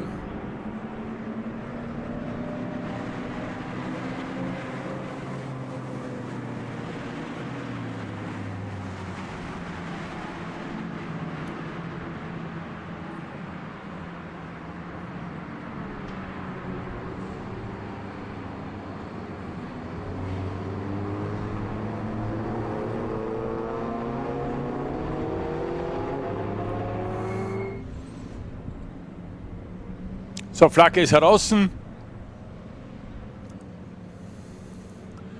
Lukas und Dirk Hahn sind bereits abgewunken, genauso wie das Team Hechenleitner-Huber.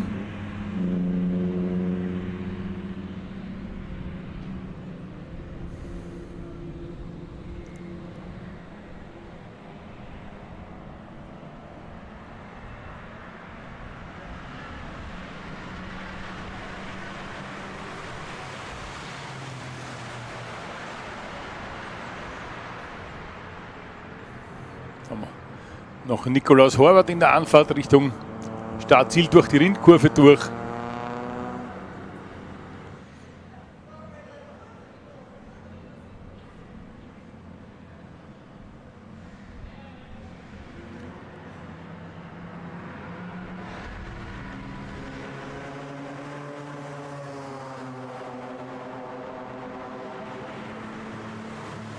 So.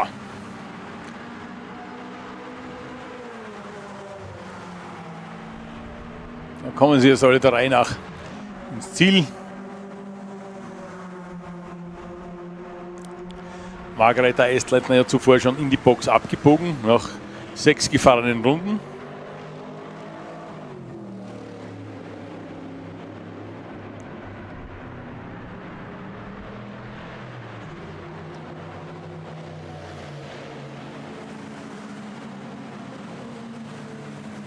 Jauch Neulinger auch schon in die Box.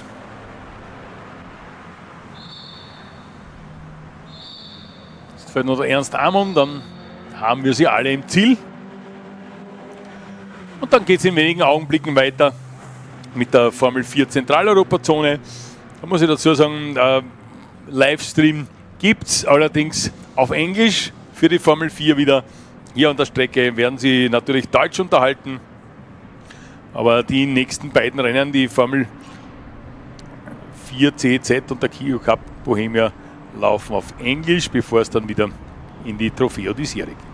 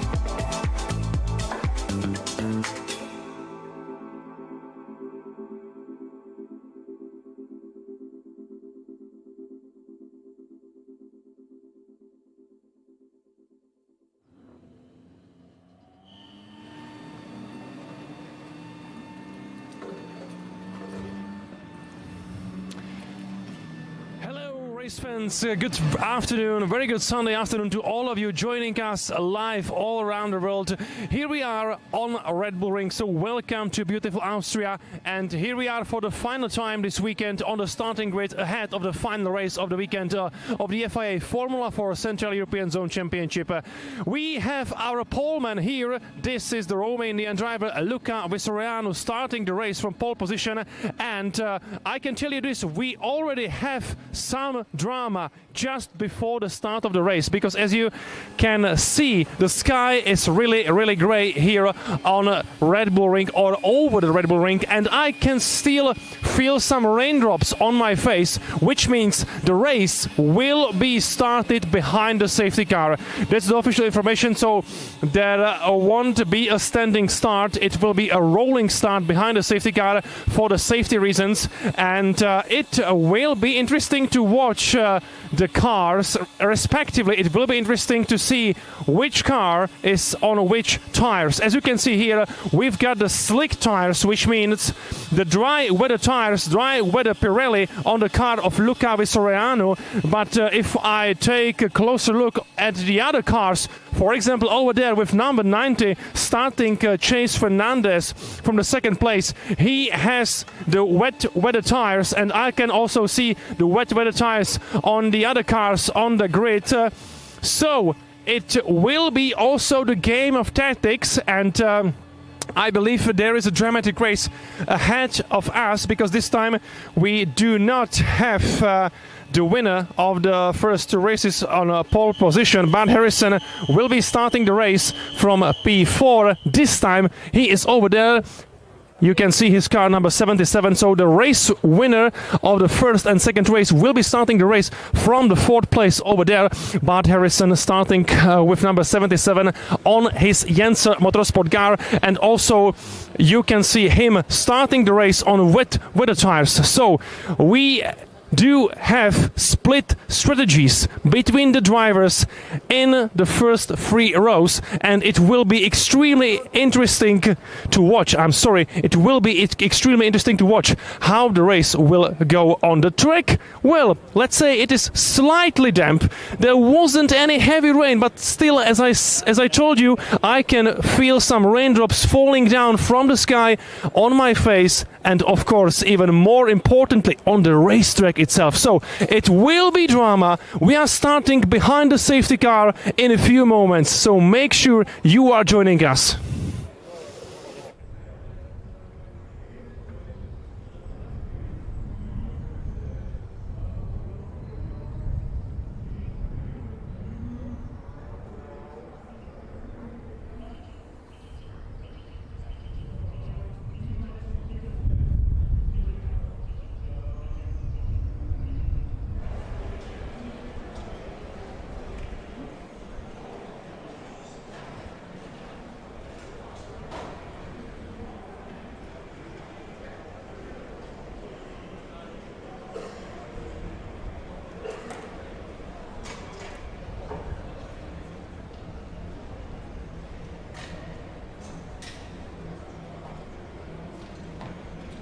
Green flag is now in the air, signalling that everything is ready for the starting procedure to begin. He surprised everybody and he goes into the race lead. Fantastic start.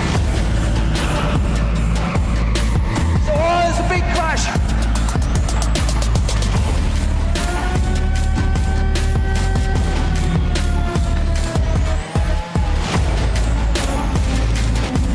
Around the outside, and he takes the second place.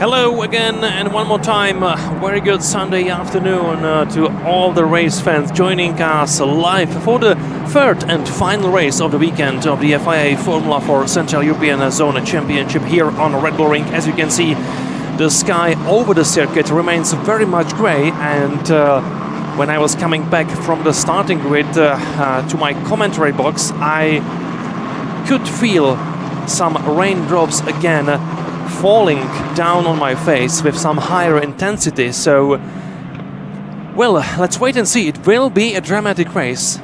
Definitely it will be. And already we saw some drama because the car number 90 has been pushed away from the starting grid. That was Chase Fernandez racing for AS Motorsport. So the race is going on without Chase Fernandez, who has been pushed away for some reason. Most likely there was some technical issue to his car. So we do have 21 cars going around behind the safety car, and the race has officially started. You can already see the countdown on the top of your screen. We do have 22 minutes and 38 seconds left from the 25 minutes at the beginning. So right now we are starting the second lap of the race, and it is the second lap of the race behind the safety car. In the meantime, I took a quick look inside the pit lane, or on the pit lane, and I saw the car number 90 rejoining the race. So it seems to me that after all, Chase Fernandez will be there on the track, and we do have a pit stop for slick tires here. This is number 24, which means it is Javier Herrera, the Mexican driver from Janssen Motorsport. So yes, the tactics already has its meaning here in this race, but no, there are some troubles with firing up the engine. But after all, I believe the Mexican driver was able to rejoin, but no, he's still on the pit lane. So there are some troubles for the Mexican driver racing for Janssen Motorsport. Now he left the pit lane, so he is back on track. Good news for the Mexican driver. And we got the news from the race control: safety car in this lap. So we are going to have the green flags at the end of this lap, and we're gonna have some 20 minutes of racing on this tricky track, which is slightly damp, and it will be very difficult for all the drivers with looking for the grip and with getting the tires up to the temperature, getting the tires up to the working window. This will be very difficult because, as I said, the track is not dry, it is slightly damp all over around. So this race can be very, very difficult for all the drivers, and it is the Romanian driver Luca Visoreanu starting from the first place. It has been a good weekend for the Romanian driver so far. He finished the first race in P4.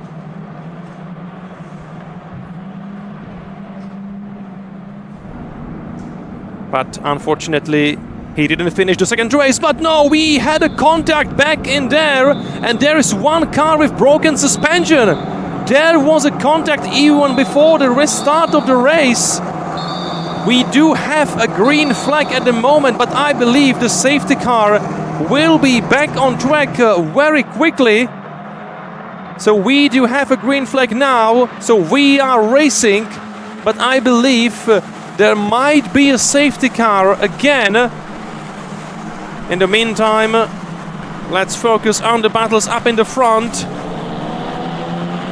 But there should be a safety car again. We have one of the Yannick Motorsport cars very wide in the first corner, but no other contacts so far. And we have the safety car again. Yes, just as I said, it's absolutely necessary to have a safety car back on track, because there is a one car with broken front right suspension, and I'm curious to see again what has happened there. It should be number 17, which means, yes, it is the Czech driver František Němec racing for F4 CEZ Academy. So this is a pretty unfortunate start of the final race of the weekend for young Czech driver. So we do have the safety car again. The race is neutralized again. So shortly after the safety car got back into the pits, we do have the black Audi A4 back on track with the lights on, and the safety car driver has already catched the queue, so we are under the standard safety car procedure, and most likely there was a contact with the other car, so František Němec maybe crashed into other car or other driver. We could see that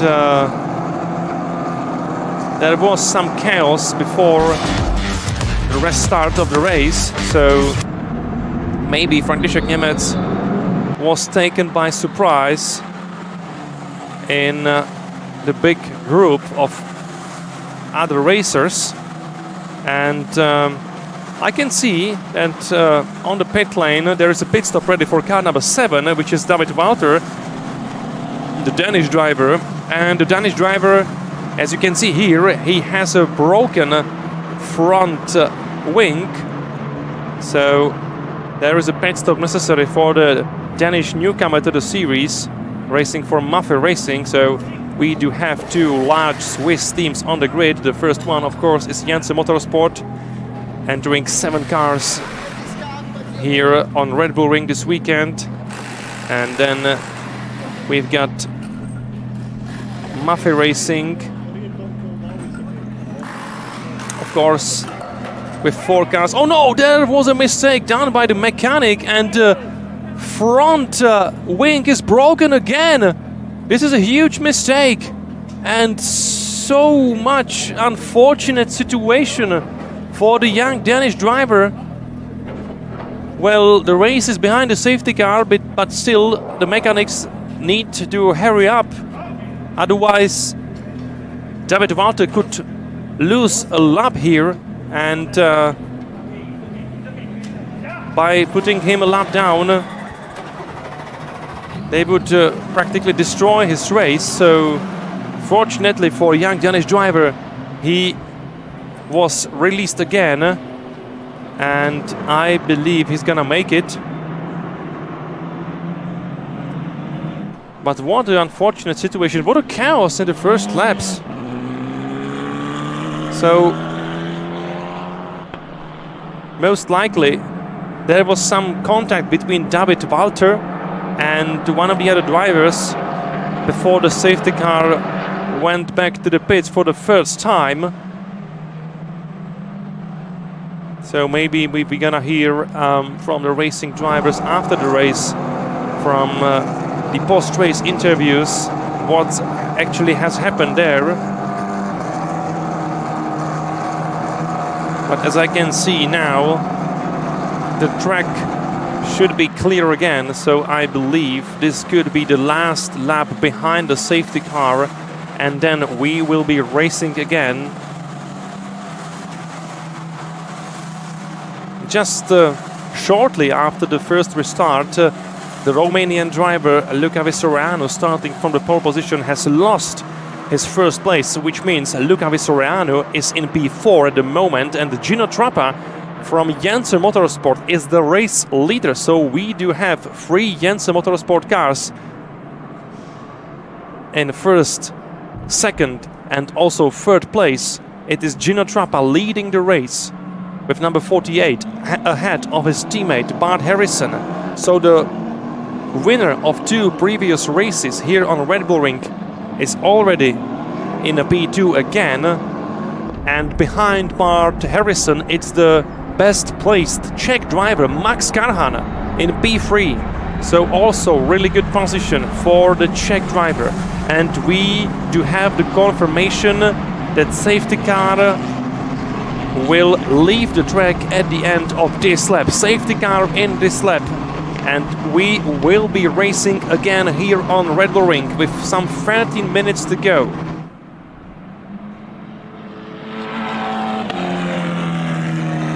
So it is the Argentinian newcomer, Gino Trappa, leading the way ahead of Bart Harrison.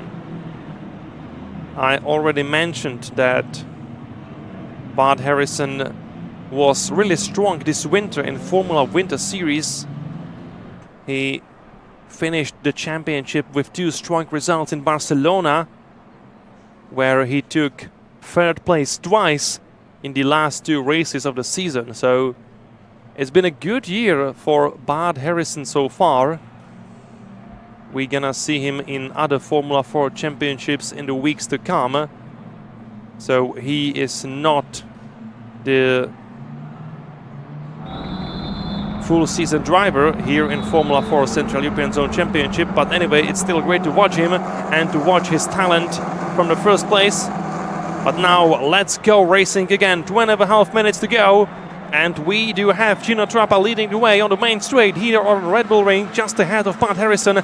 Max Carhan in P3, Luca Visoriano in P4, and this is pretty good restart done by Gino Trappa, who already has a decent gap between him and Bart Harrison. It's a half a second between Trappa and Harrison. Carhan in P3, and you can see Max Carhan pretty close behind Bart Harrison, so the Czech driver maybe is trying to find his way ahead of his British teammate, and maybe he did it just a few moments ago, because Max Carhan was there in the inside line, still behind Harrison, but it is a close battle for the 2nd place between the winner of 1st and 2nd race and the Czech driver Max Carhan, who is going from the outside. Great attempt by the Czech driver, and I believe that Max Carhan is already in the 2nd place. So let's watch it here closely. But anyway, it is a great restart by the Czech driver. You can see some drivers taking this corner very wide, and we have one car from, I believe, Renauer Motorsport off the track. It could be Hadi Mimasi. I do recognize the yellow colors of the car, and that yellow color is actually very typical for the Austrian team Renauer Motorsport, so I believe it was Hadi Mimasi going off the track.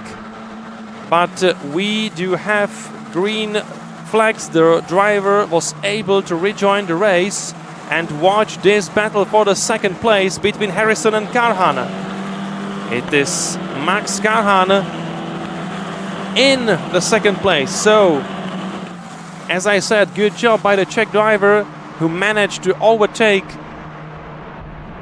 the driver who has been dominating this weekend so far. Another fight between these 2 drivers, and it is very much slippery in the 3rd corner.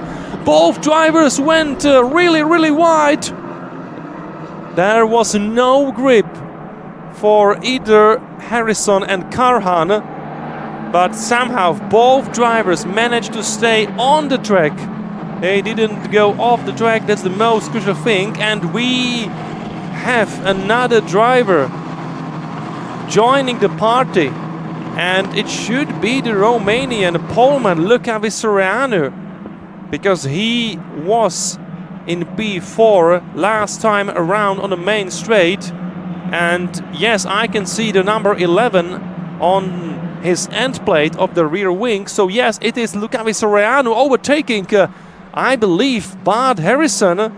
So it should be at the moment the Romanian driver in P3. Great drive by the Romanian, and he is still gaining positions. Great drive by Visoriano. So let's check the standings now, because we are on the main straight, and Visoriano is in the lead.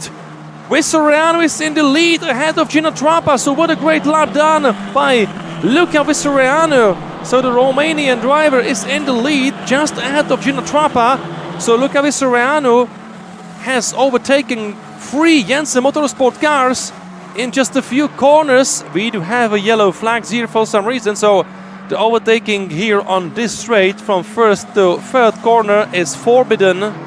And I can also see one car trapped in the gravel, and we do have a safety car again. Yes, the safety car comes out for the third time in this race, and we do have one Maffei racing car off the track in the gravel trap. I can't tell who is it, but it should be the Czech driver Theodor Borenstein, because he dropped down in the order. He's now in P19, so unfortunate race for the Czech driver Theodor Borenstein. He was starting the race from P10. As I mentioned earlier today, he has his mentor here, and the mentor for Theodor Borenstein is the only Formula 1 driver from the Czech Republic, Tomáš Enge. So it's a great support for the young Czech driver. But even though we do have Theodor Borenstein off the track, and here it is. This should be Borenstein's car, and you can see the driver angrily leaving the cockpit and running off away from the gravel zone behind the barriers. So this is pretty unfortunate ending for Theodor Borenstein. It's a second Czech driver who was forced to retire from this race after František Němec, who had a crash with some other driver. So not a good race for these two Czech drivers, but anyway, we still have Max Karahan fighting for the podium, and we do have the best placed Czech driver Max Karahan in P4 at the moment. There are 4 Jensen Motorsport cars from 2nd to 5th place, and these 4 Jensen Motorsport drivers are there behind the race leader, who is Luca Vistoriano. Absolutely great performance by Luca Vistoriano in the last lap, just before the safety car was released again. He overtook 3 Jensen Motorsport cars in just a few corners, so that was really, really great performance.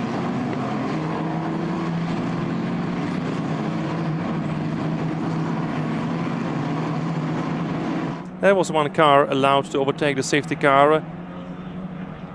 That's number 90 of Chase Fernandez. So Chase Fernandez is now allowed to catch the safety car queue again, and basically he's unlapping himself by doing so. So that's a good news for Chase Fernandez, who still has a slightly chance of getting some results. I'm not gonna say points, but some result from this race. Still, it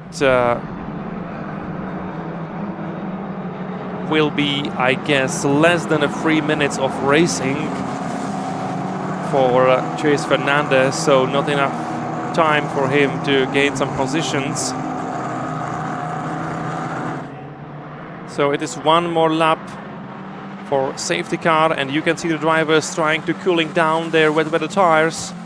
So you can now see very well who has the wet weather tires and who hasn't, actually, because the racing line is almost completely dry, so the drivers on the main straight are forced to go to the right side to cool down the wet weather tires.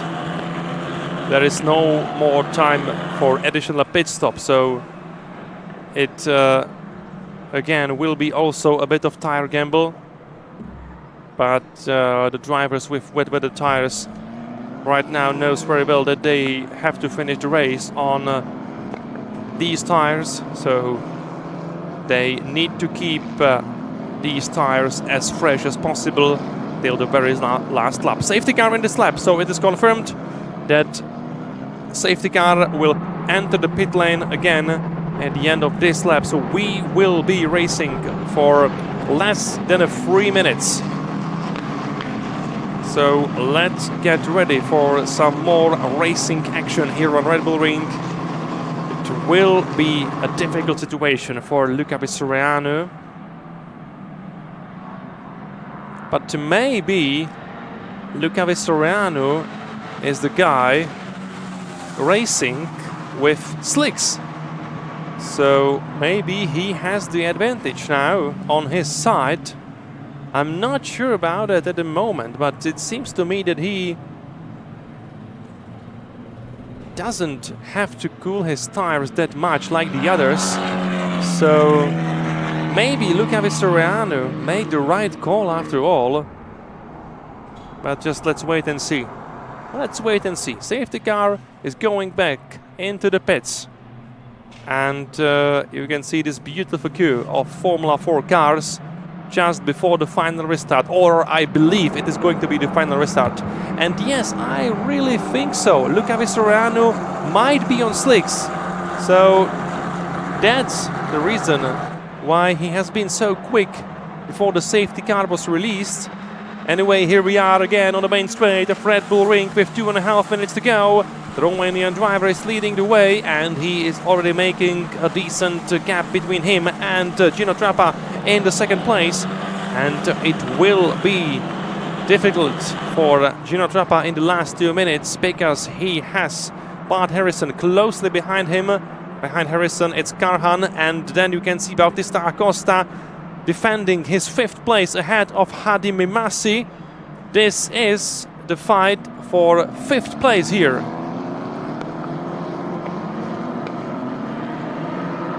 Great driving by all the young drivers.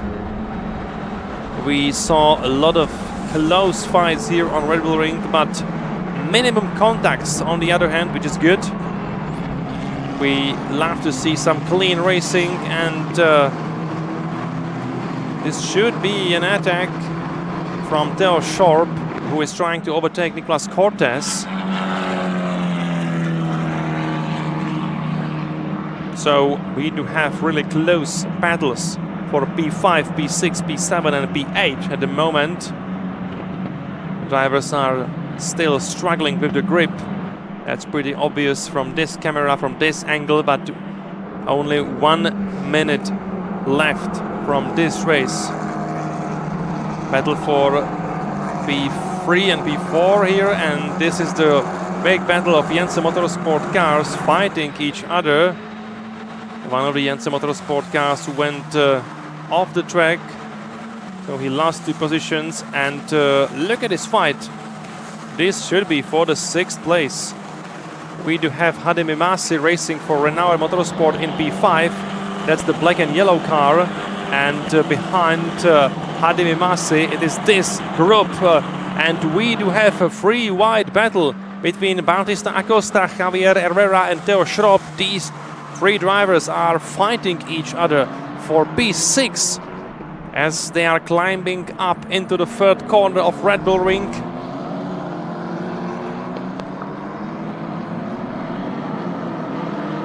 Oh no, there is a touch! There is a touch between the teammates! And just a few moments ago, I said that we've have some clean racing so far, but then this is what happened. So we had a contact between the teammates, and one of the Jensen Motorsport cars has been spun around. I believe the spun driver was Theo Schropp, so he got touched in there, and he lost the race in the very last lap. So pretty unfortunate situation for Theo Schropp, and that's a great shame for teammates. But anyway, here we are on the main straight again, and Luca Vistoriano takes the checkered flag, and he is the winner of the final race of the Formula 4 Central European Zone Championship here on Red Bull Ring. Great drive by the Romanian driver Gino Trappa in P2, and great finish for the 3rd place actually. Wow, that was something. Bart Harrison is in P3 just ahead of Max Karhan, Javier Herrera in P5, Hadi Mimasi in P6. But let me tell you the gap between the driver on third and the driver on fourth place. Oh my god, it was so close. And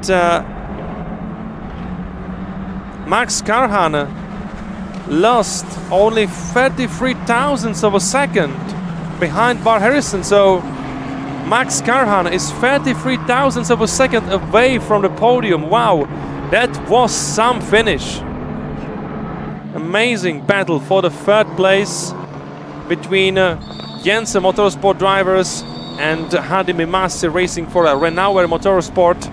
So after the very close battle, it is Bart Harrison taking the third place ahead of Max Karhan in P4. Then we do have Javier Herrera in P5, Hadi Mimasi in P6, Nicolas Cortes, another Renauer Motorsport driver, finishing the race in P7, David Walter, the Danish driver, finishing the race in P8, P9 for Bennett Gaspard, the Hungarian, racing for traditional Zönge Motorsport. Matilda Paz, the best lady of the race, finishing in P10. Bautista Acosta in P11. The newcomer, Andreas Lobue, 15 years old, again gaining some positions and finishing in P12 from 22nd place on the starting grid. Great job by Andreas Lobue. David Gorčica racing for Yannick Motorsport, finishing the race in P13. Nikolai Dirvet finishing in P14. P15 for Romuald Poquet. That's the second Yannick Motorsport car. P16 goes to Michalina Sabai, and her female rival Chiara Henny was there in P17. Just behind her, Chase Fernandez in a P18, and then we do have 4 drivers non-classified in this race, starting with Theo Schropp, who has been spun around in the last lap, and then also Theodor Borenstein, František Němec and Simon Schranz were forced to retire their cars in this race. So unfortunate for these 4 drivers. But anyway, it was some great racing here on Red Bull Ring, and I can tell you that the season will be going on again, and it will again be here. So the next round of the FIA Formula 4 Central European Zone Championship will take place here on Red Bull Ring again, with another 3 races from 17th to 18th of May. So see you here in 1 month.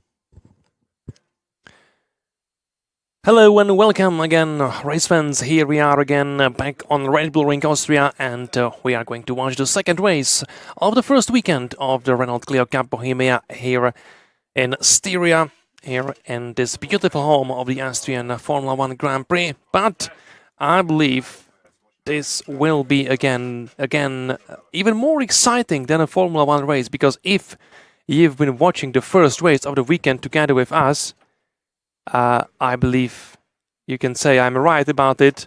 It was a massive race and massive battle for the first place, mostly because Tomasz Pekkarz and the Polish drivers, and I believe we're gonna have the same scenario here for the final race of the weekend. So we are ready on the starting grid for the second race of the first racing weekend of the Renault Cleo Cup Bohemia, and our reigning champion Tomasz Pekkarz behind the wheel of his orange car with number 1 will be starting from the second place this time. We do have Reto Wist on pole position behind the wheel of his car number 48. In the second row it is Nico Wist in P3, just next to Alexander Spetz. He will be starting from the fourth place. No, and here is number 96, Bartolomiej Mirecki. This time it will be start from the 8th place for the Polish driver. And I still owe you the final results of the first race, because as I said just after the checkered flag, there were some penalties given, and Tomasz Pekkarz, the driver who was first on the line, was given 4 seconds time penalty for the track limits, which means that Tomasz Pekkarz took 7th place in the first race. And it was Bartolomiej Mirecki who was promoted to the first place after all. So the Bartolomiej Mirecki won the race number 1, and he will be starting from the 8th place to the second race of the weekend. As you can see, it will be a wet race again, so the same case like we had in the previous race of the Formula 4 Central European Zone Championship. But I've been checking the outside. I went out from my commentary box, and I can tell you that I felt no more raindrops on my face. So I believe that the racing line will be drying out very quickly, and the race should be ending on a dry track. But let's wait and see. We are ready to release the cars to the formation lap, and it will be another 25 minutes of racing action here on Red Bull Ring under the hills of the Austrian Alps. Here we are, let's go for the formation lap. So it was Bartolomiej Mirecki who won the first race, and after all it was Julian Smiechowski in a P2 and Nikodem Sobczyk in P3. So after the penalties were given, these 3 drivers were on the podium: Mirecki P1, Smiechowski P2, Sobczyk P3. And we are ready to go again here on Red Bull Ring, and I believe it is gonna be another great battle between the Czech driver Tomasz Pekkarz and mostly his Polish opponents.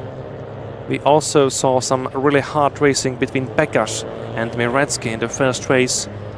Mirecki was pushing Pekkarz away from the track multiple times, so it was also very hard for the Renault Clio cars.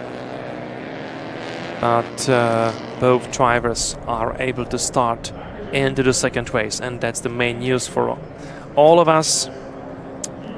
If I take a look at the results from the last year, I can tell you that Bartolomiej Mirecki scored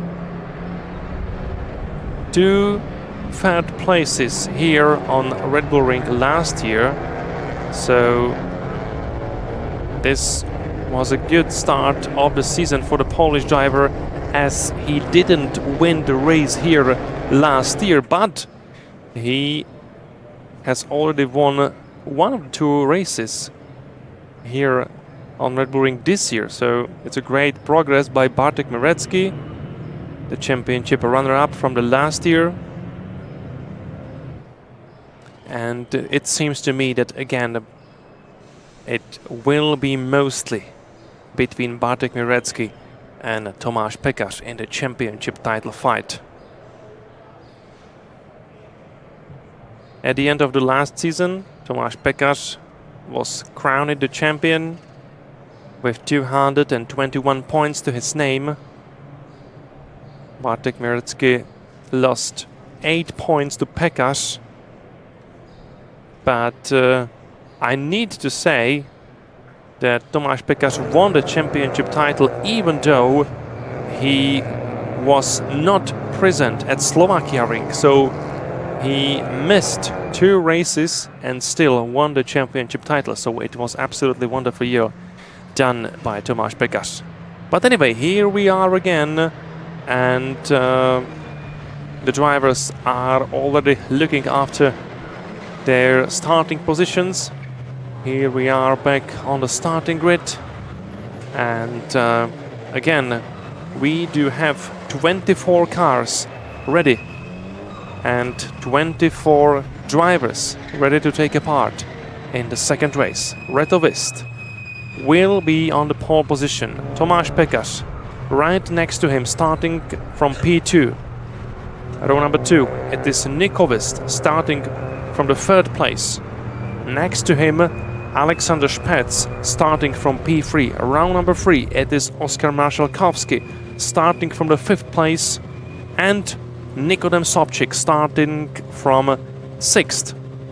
Row number 4, it is Julian Smiechowski, so he will be starting from P7 this time, and again he will be fighting for another podium finish.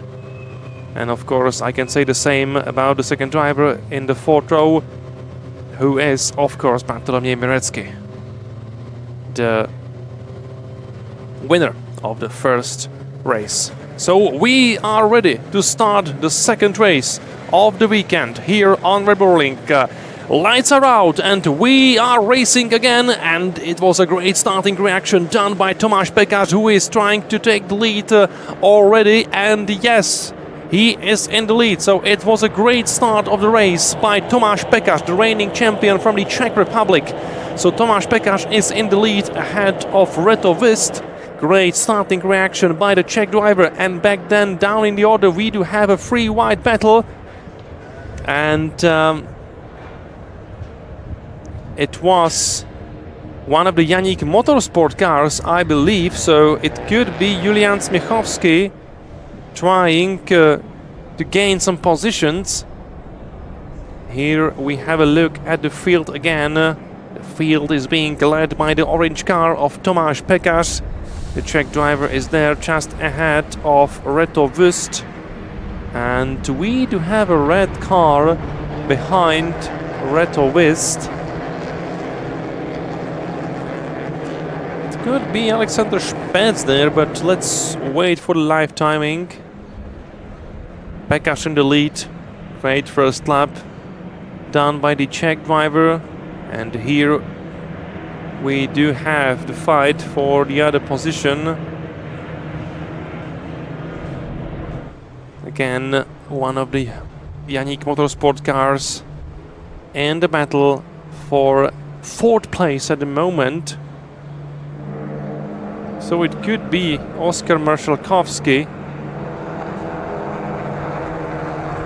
And here we have a number 68, that's Julian Smiechowski, also trying to gain some places back on the main straight, so we can check on the results. Tomáš Pekař is leading the way, Reto Vist in P2, Bartolomiej Mirecki already in 3rd place. Also great lap done by Bartolomiej Mirecki, and here we have a fight for the 5th place.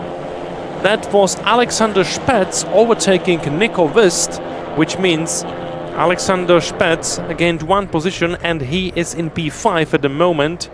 Great overtaking maneuver by the Drago Racing driver. Again, free wide into the 3rd corner, but Tomasz Pekarz didn't see that fight. He is up in the front and he is working on his advantage. He's gaining the advantage over Retovist, and the other drivers, including Bartolomiej Mirecki and Julian Smiechowski. So again, we do have these 2 Polish drivers together fighting for the positions. There is Bartolomiej Mirecki with car number 96. So Bartolomiej Mirecki is already in P2. Great job so far by Mirecki. And again, the target for Mirecki is absolutely clear. He wants to chase down Tomasz Pekarz and fight with him for the race victory today.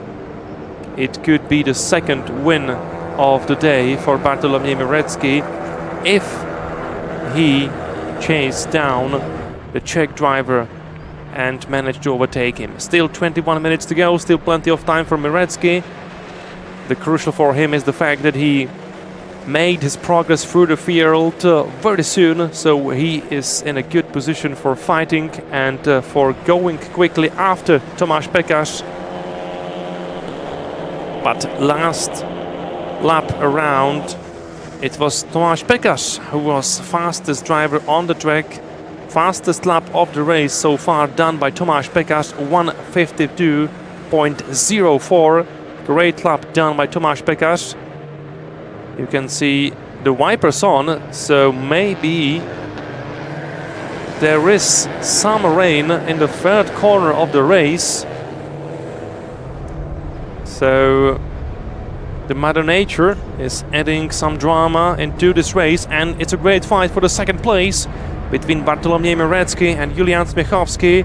Smiechowski is going for the inside line, and we do have new driver in P2. It is Julian Smiechowski at the moment. He overtook Mirecki, and there is also Retovist and Alexander Spetz behind these 2 drivers. Still the fight is going on. A great job by Mirecki, who is retaking his 2nd place now. Smiechowski was going there from the outside, but that was the disadvantage for him. Mirecki had a better racing line, so... Oh, no, we have 2 cars off the track. It's number 97. That is Matic Bresa, the racer from Slovenian team Lema Racing.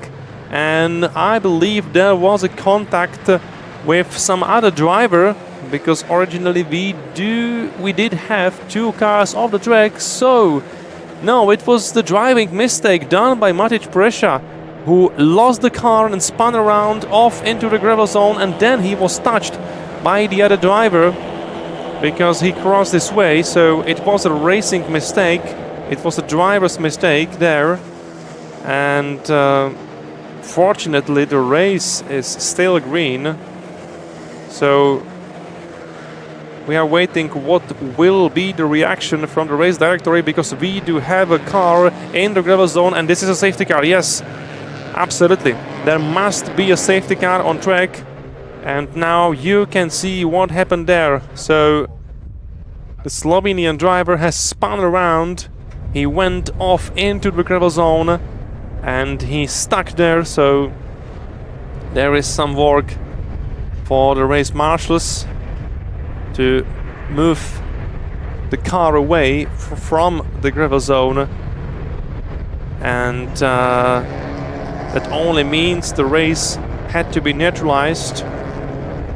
And you can see the grey clouds over the Red Bull Ring, so it is actually quite possible that the rain is increasing its intensity in some parts of the racetrack, mostly around the third corner. The third corner is actually far away from the main straight and the paddock, so it's quite possible that we do have a no rain on the main straight at the moment, but we do have a rain around the third corner at the same time. So these are very tricky conditions for all the drivers, and we still do have 17 minutes to go.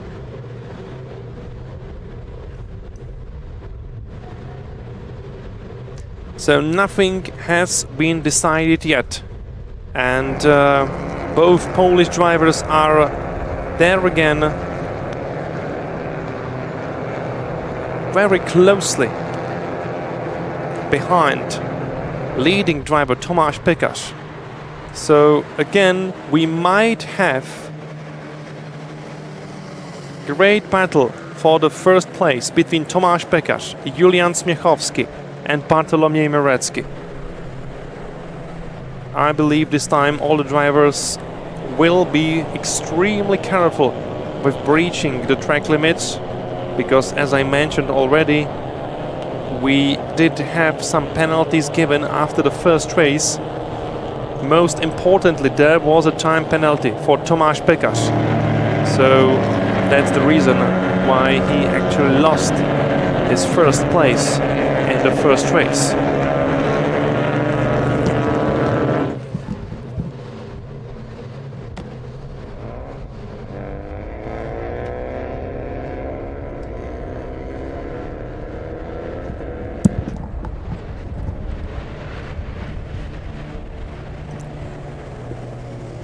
So we saw the car of Matic Brescia from the Slovenian team Lema Racing being pushed away from the gravel zone.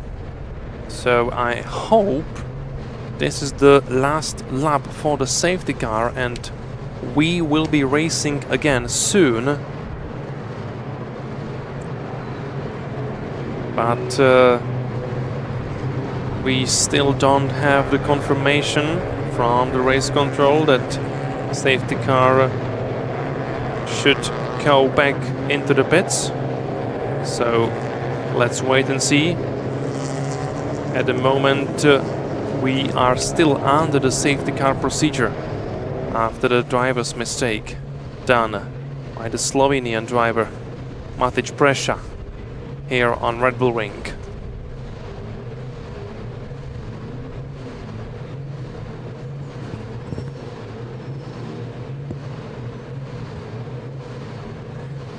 Still 15 minutes to go, and we are expecting more drama here on Red Bull Ring, and I can't see the safety car anymore, which means the safety car driver has picked up the pace. Oh no, there's the safety car still ahead of Piekarz, so no, we still do have the safety car procedure and still no information from the race director. So at last one more lap behind the safety car for all the drivers here. So we will have, I believe, less than 12 minutes of green flag racing after the safety car will enter the pit lane again.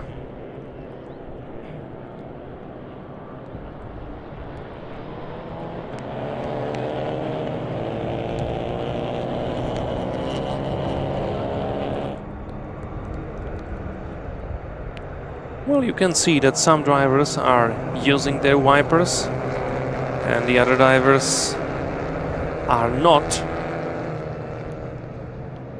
But I can also see the marshals covering themselves under the umbrellas here around the third corner. So actually, yes, this might be the place with the heaviest rain at the moment. And I believe that we couldn't wish for more, actually.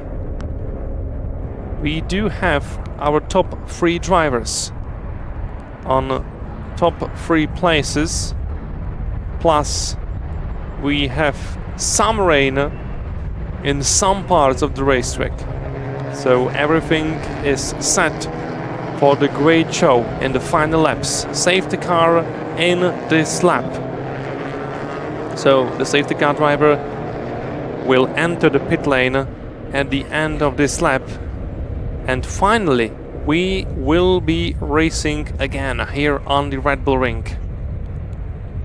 It's absolutely beautiful racing facility, not only for the drivers, but also for all the journalists, commentators and all the staff. You can see the amount of investments that have been made by the Red Bull when the Austrian company bought the circuit.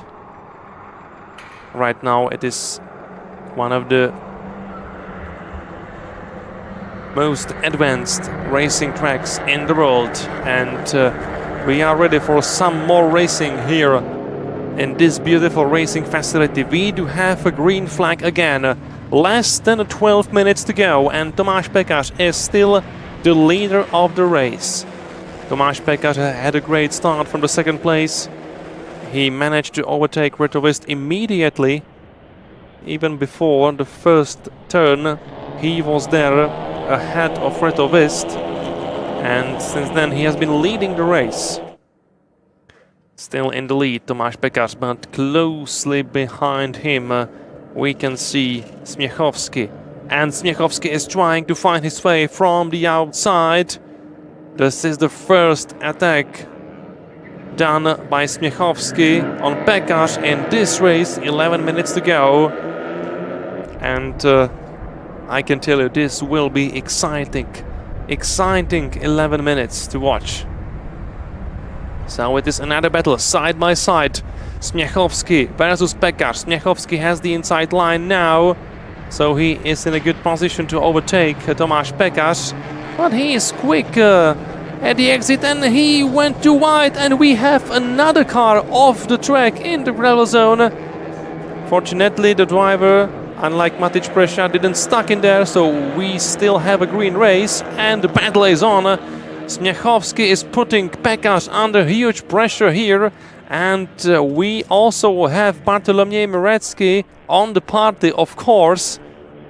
So it is Mirecki ahead of Smiechowski now. Another great battle for the race victory here on Red Bull Ring. So Bartolomiej Mirecki, the winner of the first race, is currently in P2 in his white Renault Cleo Cup car, number 96. Here we are again on the main straight with less than 10 minutes to go. Tomáš Pékař needs to be defensive here, so he is choosing the inside line for the first corner. He doesn't want to leave any space, but even though he does, and there is a space for Bartolomiej Mirecki, who is the new leader of the race at the moment, but it should be a free wide battle for the first place on the straight from the first to third corner. And this should be a great situation also for Julian Smiechowski. He wants to go through between the two cars, but he slows down rather. He didn't want to risk a collision, so he will try it again later. Still 9 minutes to go for all the drivers, so plenty of time to attack. Mirecki is in the lead ahead of Pékař. And he makes a mistake! Bartolomiej Mirecki went off the track into the gravel zone, so the Pékař is back in the lead. And it is Julian Smiechowski now in the second place, just ahead of Mirecki. Wow, that's a shame for Mirecki, because he has been leading the race and made a mistake. I believe there was no contact between him and Tomáš Pékař. He was just too wide at the exit from that corner, so he went into the gravel zone. But fortunately for him, he was able to rejoin the race. So we are still going green with 8 minutes to go, again on the main straight of the Red Bull Ring. Tomáš Pékař in the lead. This time around, it's a much safer situation for him. there was nobody going for the inside line. But now he has to be careful because Julian Smiechowski was really quick out of the first corner, and now he goes from the slipstream and trying to find his way from the outside into the third corner. Nice switchback done by Smiechowski, and he is trying to have the inside line for the following corner. So it should be Julian Smiechowski in the lead of the race with 7 minutes to go. Yes, he goes for the inside with his Yannick Motorsport car. Very typical colors for Yannick Motorsport, with red and white, and of course with Orlen stickers on the car. And we can see these colors very well right now because Julian Smiechowski is leading the race with his car, and also Bartolomiej Mirecki is back. So Bartolomiej Mirecki is back after his mistake, and he is again there fighting Tomasz Pekasz for P2 at the moment. Plus, we do have Nikodem Sobczyk behind these three drivers. So also Nikodem Sobczyk is joining the party, and it is another Polish driver who wants to fight for the podium here in this race. And again, Tomasz Pekasz needs to be defensive, so he is keeping his inside line on the main straight into the first corner. Mirecki is going to try it from the outside, and it could be almost free wide into the first corner. Why? My goodness. Do not try this here. The first corner is just too narrow for going free wide. But anyway, Nikodem Sobczyk is there, and definitely we do have 4 drivers fighting for the podium. And also there's a warning for car number 26 for breaching the track limits. That's Oskar Marszalkowski, currently in P7, and that's the second driver racing for Yannick Motorsport. So we do have a track limits warning for Oskar Marszalkowski, who needs to be careful during the remaining 5 minutes to avoid a penalty for breaching the track limits. But who is gonna be winner there? Smiechowski in the lead with Bartolomiej Mirecki behind him. There are almost no gaps, and we do have another car off the track, and I believe that was, I guess, Filip Bartosz, because he was there just ahead of Oskar Marszalkowski, and I saw Oskar Marszalkowski in a Yannick Motorsport car overtaking the yellow Clio, going off the track into the gravel zone. So most likely that was a mistake done by Filip Bartosz. But anyway, let's focus on the front. Julian Smiechowski has no gap between himself and Bartolomiej Mirecki. Plus, Mirecki has no gap between himself and Tomasz Pekasz. So it is another nose-to-tail battle for the second place between Mirecki and Pekasz is going for the inside line into the first corner, and this should be the overtaking maneuver, and there is another slight contact between the two cars. Tomasz Pekasz is trying to keep this racing line because he knows he gonna have the inside for the third corner, which of course gives him the advantage in the battle for the second place between him and Bartolomiej Mirecki. Yes, here we are into the third corner. Pekasz goes for the inside. He takes the he takes the second place at the moment. And also look at Nikodem Sobczyk, the Polish driver driving the car number 777, racing for Nikos Racing. He is there very close behind Bartolomiej Mirecki. And Nikodem Sobczyk is still waiting for the opportunity, and the opportunity is here and now, because Tomasz Pekasz made a mistake. He went off into the gravel zone again, and he lost 2 places. That means we do have Bartolomiej Mirecki in P2 and Nikodem Sobczyk in P3 at the moment. So it is another change. We also have a track limits warning for number 10. That's Luka Glaser, racing in P14 at the moment. And also another warning for car number 10. That is, yes, Luca Glaser again. So warning for breaching the track limits. So drivers should be careful there again. Most of all at the exit from the last corner, because there is a huge tarmac zone painted with the Austrian flag, and it is really easy to went off the track and break the track limits. So drivers needs to be careful to avoid any penalties in the remaining 2 minutes of the race. Smiechowski in the lead, Mirecki in P2, Sobchik in P3, and this could be a free wide battle into the third corner for the second place.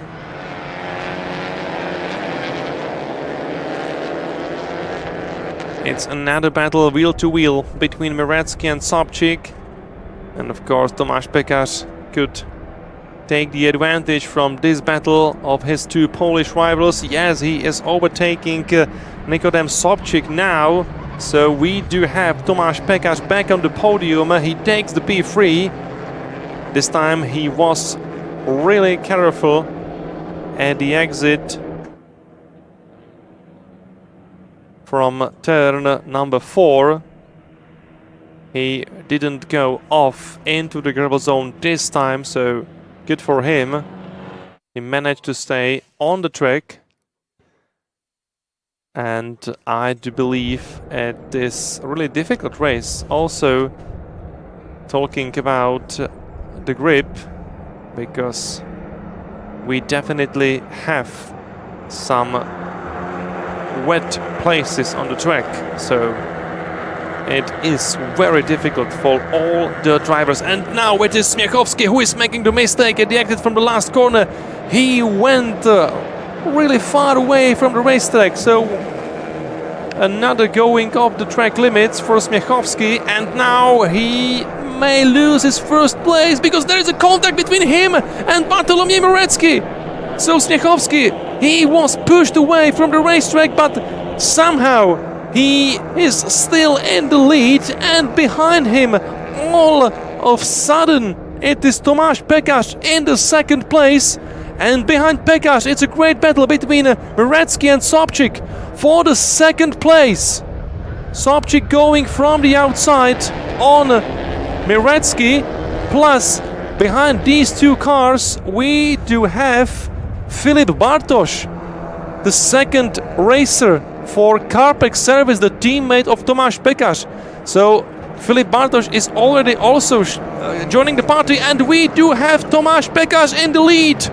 Great maneuver in the last lap. Tomasz Pekarz overtook Julian Smiechowski, but he's trying to retake the first place out of the fifth corner. Another great battle for the race win here on Red Bull Ring, and it is again between Pekarz, Smiechowski and Mirecki. Now it is close battle between Mirecki and Smiechowski, and Mirecki pushed Smiechowski out of the track. So we do have Bartolomiej Mirecki in the second place, Nikodem Sobchik in P3, and Julian Smiechowski in P4. Behind these two four cars, we have Filip Bartosz in P5.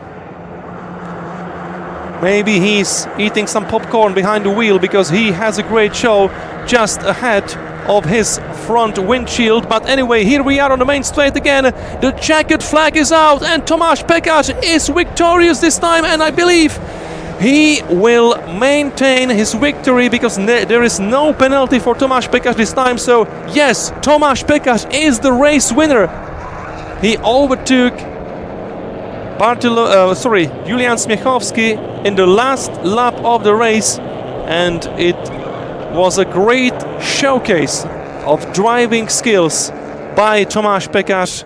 Great victory for the Czech driver, great victory for the reigning champion. Bartolomiej Mirecki this time finishing the race in P2, Nikodem Sobchik in P3. It was the fourth place for Julian Smiechowski, and the second Carpex Service driver Filip Bartosz finished the race in P5. And we got Alexander Spets in P6, Oskar Marszalkowski in P7, Nikovist just ahead of Retovist, P8 and P9 for two other Karpex service drivers. Katarzyna Telikowska also racing for Karpex service. She finished the race in P10. Then it was Micha Primožič in P11, Ivan Prantner on P12, Luka Glaser in P13, Dejana Robida in P14, Filip Civok finishing the race in P15, Walter Nežič in P16, Xavery Osolinska-Neryotka on P17, P18 for Jan Raška, 19th position for Christoph Cox, P20 for Tomislav Jaklin, 21st place for Vladimir Jaklin, 22nd place for Ivan Gustin, and 23rd place for Petr Palotas. Only Matic Prescia was unable to finish the race as he stuck in the gravel zone, and after his collision we did have the only safety car procedure of this race. So what a great show again in Renault Cleo Cup Bohemia. It was great second race of the weekend, and I can invite you to follow the championship even after the opening weekend. Next time we're gonna see each other on Slovakia Ring. The season continues on 8th of June. So see you all in Slovakia.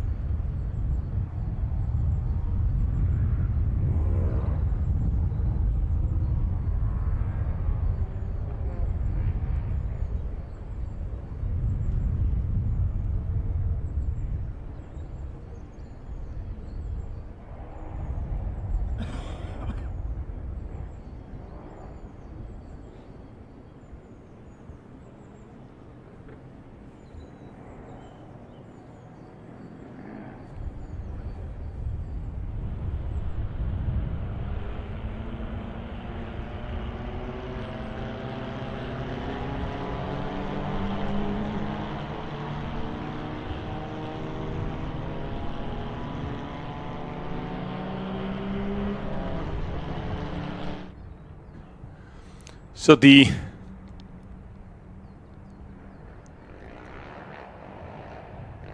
Trofeo die Serie jetzt hinaus unterwegs in ihrer Aufwärmrunde.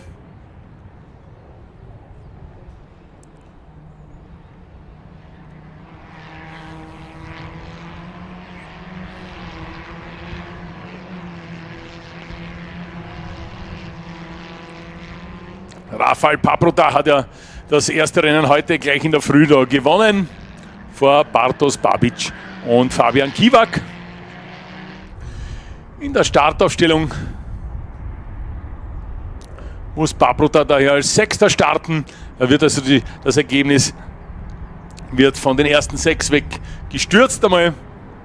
Und damit Max Sofka, der Sechstplatzierte aus dem Vormittagsrennen, auf der Pole Position. Piotr Lawski neben ihm in der ersten Reihe. Zweite Startreihe teilen sich David Civok und Fabian Kiwak. Dritte Reihe dann Bartosz Babic und Rafael Paprota. Daria Kuchnia auf dem 7. Startplatz. Karol Slusarczyk auf dem 8. 9. Startplatz Xavier Osolinski-Nirodka und am 10. Rang Alexander Kwasniak. 11. Alex Martin Kalinowski, 12. Patricia Bauer und als 13. startet Alicia Olesinska.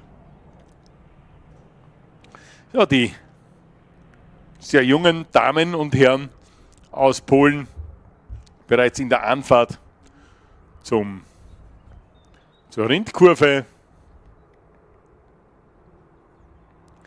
geleitet von unserem Leading Car, Safety Car, gesteuert von Stefan Friedl.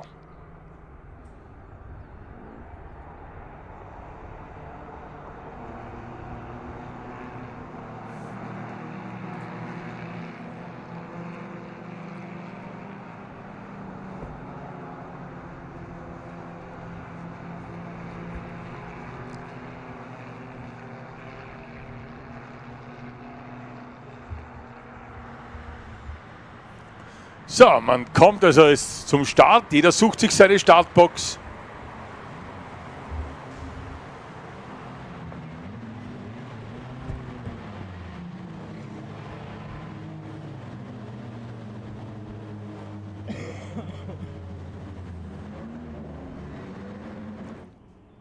Max Sofka auf der Pole Position, neben ihm Piotr Lawski.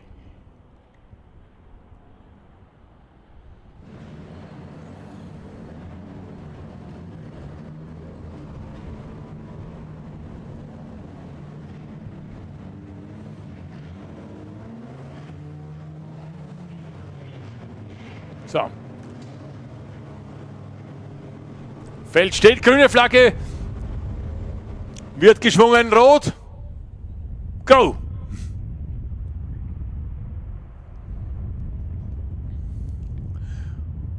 Ja, der Start von Lawski gar nicht so schlecht.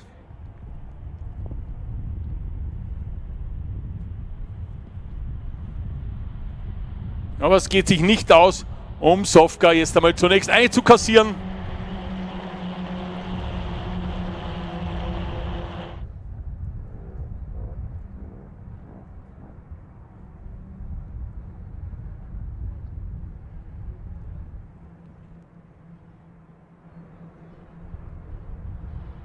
Aber Lawski versucht Sofka schon zu attackieren. Lawski innen bei der Anfahrt zur Kurve 3, bremst auch wesentlich später und da schlupft auch noch Fabian Kiwak durch.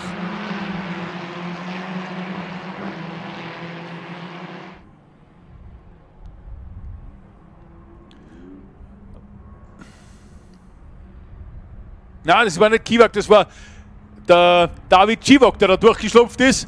Und der ist auch schon Piotr Lawski attackiert. Und auch vorbeigeht, momentan in Führung ist. Da gibt es eine kleine Berührung zwischen Lawski und Civok.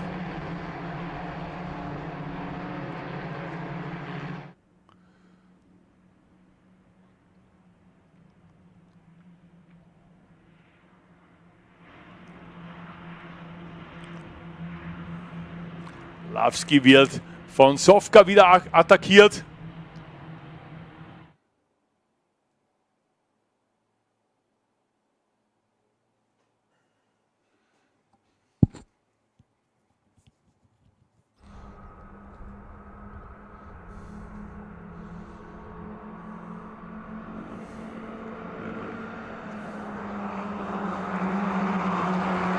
zu 5 nebeneinander durch die, nebeneinander, hintereinander, übereinander, wie auch immer, durch die Rindkurve, Zielkurve. Und jetzt auf Startziel. Schauen Sie sich das Feld an. Klein, auch was die Fahrzeuggrößen anbelangt, aber fein.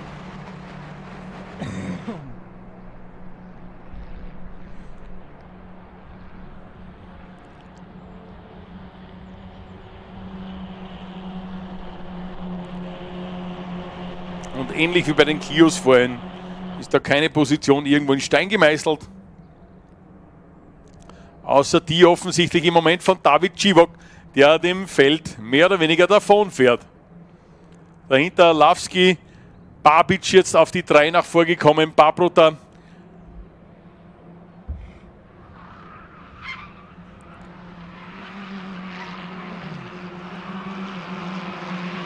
Vierter.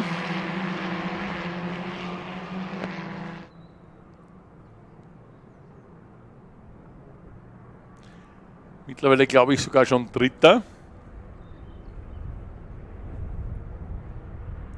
Ja, die Positionen werden da ständig durchgetauscht. Da kannst du dich nicht mehr aufs Display verlassen. Und wenn man die Autos nicht gut kennt, und das geht mir in diesem Fall so, dann tut man sich verdammt schwer, wer ist. Aber ich glaube, dass Paprota sogar schon Dritter ist. Civok anhand der Fahrzeugfarbe leicht zu erkennen, das ist der schwarze Fiat. Und Paprota hat ebenfalls eine sehr dunkle Lackierung.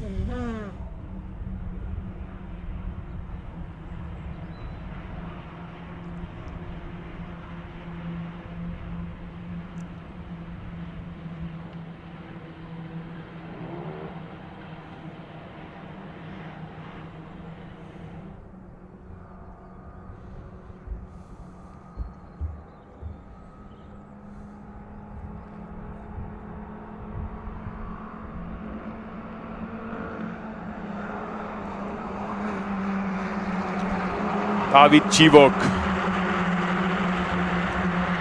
Ich möchte fast sagen, überlegen in Führung, wenn man sich den Rest des Feldes anschaut, wie man da eng beisammen ist.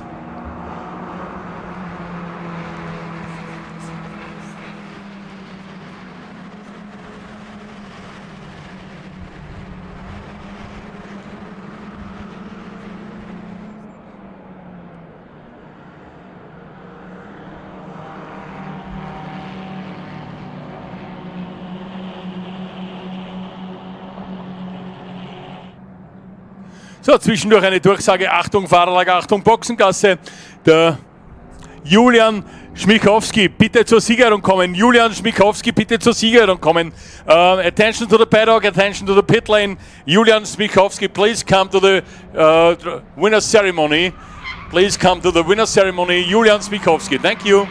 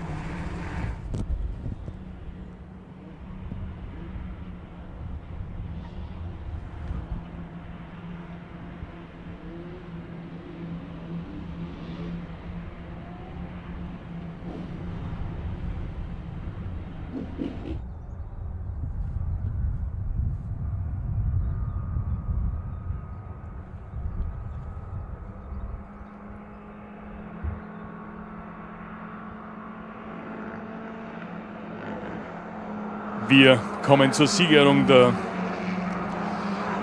TTC Cleo Cup Bohemia Trophy und holen uns einmal raus die ersten 3 des Rennens. Platz Nummer 3, Nikodem Sobczyk.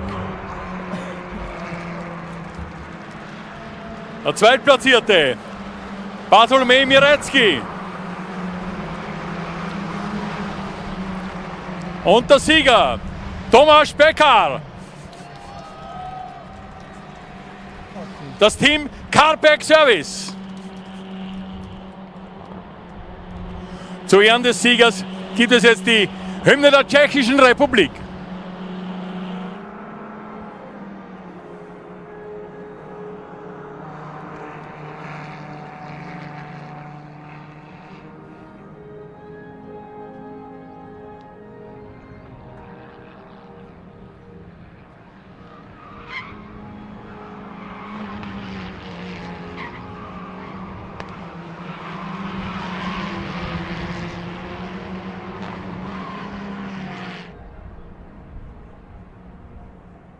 So, damit gibt es die Trophäen für Nikodem Sobczyk, Bartolomej Mirecki und Tomasz PK, sowie für das Siegerteam KART Service.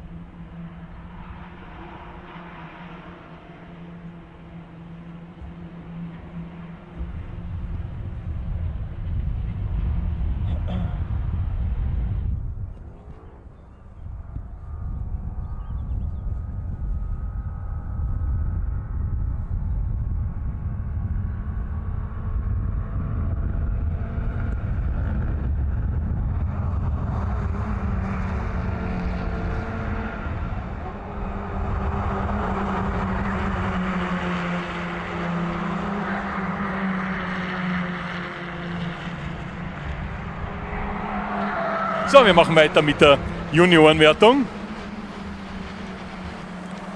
Platz Nummer 3. Geht an Filip Bartosz. Der zweite Platz an Julian Smichowski.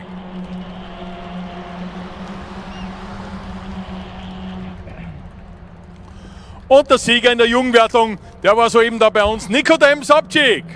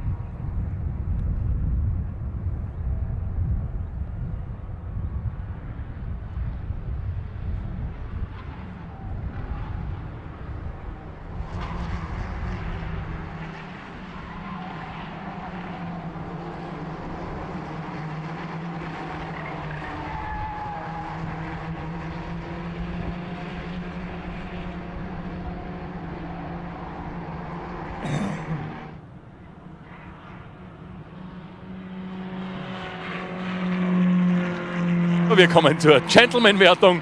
Platz Nummer 3 geht da an Jan Raschka.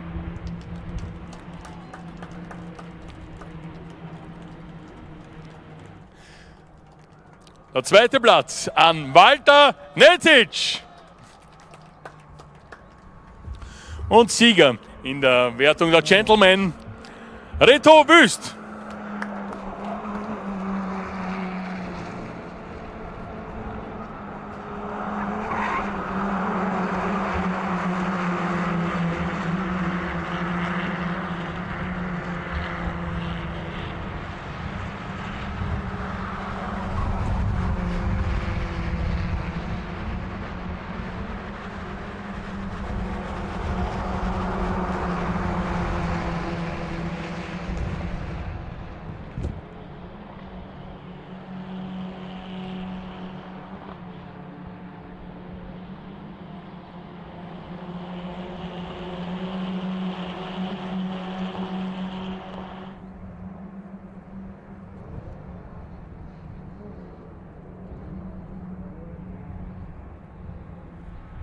Gut, dann machen wir noch weiter mit der slowenischen Meisterschaft. Platz Nummer 3, Devan Robida.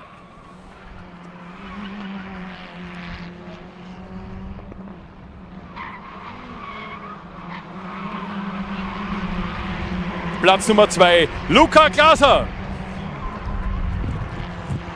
Und der Sieger Miha Primozic.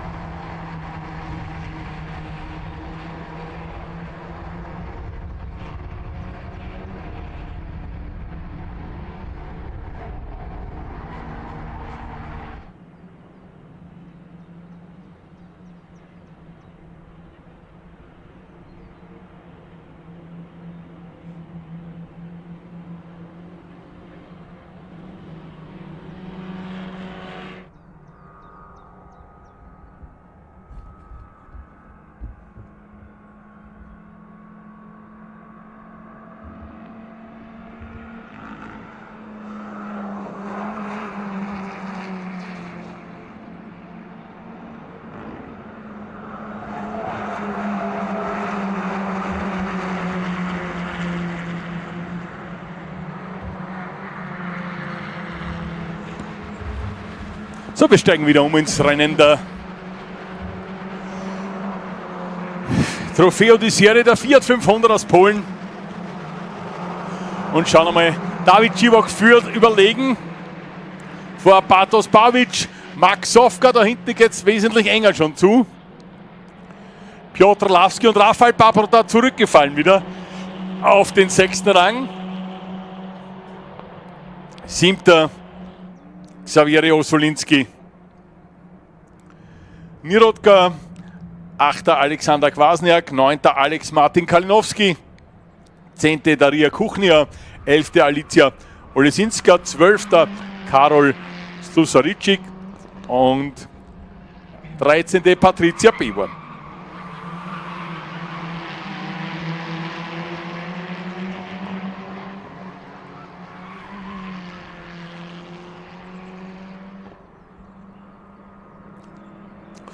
Zu dritt nebeneinander geht es die Schönberg gerade hinunter. Bartosz Babic vor 3 Konkurrenten, die sich da gegenseitig jetzt auch nicht allzu viel schenken. Ich glaube, da ist auch schon ein Spiegel eingeklappt bei Rafael Paprota, der da im Moment eine Position gewonnen hat. Ich glaube gegen Fabian Kiwak.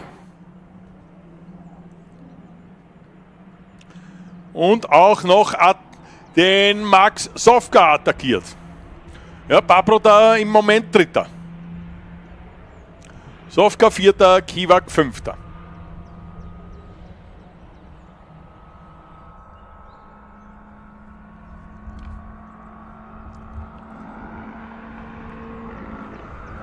Zweitplatzierter Bartosz Pavic.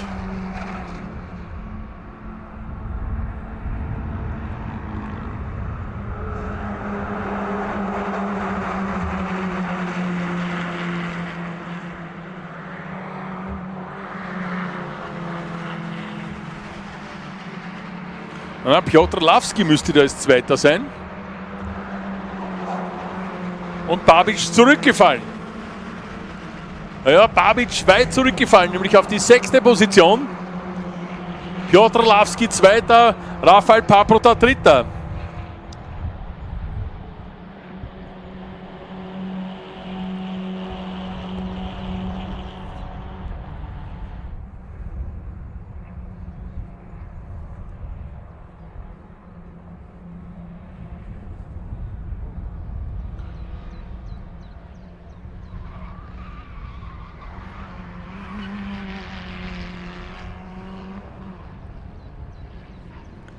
Paprota attackiert Lawski. Geht sich jetzt einmal in der Kurve 3 nicht aus. Schauen wir die Schönberg gerade hinunter, ob er da vielleicht genug Windschatten generieren kann, dass er an Lawski vorbeikommt. Aber Lawski ist in den Kurven ausgehend, kommt man vor, immer ein bisschen flotter als Paprota. Im Gegenteil, da bekommt Paprota noch Besuch von Sofka. Kann aber noch vorne bleiben.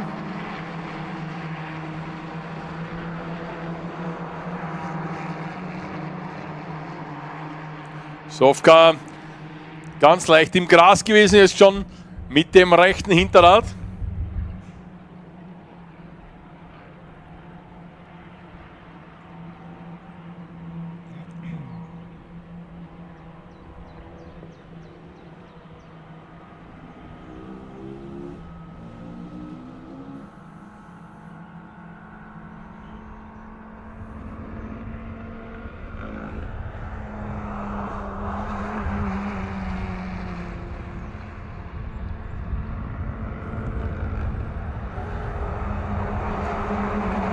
Ja, Walawski kann sich etwas vom Paprota lösen.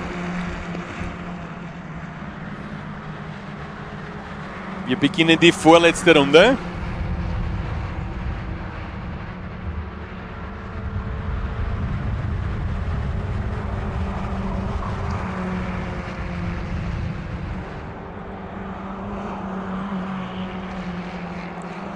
Und David Civok hat mittlerweile 8 Sekunden Vorsprung.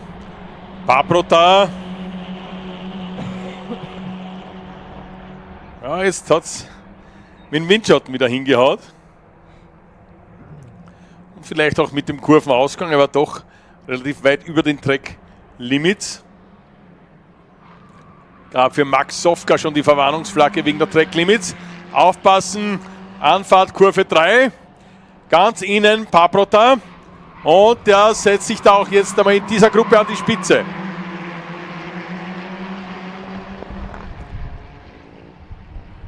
Paprota ist Zweiter. Während David Civok mit 8,2 Sekunden Vorsprung führt. Das sollte eigentlich für ihn nichts mehr schief gehen können. Verschreien kann man es immer.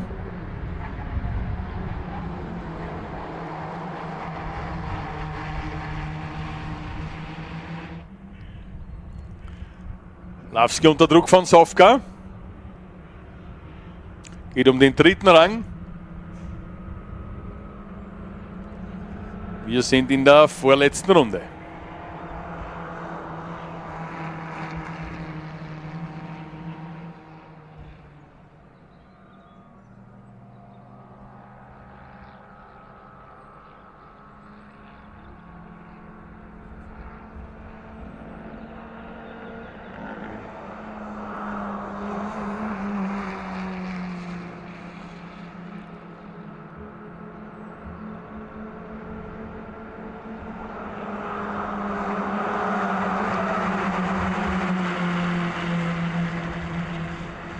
So, der Führende kommt bei Startziel vorbei, beginnt seine letzte Runde, während die Verfolger Rafał Paprota, Piotr Lawski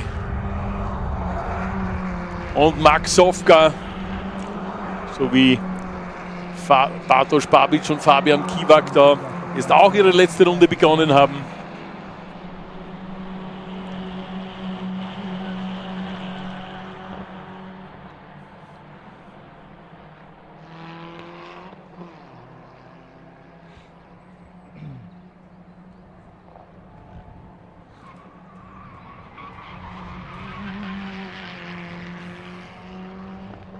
Der Führende bereits auf der Schönberg-Geraden. Letzte Runde 10,1 Sekunden Vorsprung, also da sollte es außer der Technik nichts mehr passieren.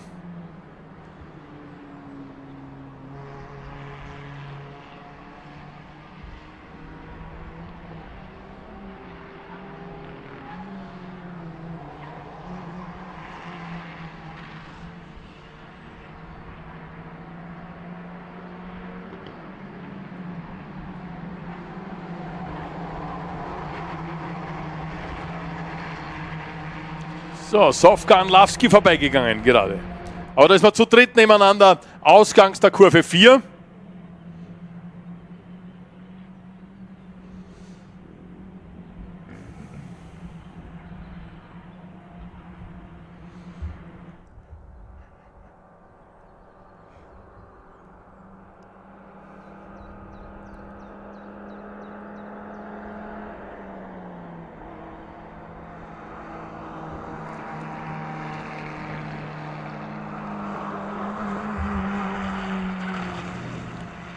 Und David Civok auf dem Weg Richtung Zielflagge.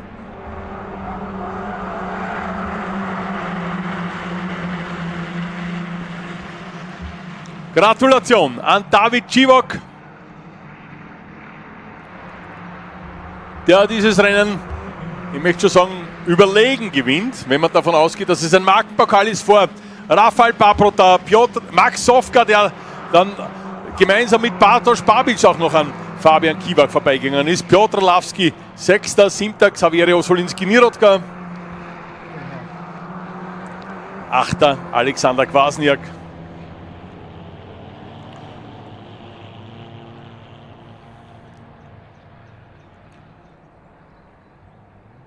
9. Alicja Olesinska. Wo ist Alex Martin Kalinowski? Er fehlt, weil Karol Slosarczyk ist bereits im Ziel.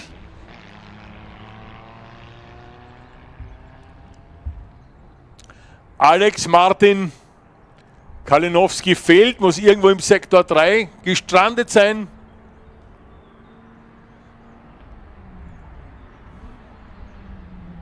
Aha, muss Ausgangs... Ja, liegt da in der Kurve 10 draußen. Also ganz am Schluss, wirklich letzte Runde, letzte Kurve abgeflogen. Schade für Alex Martin Kalinowski.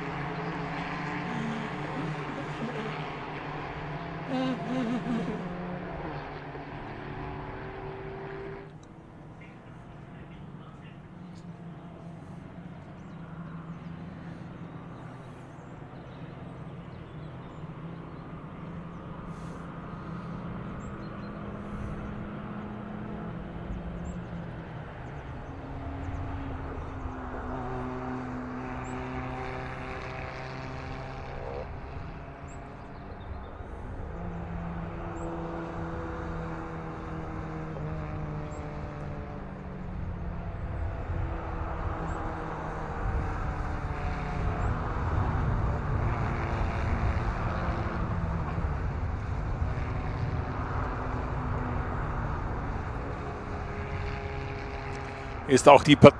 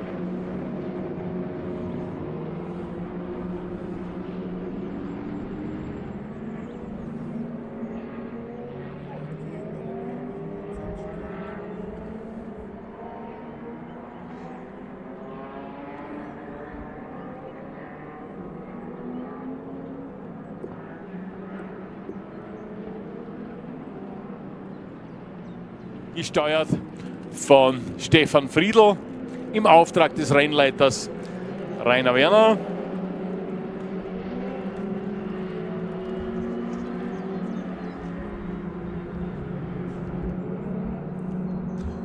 ...22 Minuten Rennzeit.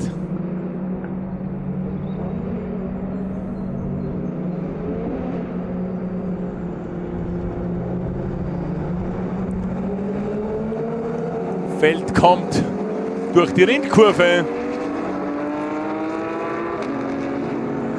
Safety Car ist abgebogen und Rupert Arzberger führt das Feld hier vor. Startampel noch rot. Köln, los geht's.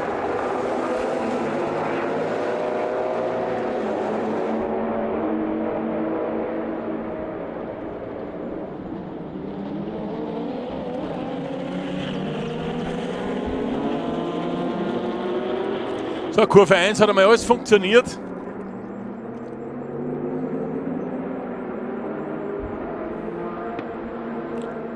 Jack Russell dürfte aber an Arzberger vorbeigegangen sein. Denny Zardo Dritter, Reine Sampel Vierter.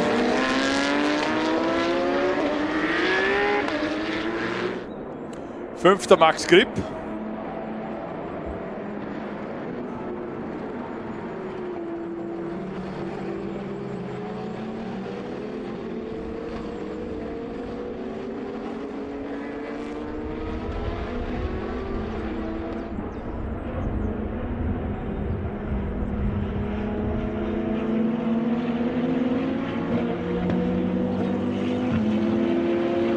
Es sind einige nicht mehr gestartet, kriege ich gerade mit. Also die Startaufstellung, die man mir geliefert hat, die schriftliche, die hat sich ja aufgrund des Ergebnisses von Lauf Nummer 1 ergeben.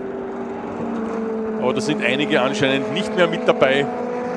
Mir fehlt Jakob Kraft, mir fehlt Johann Gantner, mir fehlt Dr. Alexander Linau, der Clemens Drechsel fehlt ebenso wie der Robert Brendli und Bob Bau. Bei denen war es klar, die haben sich offiziell abgemeldet. Da habe ich auch eine Mitteilung bekommen diesbezüglich.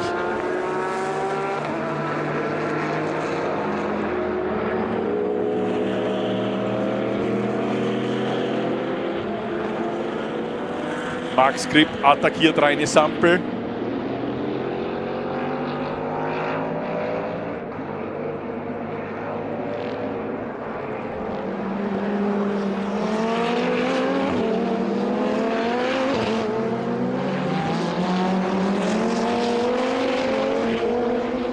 Ja, interessant anzuschauen.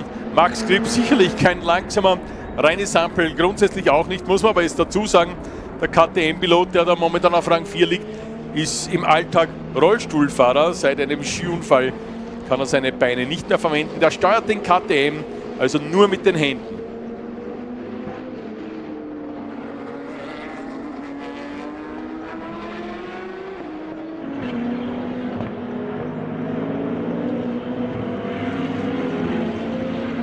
Davon Max Grip verfolgt.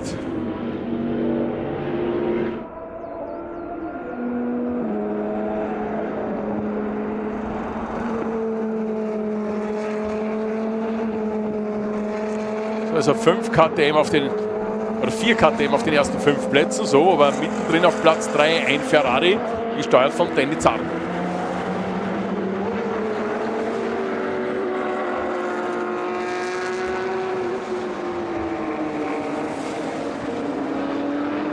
Ja, Jack Russell in der zweiten Runde haben wir einen 1:30,6 vorgelegt.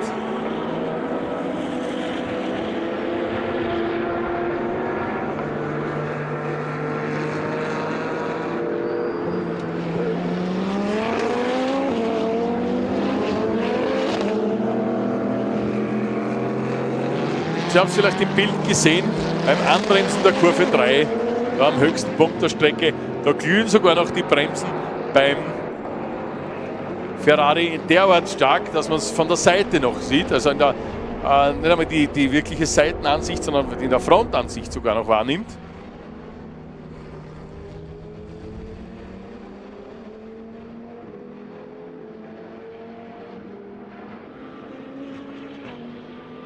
So, jetzt Max Grip an Reine Sampel vorbei. Ausgangskurve 4 mit dem linken Hinterrad beim Curb an der Kante hängen geblieben. Und wenn man da absolut gleiche Autos hat, kann das dann schon entscheidend sein. Wir haben ja das heute schon gesehen bei diversen Markenpokalen, dass so Kleinigkeiten dann schon etwas ausmachen. Und Max Grip macht sich auf die Jagd nach Denizardo.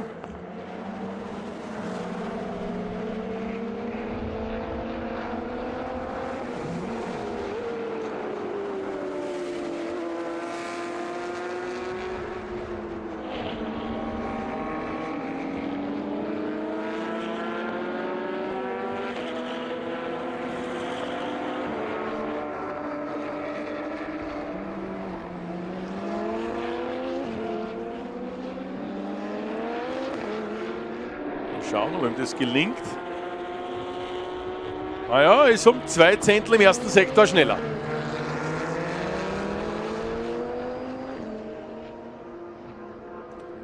Schnellste Runde nach wie vor Jack Russell, 1:30,605 jetzt.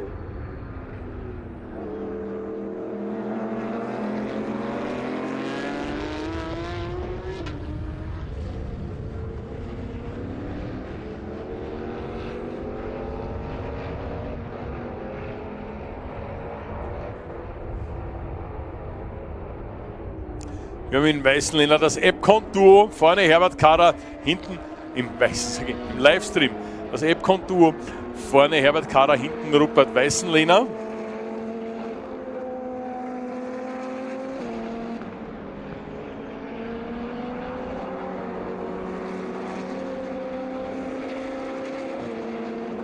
Das Sven Pott gegen Marco van Eck.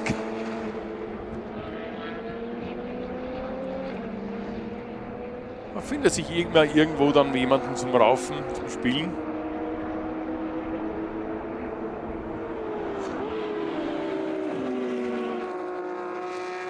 Da kommt mir vor, als würde Pott sich da lösen können von Marco van Eck.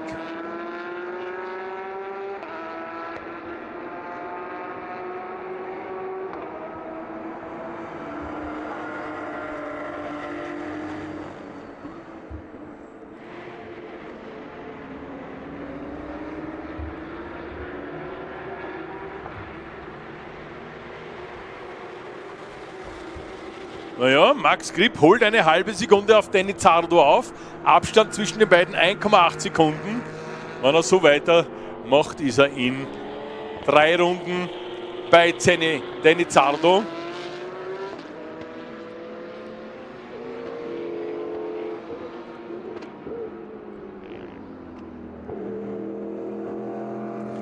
Wir sind aber weiterhin bei Pott gegen Van Eck. Abstand zwischen den beiden eine halbe Sekunde.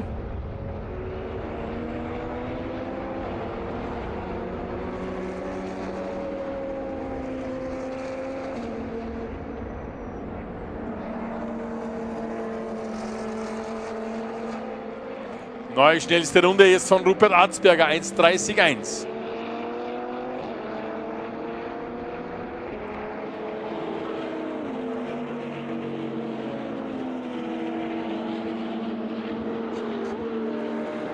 Ja, Denizardo die Zeichen der Zeit erkannt, denn die halbe Sekunde wieder rausgeholt. Na, nicht ganz, aber es waren doch immerhin 2,5 Zehntel, die er in dieser Runde schneller war als Max Grip.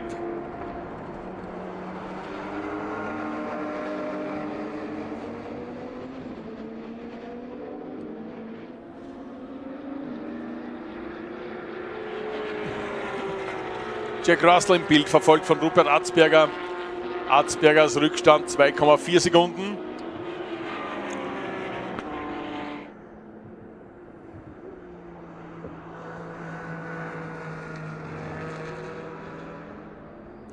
Holt aber weitere 4 Zehntel auf. Im ersten Sektor, zweiter Sektor auf 2/1000 gleich zwischen den beiden.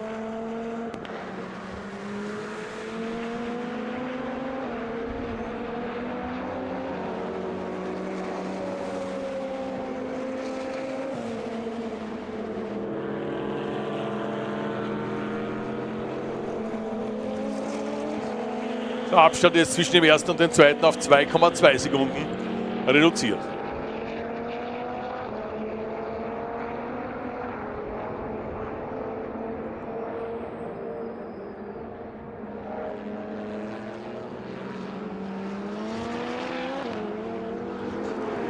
Der reine Sample kann das Tempo ja vor dem Fahrenden nicht ganz mitgehen.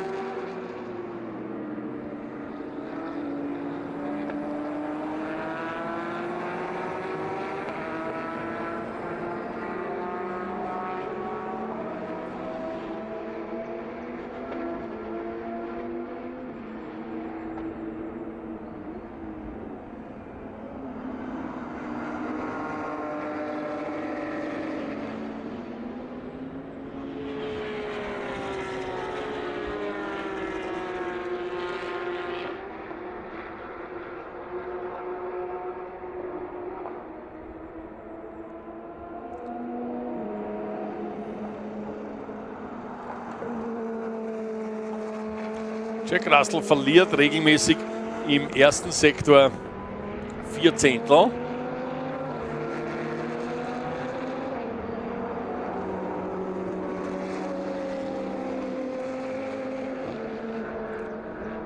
Gewinnt dann wieder ein bisschen was dazu, aber im Endeffekt hat er erst wieder 2 Zehntel verloren. 2 Sekunden hat er Vorsprung auf Rupert Atzberger. Da ist Danny Zardo im Bild. Schauen Sie die vorderen Bremsscheiben. Jetzt haben Sie es kurz im Bild gehabt.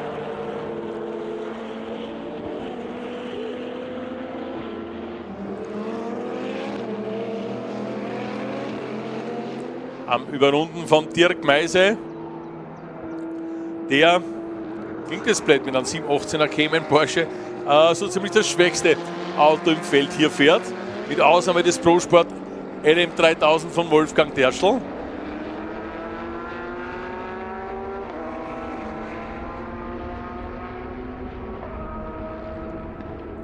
Ja, Max Grip kommt zwar ein bisschen näher heran an Danny Zardo, aber ja, 10 Minuten vor Schluss noch immer 1,8 Sekunden Rückstand. Da muss jetzt, wenn das so gleichmäßig runtergeht, noch irgendwas passieren.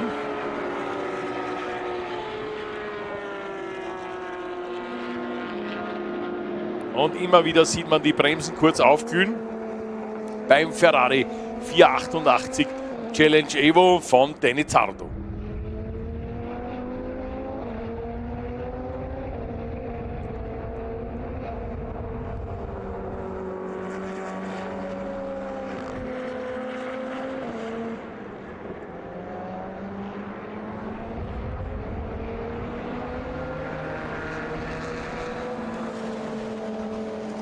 So, neue schnellste Runde von Atzberger. Probiert das jetzt noch einmal. Auf Jack Russell loszugehen. 1,29,672. Da hat er letzte Runde eine halbe Sekunde aufgeholt.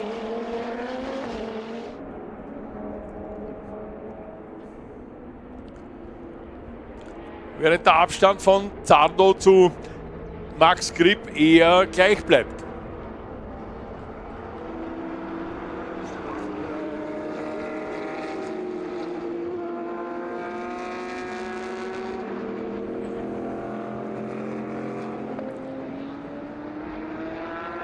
Aber wir überrunden natürlich jetzt noch einmal die Chance für Atzberger näher an Jack Russell heranzukommen. Der erste hat es da immer ein bisschen schwer, weil die zu Überrundenden oftmals überrascht sind, dass der jetzt schon da ist.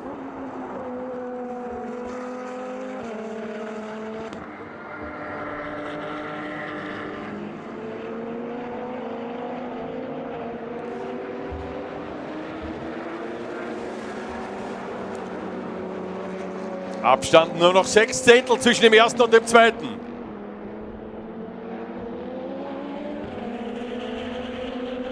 Russell gegen Atzberger, es geht um den Laufsieg. Zardo 13 Sekunden dahinter. Max Grip weitere 1,6 Sekunden hinter Zardo. In dieser Runde auch eine halbe Sekunde aufgeholt. Aber das kann natürlich auch verkehrsbedingt sein, das muss keine großartige Aussagekraft haben.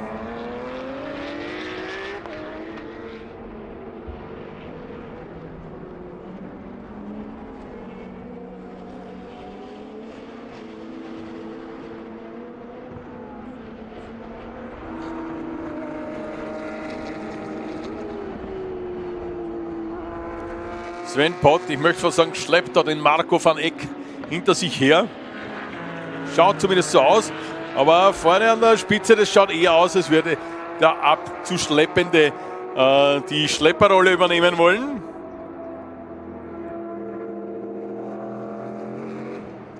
Da wird schon Kampflinie gefahren in der Anfahrt zur Jochen-Rindt-Kurve.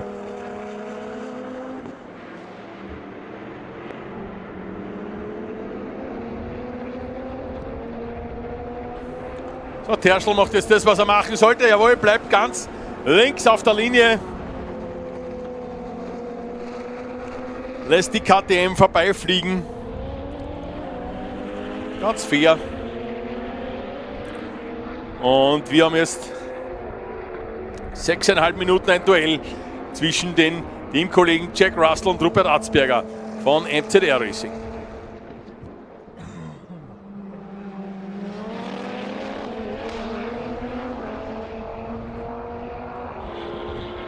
Ja, da ist Terschl. Terschl, der offensichtlich sein Auto abstellen musste im Bereich der Kurve 1.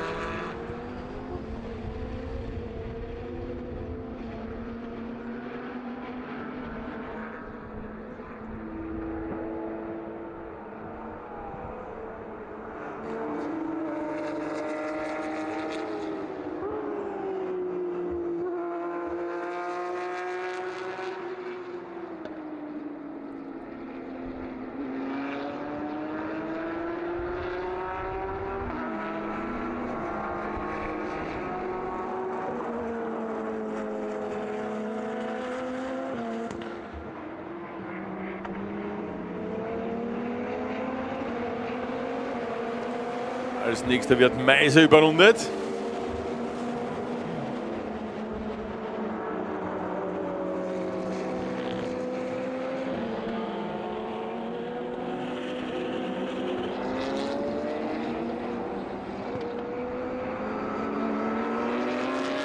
Bleibt ganz rechts.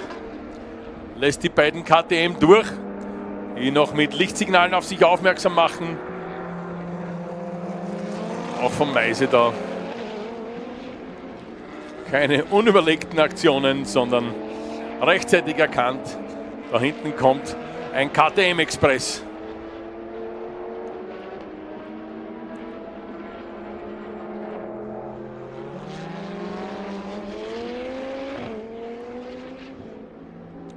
Da haben wir jetzt den Max Kripp im Bild gehabt.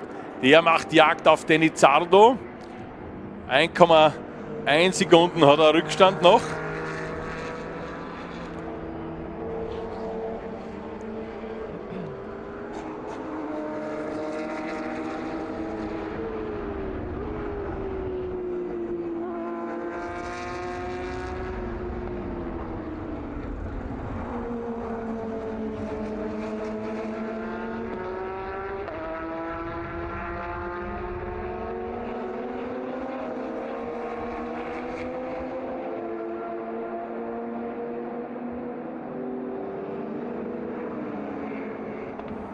An der Spitze der Abstand zwischen dem ersten und dem zweiten auf eine halbe Sekunde geschrumpft.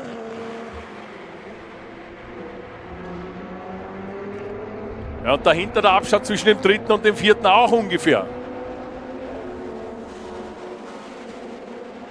Ja, knappe 8 Zehntel sind es da.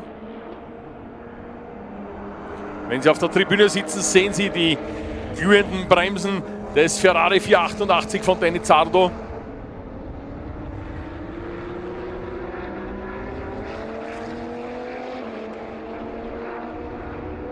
Alexander Vogt, der Nächste, der da überrundet wird, und da hat Rupert Atzberger es versucht, ist aber dann ins Gras gekommen, jetzt ist er wieder um einige Meter zurückgefallen.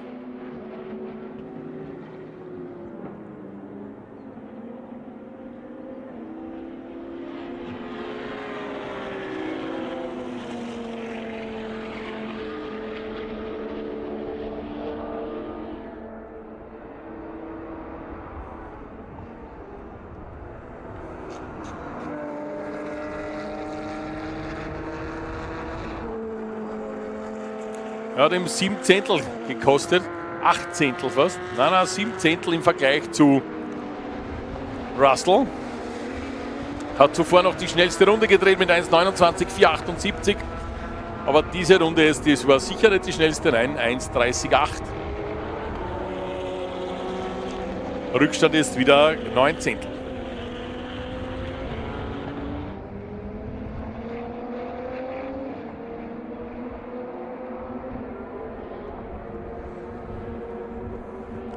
Rupert Weißenlehner überrundet, der nächste ist der Herbert Kara.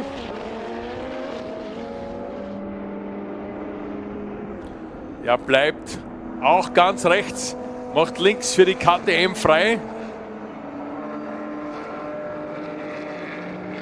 Alter Rennfuchs, der da sicher nicht in irgendwelche unfairen Trickkisten herumkramt. Selber ja auch froh ist, wenn es ihm so geht.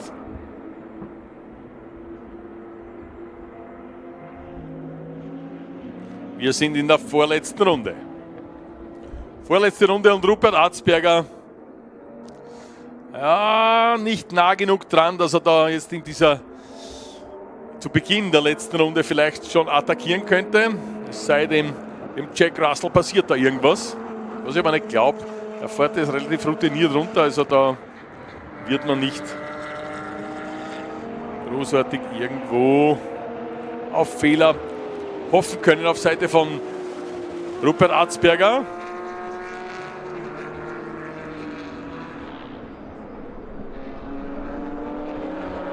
Aber in der Bremszone zur Kurve 1 noch einmal näher herangekommen. Jetzt geht es noch einmal hinauf Richtung Kurve 3, bergauf. Atzberger versucht es, aber er ist außen. Das wird sich nicht ausgehen. Ja, das ist eventuell ja, unter Umständen den besseren Ausgang. Aus Kurve 3 die Schönberg gerade hinunter.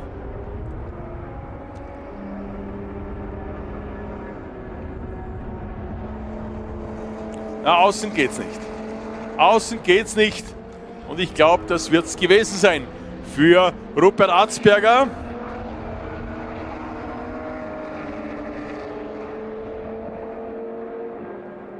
Da ist Russell jetzt, sagen wir, mit ausreichend Rennintelligenz ausgestattet, um da nichts mehr anbrennen zu lassen. Höchstens noch Anfahrt, Rittkurve. Kann ich mir auch nicht vorstellen bei dem Vorsprung, den der Russell im Moment hat, dass sich da noch irgendwas ausgehen könnte. Na, das weiß.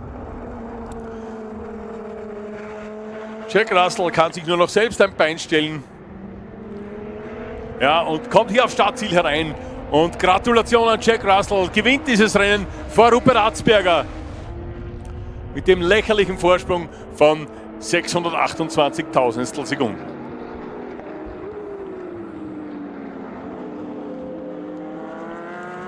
Kampf um Platz 3 ist noch interessant. Danny Zardo gegen Max Grip. Zuletzt, ja, geht sich aus für den Italiener.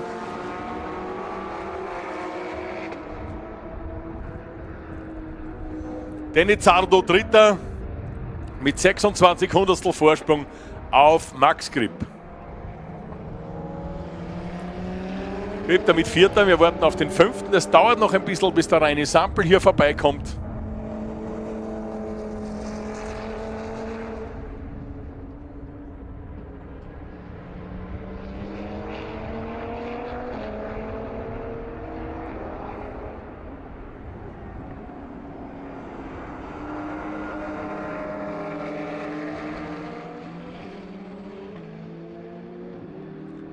So, Sample auch schon im Ziel, genauso wie Kara, Weißenlehner und Vogt. Sven Pott mit Marco van Eck im Schlepptau.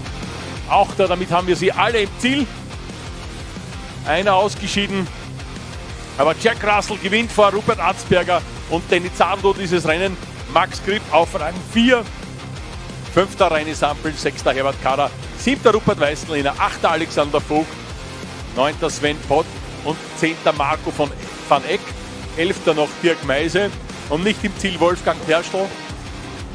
Das sind die 12, die gestartet sind. Wir kommen jetzt gleich zum nächsten Rennen im Anschluss. Das sind die Youngtimer bis 2,5 Liter gemeinsam mit den Touring Car Open.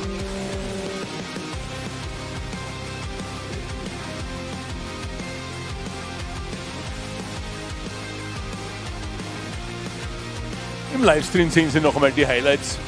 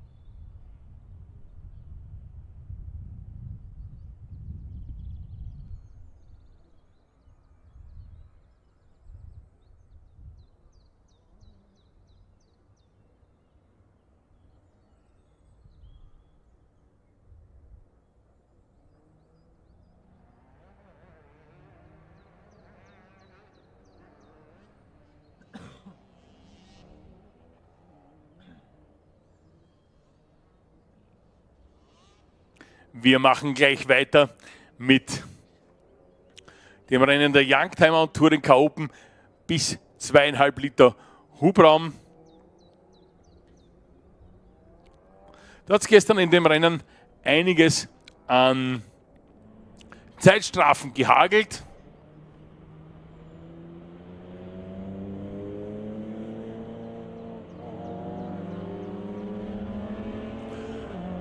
Waren Vergehen während des Safety Cars, Überholen unter Gelb.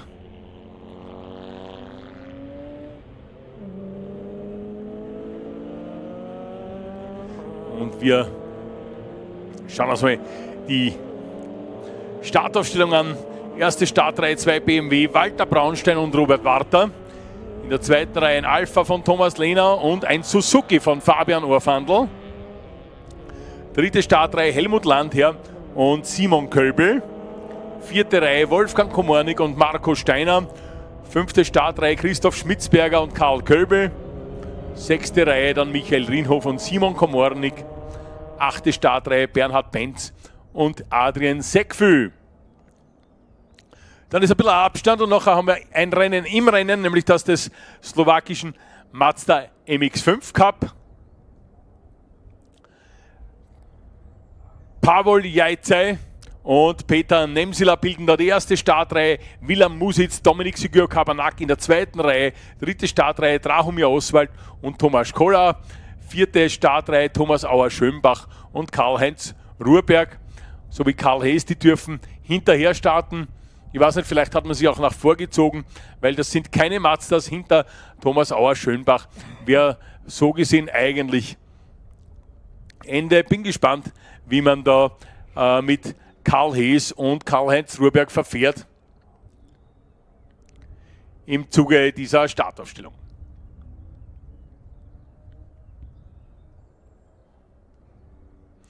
Ja, da sind in den ersten 3 Startreihen 2 schnuckelige Autos, habe ich letztens gehört drinnen, nämlich ein Renault Clio, ein wesentlich älterer als die wir heute von unseren böhmischen Freunden gesehen haben, sowie ein Suzuki Swift von Fabian Orfandl, der Suzuki, von Helmut Landherr, der Renault. Ansonsten sind da großteils BMW unterwegs.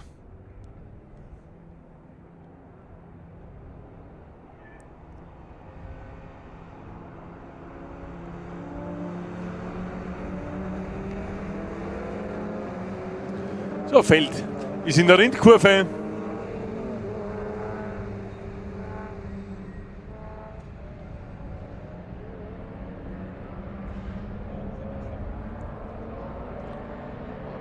Die Mazdas deutlich dahinter, also die hat man wirklich später losgeschickt.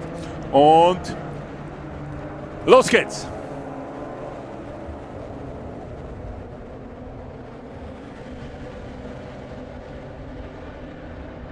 Schmitzberger mit einem Wahnsinnsstarter gleich einmal auf die 5. Position, glaube ich, nach vorgefahren.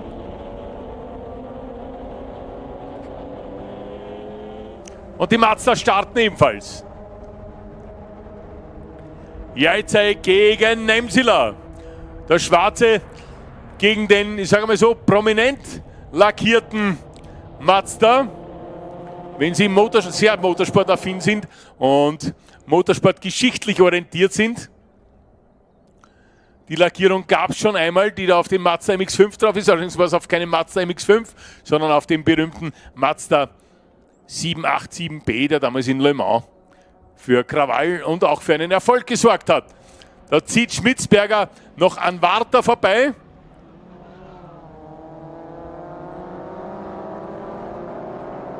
Wenn Karl Hees im Mini, weiß ich nicht, ist er eventuell aus der Box gestartet, kann ich im Moment so jetzt nicht sagen.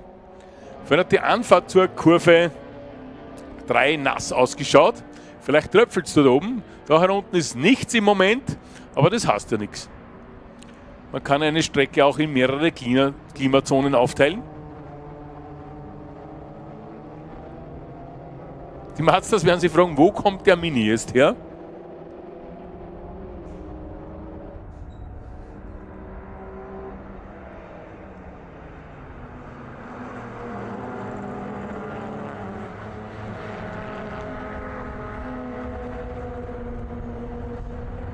Orfandl macht Druck auf Braunstein. Orfandl gestern in einer langen Führung gewesen, dann weit zurückgereicht worden. Ich nehme an, das ist eine Reifensache gewesen.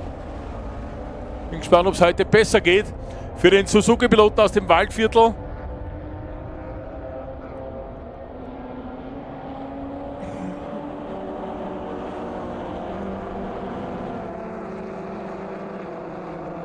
Sie sehen in den Bremszonen immer wieder die Alarmblinkanlage beim Suzuki von Orfandl.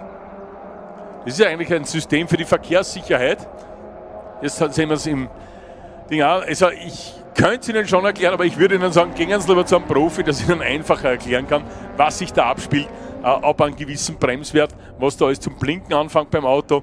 Und genau das passiert eben beim Auto von Fabian Orfandl. Also der drückt nicht jedes Mal in der Bremszone die Alarmblinkanlage, sondern das ist, was das automatisch passiert und das im Serienbereich mittlerweile bei Neuwegen verpflichtend ist.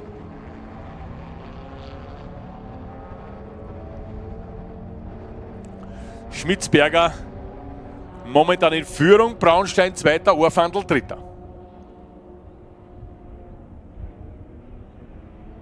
Aber da ist der Robert Warta auch noch da, der mit dem Suzuki-Piloten ernsthaft diskutieren will.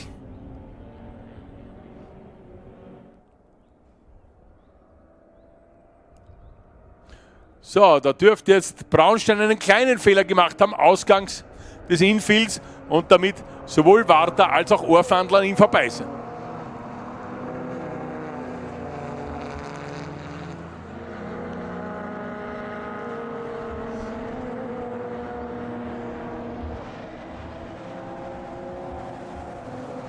haben wir Warta im Bild, haben wir Ohrfandl auf der Stadtzielgeraden. Ohrfandl, der sich seine Sporen auch schon im Suzuki Cup verdient hat.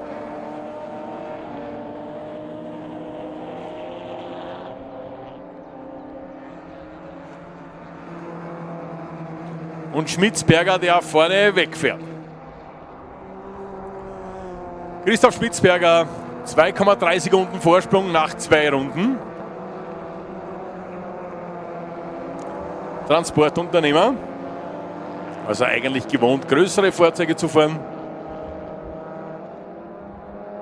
Aber zur Not hat er 325 auch.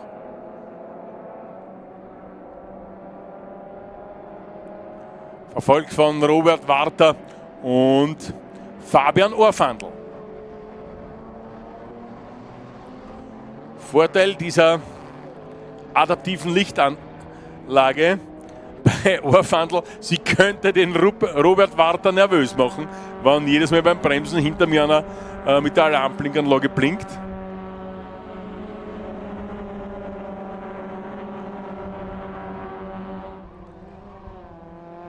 Wir sind bei den Mazdas.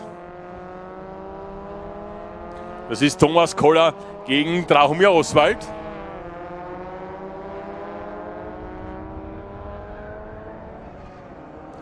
Oswald ist vor Koller.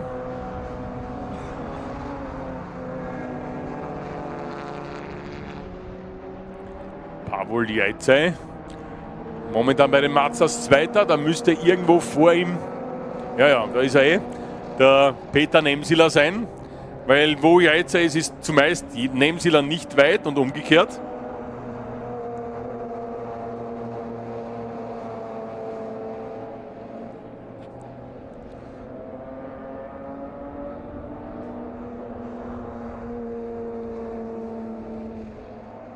Haben wir dann erklären lassen von Peter Nemsiller, dass er das Auto von Thomas Koller gegengleich lackiert ist und dass es diese Lackierung für den Mazda 787B auch gegeben hat.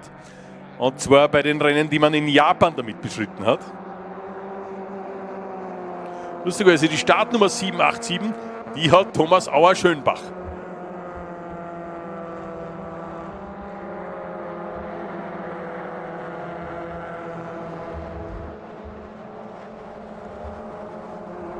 Dominik Sigur-Kabanak im Bild.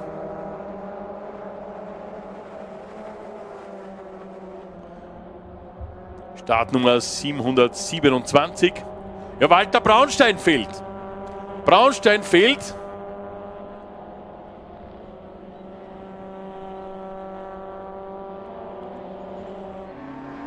Ist uns irgendwo im Sektor 1 abhanden gekommen.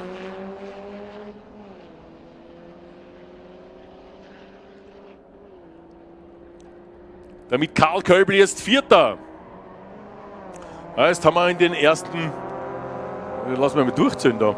1, 2, sind jetzt 8, 9, 10. Den ersten 10 haben wir jetzt 4 Waldviertler, 5 Waldviertler. Ja. Mit Fabian Ohrfandl, Karl Köbel, Simon Köbel, Wolfgang Komornik, Simon Komornik. Ja, am Sonntagnachmittag greifen die Waldfeigen noch einmal an.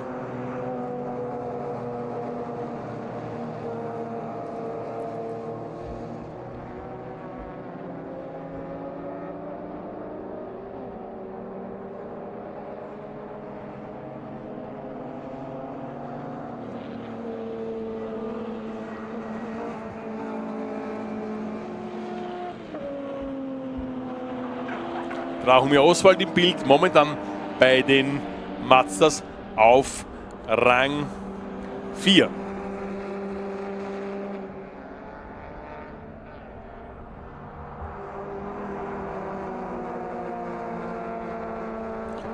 Thomas Lehner auch zurückgefallen, zuletzt auf den 11. Rang, hat sich, also war noch weiter hinten, war 12. Hat sich jetzt wieder auf die 11. Position einmal noch vorgearbeitet.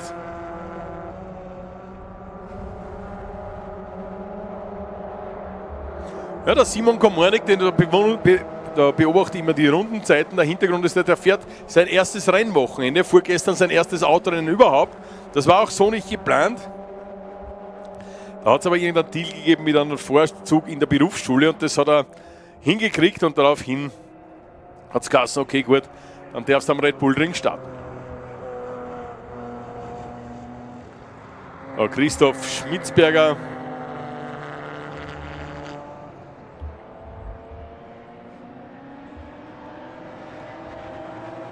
Gut.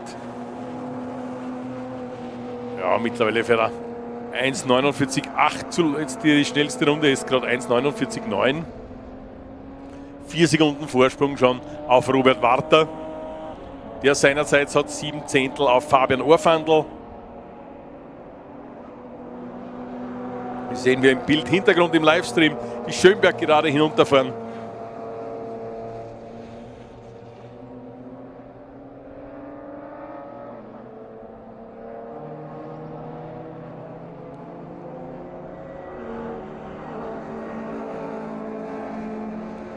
Da kämpfen Villamusis und Thomas Koller gegeneinander in der Kurve 4. Bevor es in die beiden Linkskurven geht.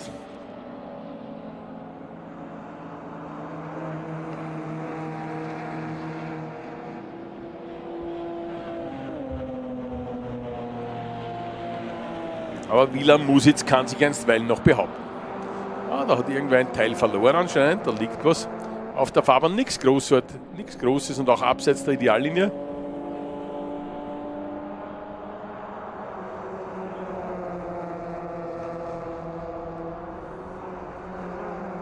Einer der beiden Komornik BMWs da im Bild.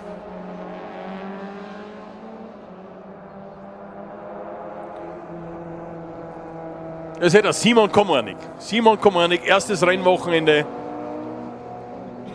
Groß im Bild, der junge Waldviertler aus Perneck, wenn Sie das kennen zufällig. Ist aber mit den Kölbels nicht viel besser. Die kommen aus Lehndorf. Das Dorf besteht aus einer großen Werkstatt, die gehört den Kölbels. Und ich glaube noch 2, 3 Häuser. Irgendwo steht noch eine Kapelle herum. Ja, und das war es dann. Also das ist Lehndorf. Eine Firma, 3 Häuser und eine Kapelle. So auf die Art. Also die kommen aus Gegenden, wo an und für sich der Fuchs den Hasen nicht mehr frisst, weil er sonst niemanden hat zum Gute Nacht sagen. So, es gibt die erste Verwarnung für die Startnummer 366 für Bernhard Penz im BMW E36.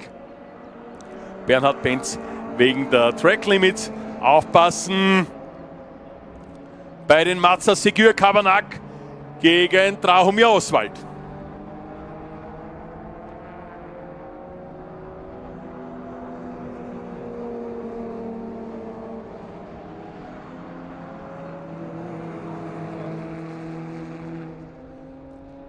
Da war Penz wieder im Bild.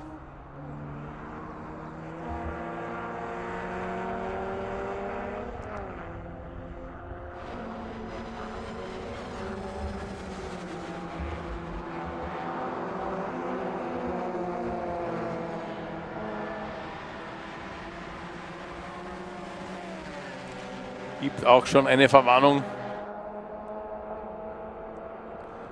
für Pavol Jajce wegen der Track Limits. Schmitzberg am Überrunden. Schaut aus, als hätte er das jetzt alles einmal im Griff.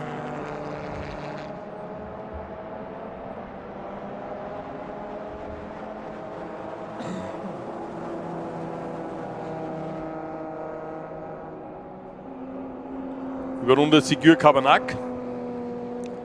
Und auch Oswald. Da hat Oswald mit ein bisschen zu viel Tempo die Kurve 1 genommen. Und Pavol Jajce, wie gesagt, die Verwarnung wegen der Track Limits im Zweikampf mit Peter Nemsila.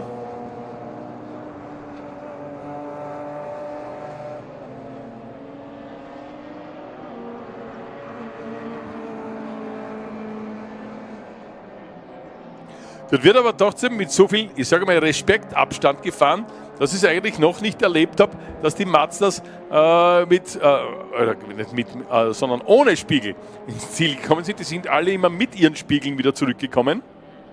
Obwohl es da manchmal auch eng zugeht, aber dieser letzte Zentimeter Respektabstand, Respekt im Sinn von, ich respektiere den anderen und ich lasse ihn auch leben, ich will ja gegen ihn, mit ihm Motorsport betreiben, der führt dazu, dass es eigentlich relativ wenig Schäden gibt. Ab und zu gibt es wo Berührungen, da sieht man wieder irgendwo eine Delle in einem Auto. Allerdings sind es eher die Sachen, die passieren können, wenn man da am Limit unterwegs ist.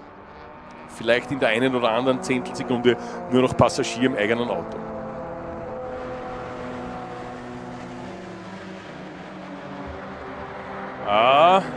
Jaitze muss aufpassen. Eine Verwarnung hat er schon wegen der Track Limits. Jetzt wieder Kurve 10 draußen gewesen. So, da kommt Schmitzberger, da will die zwei überrunden. Die kämpfen allerdings um den Sieg im Mazda-Rennen. Schmitzberger hat da rechtzeitig, ich sage mal, abgedreht. Lieber noch einmal Schwung geholt. Vorsprung wäre groß genug, 5 Sekunden. Bevor dann der Robert Warter daherkommt. Und Jaitze jetzt in Führung bei den Mazdas. Jaitze jetzt vor Nemsila. Aber bei den Mazdas ist es so ähnlich, wie es bei den Clios ist. Wie es bei der Trofeo di Serie ist. Da kann sich relativ rasch alles ändern.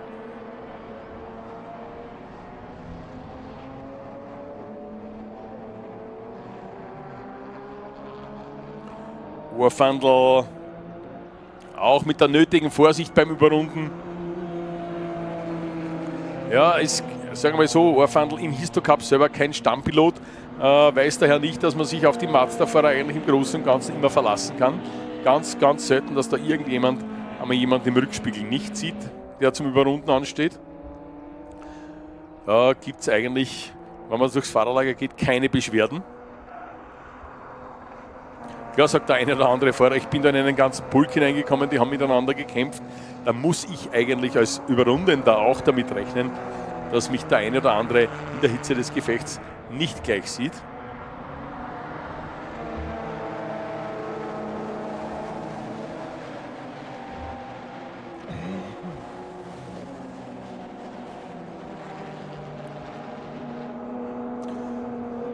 So, ich schätze mal, dass es noch 3 Runden gehen wird.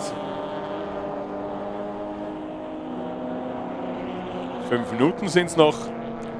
Angriff aus dem Windschatten, Nemsila gegen Jaitze. Schauen Sie, die lassen sich leben, da wird nicht komplett die Tür zugemacht. Da wird nicht abgedrängt, wie wir es heute in anderen Rennserien schon gesehen haben, sondern da bleibt der andere am Leben. Wie gesagt, der slowakische Mazda MX-5 Cup sind nicht gerade die schnellsten Autos, von der Motorleistung her auch nicht übervorteilt. Aber liefern dafür spannende Rennen. Pavol Jaitze gegen Peter Nemsila.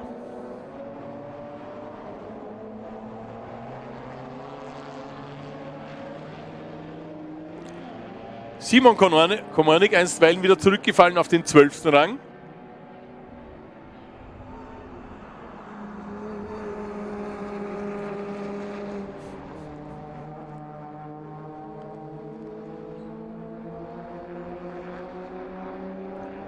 Es gibt die nächste Verwarnung auch für einen Mazda-Piloten für die 707 für Drahomir Oswald. Wegen der Track Limits.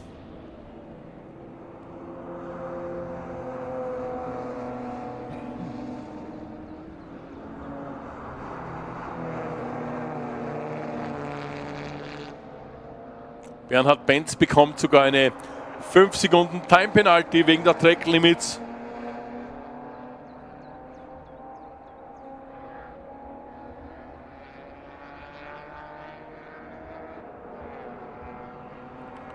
So, da ist jetzt Karl Köbel ins Mazda-Sandwich hineingeschoben worden.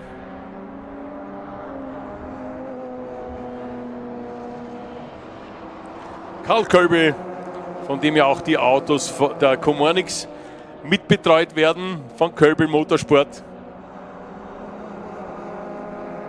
5 Autos setzt man an diesem Wochenende ein. Karl Köbel, Simon Köbel, Wolfgang Komornik, Michael Rienhof, der ist momentan 8.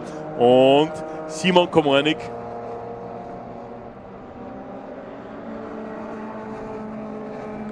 Der ist auf dem 12. Platz liegt.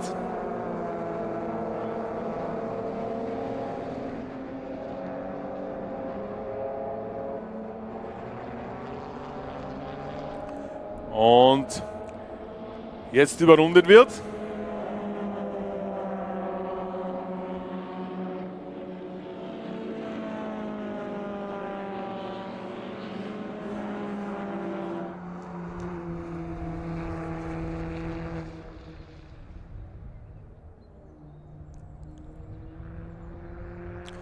Zwei Minuten noch zu fahren. Wir sind in der vorletzten Runde. Christoph Schmitzberger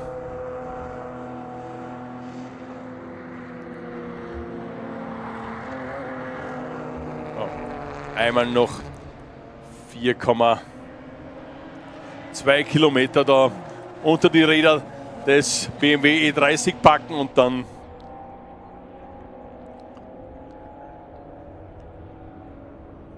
hat es auch er geschafft. Robert Warter muss noch in der letzten Runde ein bisschen aufpassen. Ist aber jetzt, glaube ich, beim Überrunden besser vorbeigekommen an Komornik als Urfandl.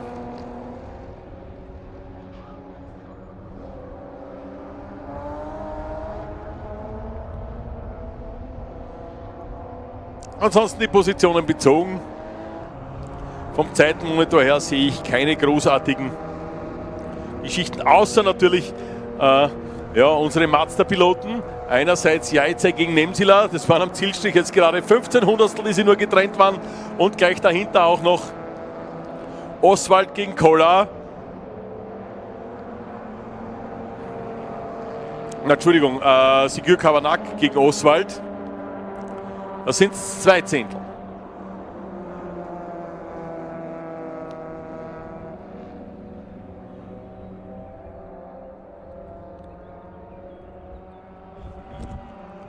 Christoph Schmitzberger.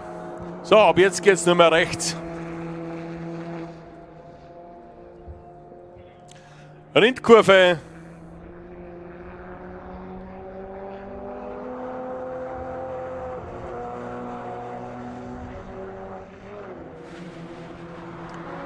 Kurve Nummer 10, Zielkurve.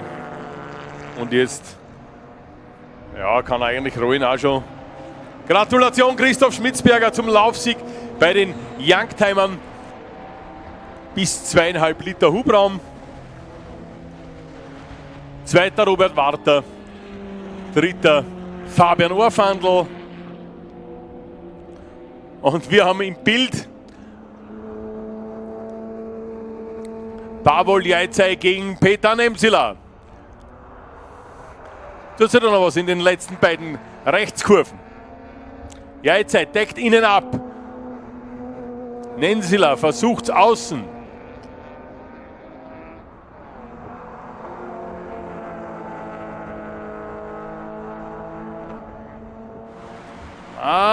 Schaut eher nicht so aus.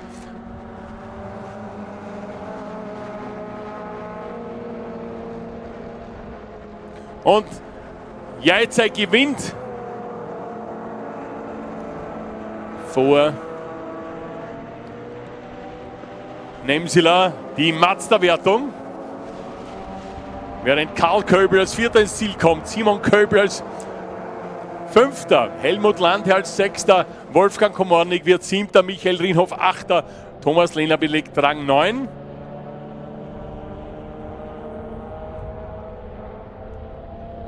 Marco Steiner 10.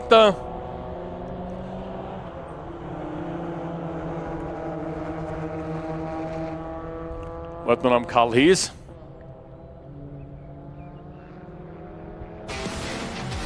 Wir werden jetzt im Livestream noch einmal die Highlights sehen. Braunstein, der zunächst einmal da am Start vorne ist. Da ist auch der Tom Lehner noch auf Rang 4. Dann gibt es den Quersteher.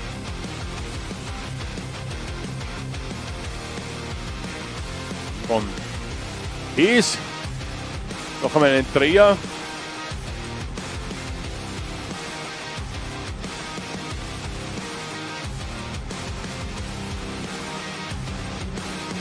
Christoph Spitzberger, der ja, mit 6,3 Sekunden Vorsprung dieses Rennen gewonnen hat. Die Mazdas, ja, da hätte er sich beinahe ein bisschen verstolpert, der Schmitzi. Aber am Ende dann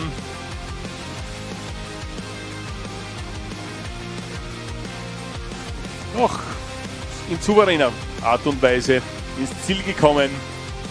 Und Christoph Schmitzberger gewinnt also dieses Rennen vor Robert Warter. Dritter wird Fabian Orfandl, vierter Karl Köbel, fünfter Simon Köbel, sechster Helmut Landherr, siebter Wolfgang Komornik, achter Michael Rienhof, neunter Thomas Lehner, zehnter Marco Steiner, elfter Karl Hees, zwölfter Simon Komornik, 13.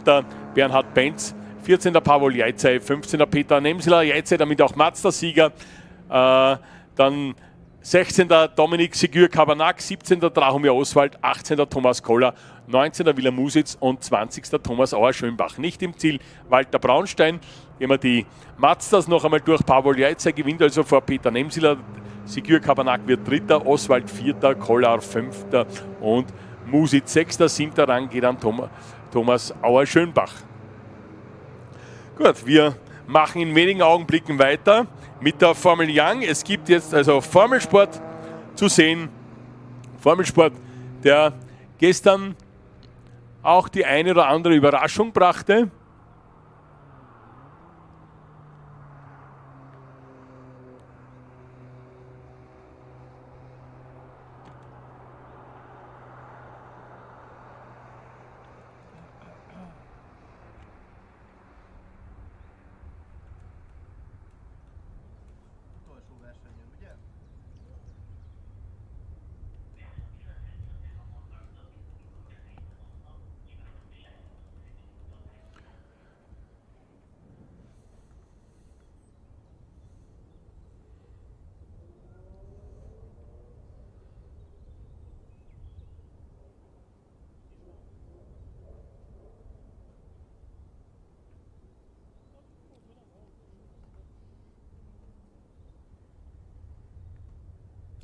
Hatten wir gestern einen Sieger in der Formel Young, den wir so nicht am Schirm hatten, noch nie hier hatten, den Niklas Meisenzahl.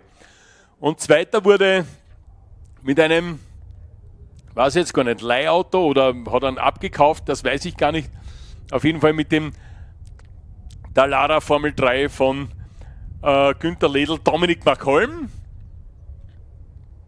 Dann erst die üblichen Verdächtigen mit Adam Kovac, Christopher Stefan Oslanetz, Nikolai Takev und Michael Fischer. Sedin Mujagic dann Gesamt Vierter. Karl-Heinz Matzinger, der musste von ganz hinten starten, noch auf Gesamtrang 8 vorgefahren. War gestern schon ein interessantes Rennen. Schauen wir uns die Startaufstellung dann für heute an. Markholm muss von ganz hinten starten. Warum das so ist, weiß ich nicht. Aber in meiner Liste, die mir übermittelt wurde, muss Markholm vom letzten Startplatz ins Rennen gehen. Weiß nicht, woran das liegt.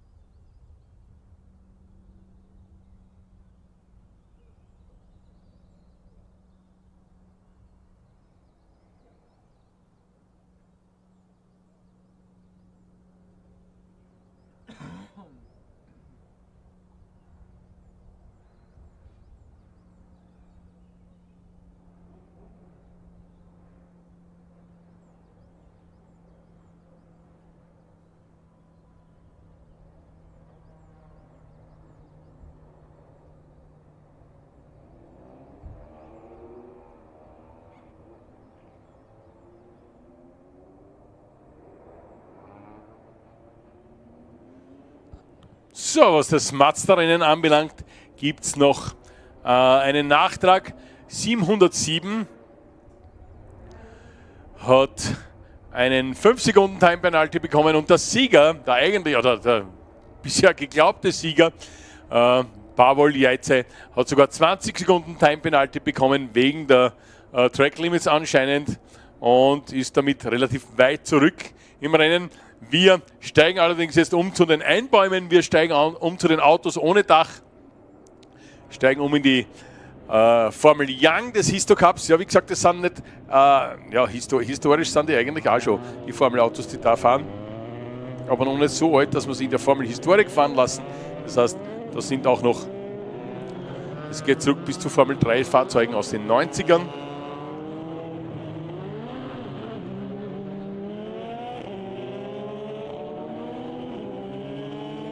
Okay, jetzt habe ich es auch, jetzt weiß ich auch warum. Dominik Malcolm fährt ein anderes Auto als das gestern und deswegen, weil er Auto gewechselt hat, muss er von ganz hinten starten.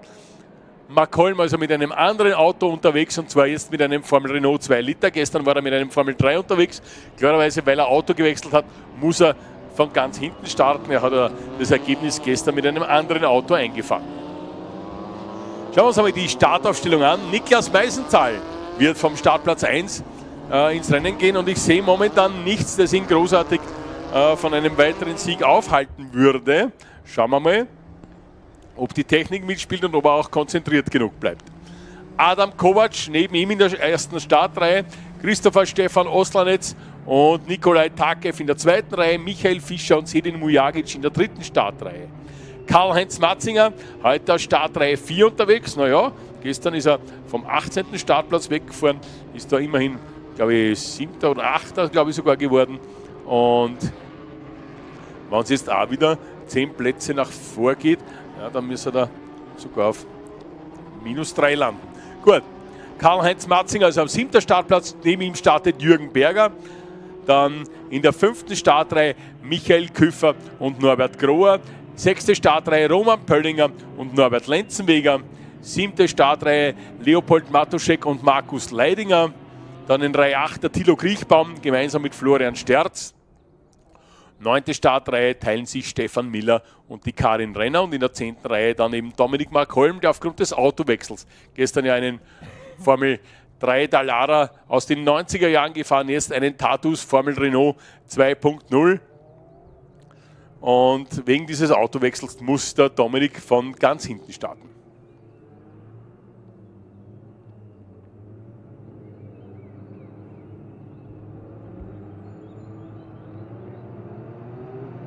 So, Stefan Friedl hat die Lichter ausgeschalten am Safety Car, am Leading Car.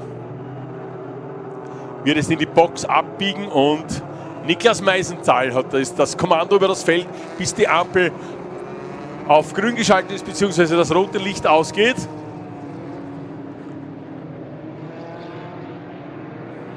Meisenzahl und Kovac in der ersten Reihe. Oslanetz dahinter.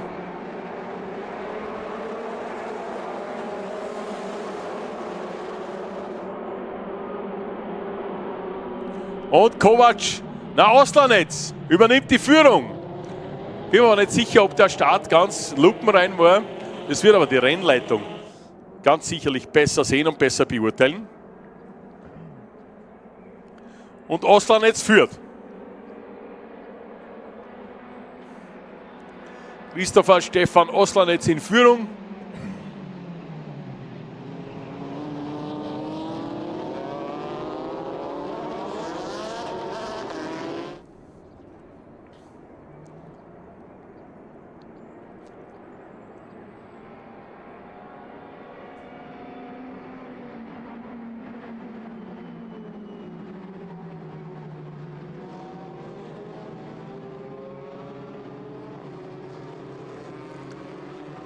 Meisenzahl relativ weit nach hinten gefallen.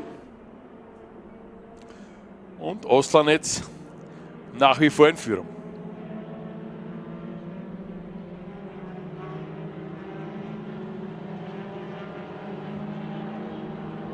Michael Fischer nicht gestartet.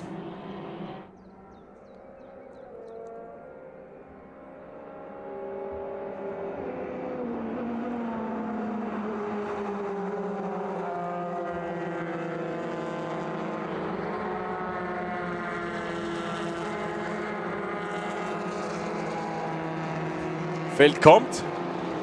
Oslanetz vor Kovac. Dritter Takev, vierter Mujagic, fünfter Grohr, sechster Berger, siebter Meisenzahl, weit zurückgefallen. Achter Küffer, neunter Lenzenweger, zehnter Markholm. Da ist er gleich auf die 10 nach vorgefahren vom 18. Startplatz. 11. Leidinger, 12. Matuschek, 13. Pöllinger, 14. Sterz, 15. Miller, 16. Kriechbaum, 17. Renner. Und Matzinger in die Box abgebogen.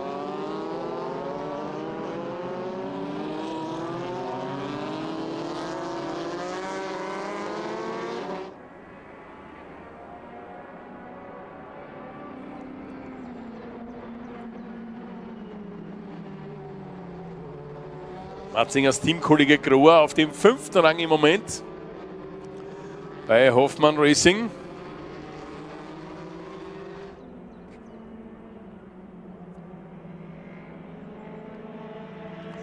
Oslanetz verfolgt von Kovac und Takev. Mujagic, da ist er um 1-2 Wagenlängen mehr abgerissen.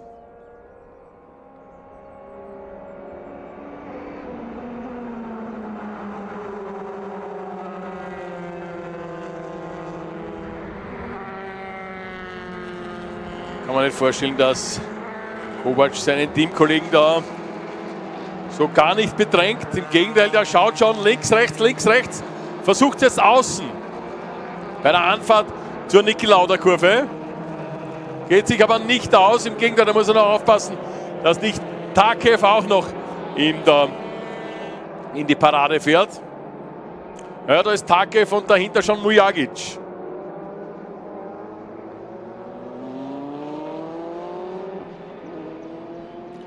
Ja, Takev vorbei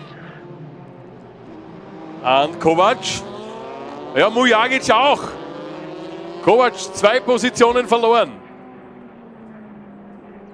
Meisenzahl als 5. schon hinten dran.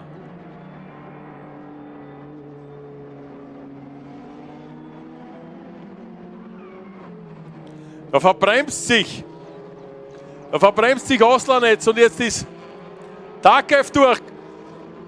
Mujagic hat es übers Gras versucht, geht sich nicht aus.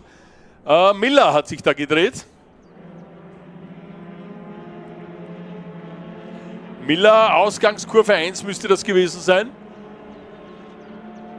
Ja. Rangiert dort noch.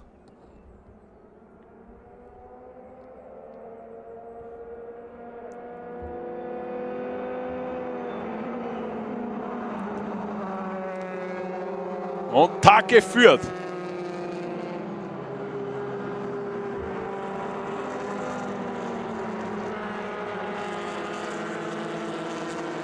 Vor Oslanetz, Mujagic, Kovac und Meisenzahl.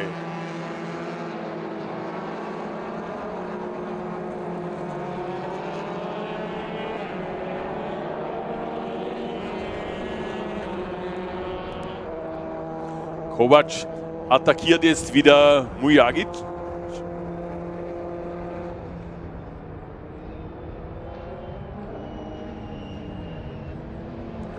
Und ist wieder Dritter.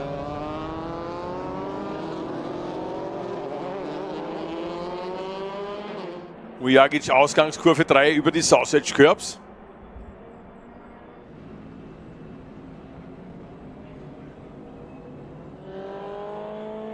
Matzinger in der Box und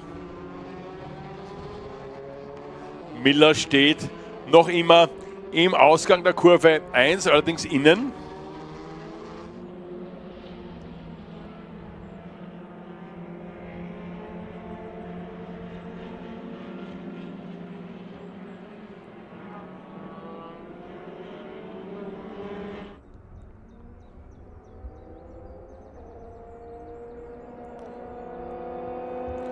So, jetzt wieder beide Kermer Motorsport Autos beisammen. Erster nach wie vor Takev, zweiter Oslanetz, dritter Kovac, vierter Mujagic, fünfter Meisenzahl, und Meisenzahl attackiert jetzt.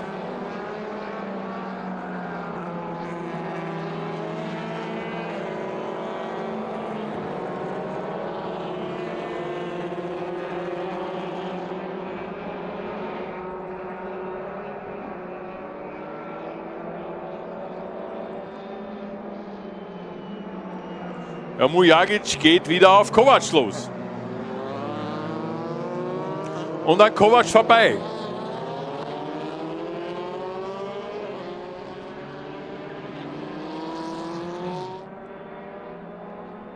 Schnellste Rennrunde momentan von Nikolai Takev, der fährt vorne weg, während die hinter ihm zu raufen beginnen. Bin gespannt, wie lange es dauert, bis Dominik Markholm auf diese Gruppe aufschließt.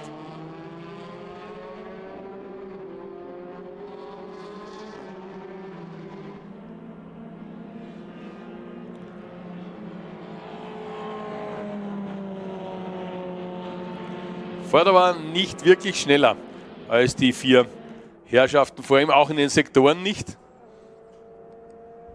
Obwohl da doch der eine oder andere zugunsten der Kampflinie auf die Ideallinie verzichtet und damit Zeit hergibt.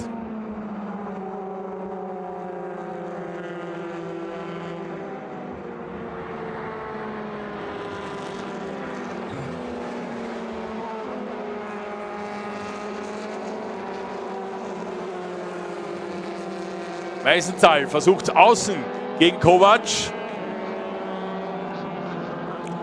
In der Bremszone, da ist Kovac leicht im Vorteil, kommt mir vor.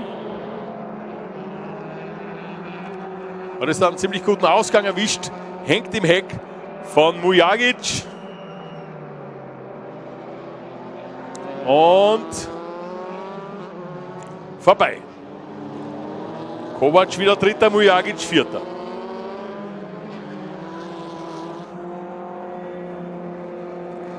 Takev ist weg, mittlerweile 4,7 Sekunden sein Vorsprung.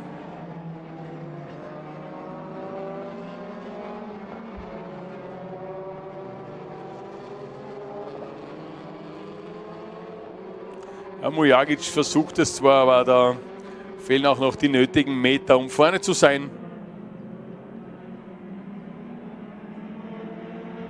Im Gegenteil, damit macht er sich immer mehr zum eventuellen Opfer für Meisenzahl.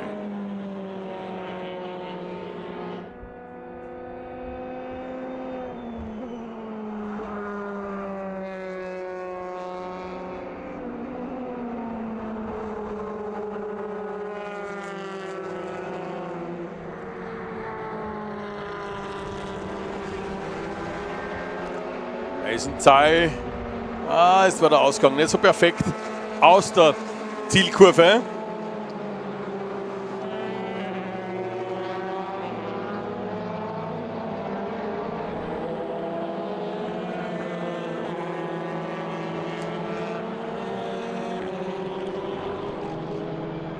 So, Thilo Kriechbaum war in der Box, ist wieder hinausgefahren.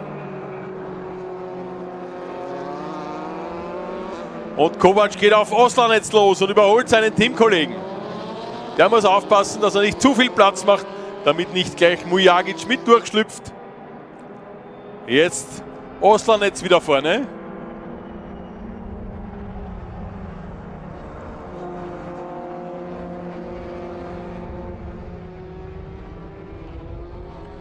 Mit Mujagic wieder im Spiel. Der muss allerdings im Rückspiegel auf Meisenzahl aufpassen. Oslanetz gegen Kovac. Das ist jetzt eine Kermor-interne Angelegenheit. Während Meisenzahl jetzt an Mujagic vorbei ist. Markholm kommt da hinten schon näher, Sie sehen ihn.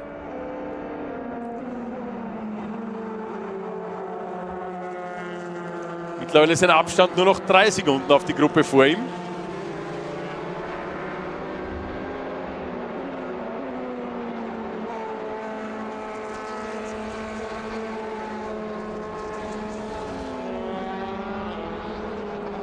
Und Kovac wieder voraus. Nein.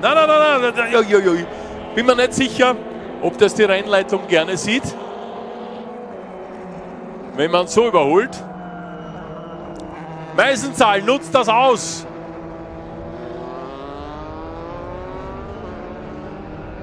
Geht an Kovac vorbei. Und naja, Mujagic versucht es auch, der schafft es nicht. Und auch an Oslanetz. Neuer Zweiter Niklas Meisenzahl. Aber sollte der jetzt den Dreien da wegfahren, brauchen Sie sich keine Sorgen machen. Da kommt ein neuer Spielgefährte. Nein, Ostlanetz versucht noch einmal gegen Meisenzahl zu realisieren. Ja, ist jetzt wieder an Meisenzahl vorbeigegangen.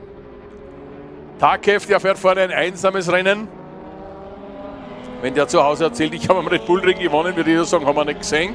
Ja, das ist der Nachteil, wenn es hinter einem so zugeht. Auf der anderen Seite, anders kommst du da in dieser Partie nicht so leicht zu 7,5 Sekunden Vorsprung.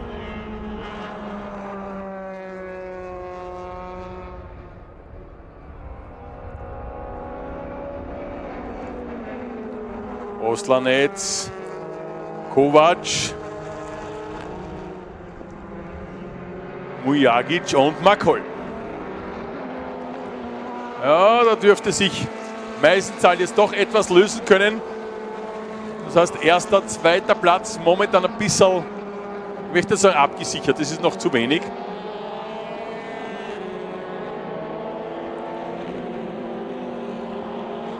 Aber da passiert, ich sage jetzt einmal, zumindest in der nächsten Runde nicht sehr viel. Während dahinter Dominik Markholm jetzt bei Sedin Mujagic anklopft und vorbeigeht. Markholm, neuer Fünfter. Sedin Mujagic auf den 6. Platz zurück.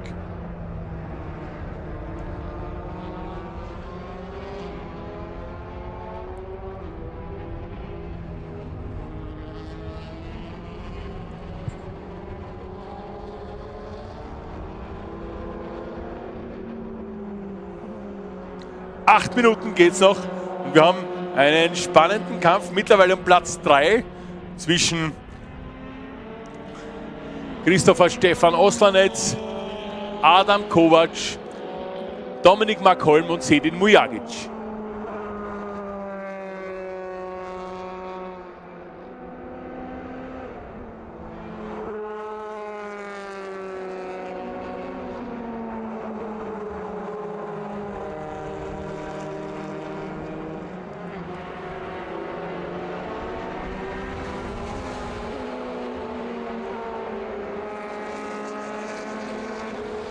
Markholm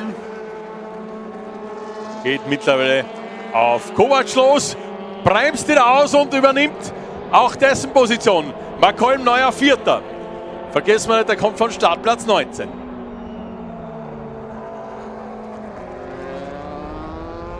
Kovac muss sich jetzt auch wieder gegen Mujagic wehren. Und auch Mujagic an Kovac vorbei. Kovac also von 4 auf 6 zurückgefallen. Markholm neuer Vierter und Mujagic neuer Fünfter.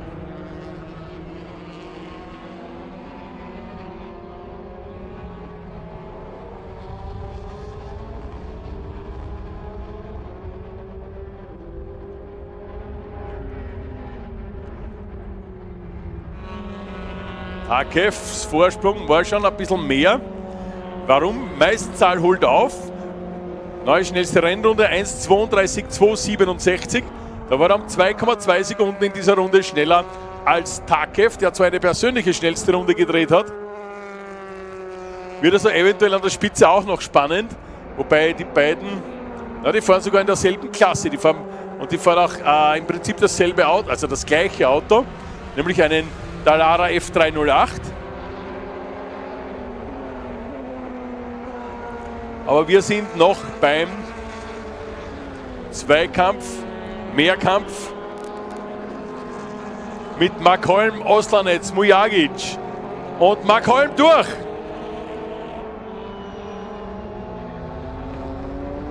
Andererseits ist Mujagic wieder schwer unter Druck von Kovac.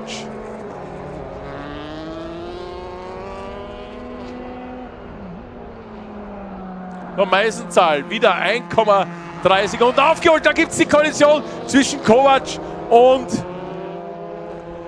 Nein, nicht Kovac, das ist Ostlanetz und Markholm. Da ist jetzt mehr kaputt.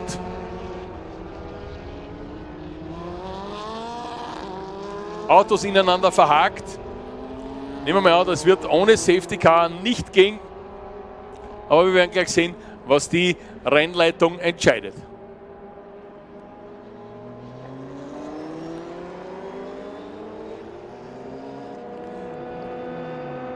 Ja, da war ein bisschen zu viel Optimismus bei Oslanetz drinnen.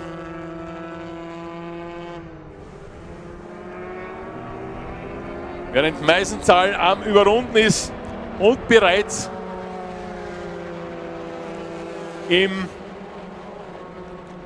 Heck von Takev, na, er hängt noch nicht im Heck von Takev, es dauert noch ein bisschen, aber er hat den Abstand auf 1,8 Sekunden reduziert, 4 Minuten sind noch zu fahren.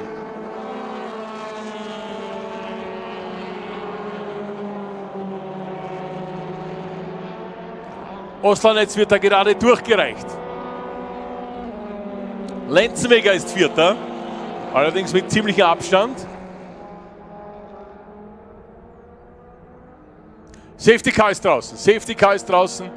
Eventuell bringt man das Auto von Malcolm doch nicht. Nein, Auto von Malcolm steht in der Kurve 3, bringt man nicht weg. Das Hinterradl steht auf 3/4 Vorderreifen platt.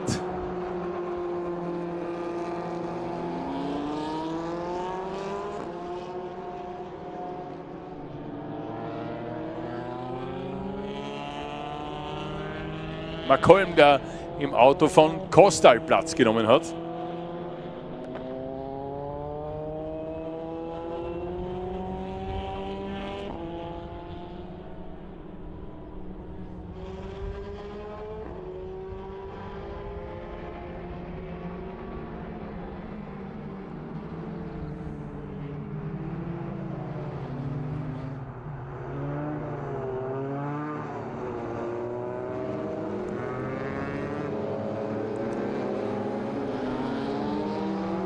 Dominik, ja.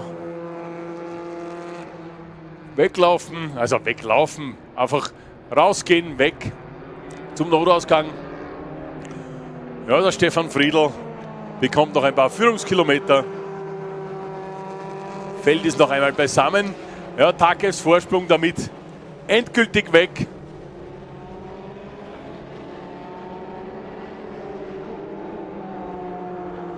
Geht noch 2 Minuten. Ich fürchte fast, dass wir das Rennen hinter dem Safety Car beenden.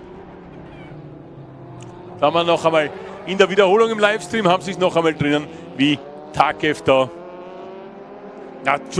Oslanetz da ein bisschen sehr optimistisch hineingestochen ist.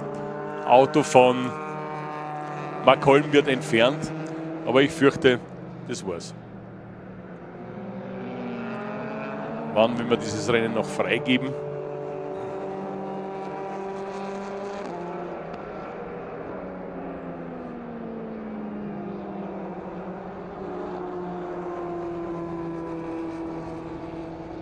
Ja, man kommt jetzt vorbei an der Unfallstelle, müsste innerhalb von einer Minute, weniger als einer Minute bei Startziel sein, um das Rennen noch einmal zu starten.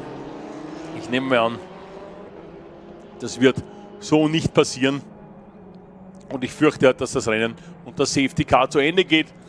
Nikolai Takev vor Niklas Meisenzahl und Sedin Mujagic.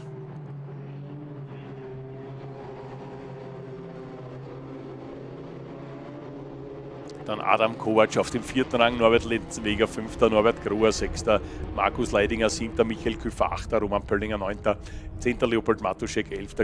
Ja, einstweilen am Display noch, aber ich glaube, das wird auch nichts mehr.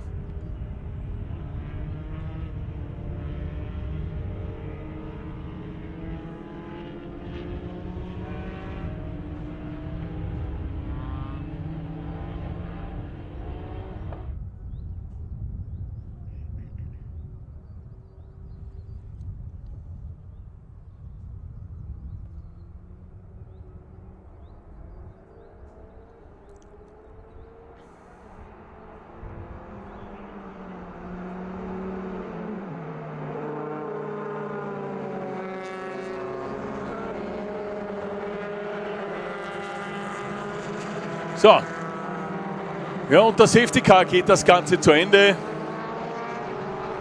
Gratulation an Nikolai Takev. Er hat eventuell auch das Glück des Tüchtigen gehabt, denn vielleicht wäre es jetzt am Schluss noch einmal eng geworden gegen Niklas Meisenzahl. Takev gewinnt dieses Rennen also vor Niklas Meisenzahl. Sedin Mujagic belegt den 3. Rang, 4. Adam Kovac, 5. Norbert Lenzenweger, 6. Norbert Grohr, 7. Markus Leidinger, 8. Michael Küffer, 9. Roman Pöllinger, 10. Leopold Matuschek und Rang 11 geht an Christopher Stefan Oslanetz. 12. Florian Sterz, 13. Karin Renner, 14. Thilo Kriechbaum. Ja, und nicht im Ziel Dominik Markolm. Wir haben gesehen, warum Jürgen Berger, der kam schon zuvor in die Box, Karl-Heinz Matzinger, jetzt wieder draußen unterwegs gewesen, nachdem man offensichtlich da am Auto irgendwas gefunden hat, hat man ihn wieder rausgeschickt. Er hat natürlich einen gewaltigen Rückstand von 11 Runden, glaube ich.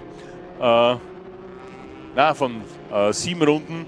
Ja. Stefan Miller ausgeschieden in der 3. Runde. Und das war es von den historischen Formelfahrzeugen. Ja, nicht von den Youngtimern. Youngtimer-Formeln, die historischen Formelfahrzeuge, die kommen ja in 2 Wochen. Noch einmal bitte der Hinweis für Sie, wenn es Ihnen zu wenig historisch war, kommen Sie bitte in 2 Wochen wieder vorbei. Neben unseren Freunden aus den Benelux-Staaten mit Autos von, ich sage jetzt mal über den Daumen, 1966 bis in die 90er Jahre kommt die Tourenwagen Golden Era aus Deutschland herein, hier auf den Red Bull Ring mit Autos aus der damals alten und wirklich so legendären DTM und natürlich der Histo Cup mit den historischen Tourenwagen sowie den historischen Formelfahrzeugen. Also es wird sicher einiges tun, einiges abspielen dazwischen. Es ist ein Rahmenprogramm, ich habe was gehört von Gruppe B Rallye-Fahrzeugen und wir würden uns freuen, Sie in 2 Wochen dann wieder hier zu begrüßen.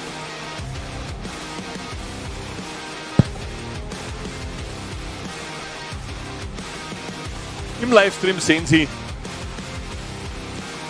noch einmal die Highlights dieses Rennens. Da war nicht alles unbedingt ein Highlight, so wie dieser Zwischenfall zwischen Oslanetz und Markolm.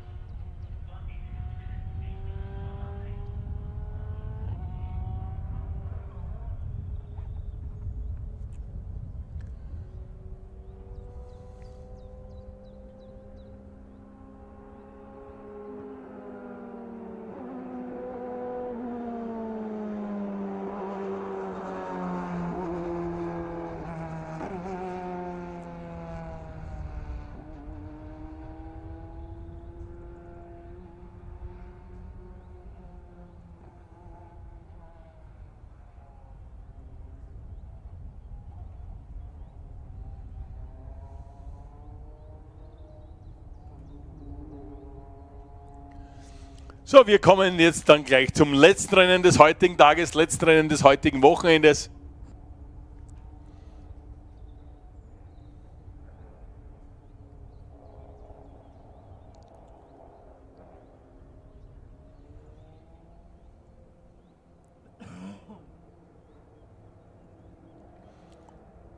Es geht noch einmal hinaus.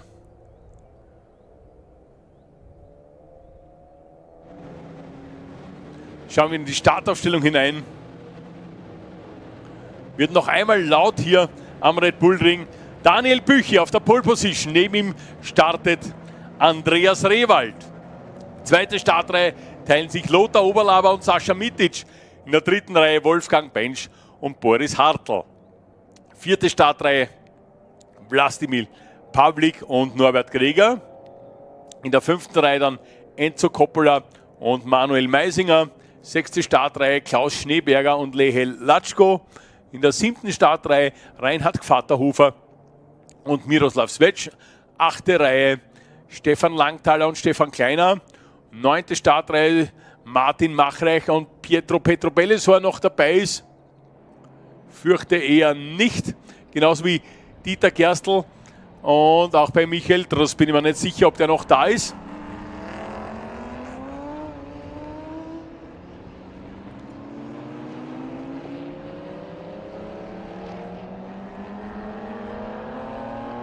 Aber wir werden gleich näheres Wissen. Interessant, dass ich auf meinem Zeitenmonitor 24 Starter eingetragen hätte. In meiner Startaufstellungsliste sind es nur 22.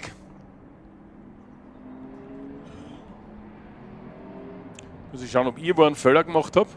Na?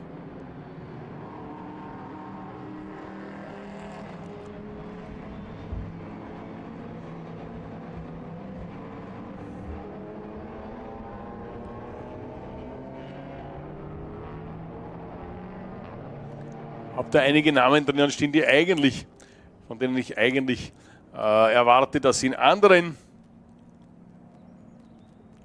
Klassen starten. Interessant. Aber wir werden es gleich wissen. Wie gesagt, vorne sind wir dort, wo wir gestern waren, mit Büchi, Rewald, Oberlaber, Mitic. Daniel Büchi mit seinem Blaze Camaro. Dann die beiden Porsche von Lothar Oberlaber und Sascha Mitic. Und auch wenn es die Aufschrift kundtut, den Lothar Oberlaber, ich habe es nämlich versucht, braucht man nicht fragen, ob er Thermenwartungen macht. Ist kein offizielles Fahrzeug der Firma Weiland.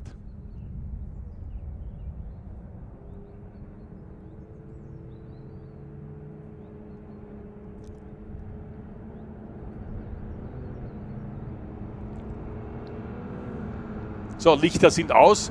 Zum letzten Mal geht es in ein Rennen an diesem Wochenende. Youngtimer Touring Open, über 2,5 Liter Hubraum. Und vorneweg, sagen wir der Daniel Büchi, der nach der Devise fährt, Hubraum statt Wohnraum, so auf die Art. Gewaltig, was da in diesem Camaro drinnen stecken. Los geht's! Schauen Sie, wie das Ding wegmarschiert. Lothar Oberlaber auch im Porsche Crema K3. In der Weiland-Lackierung. Ja, Michael Dross ist dabei.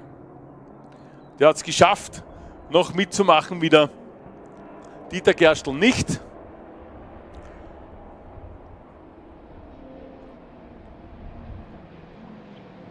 Pietro Petrobelli genauso wenig wie Vlastimil Pavlik, also da fehlen einige raus. Bei Dieter Gerstl habe ich es gewusst. Braunstein sitzt das Auto ebenfalls nicht mehr mit dabei.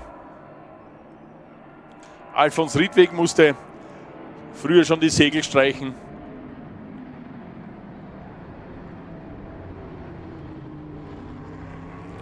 Und Daniel Büchi führt das Feld an. Lothar Oberlaber auch an Andi Rewald vorbeigegangen.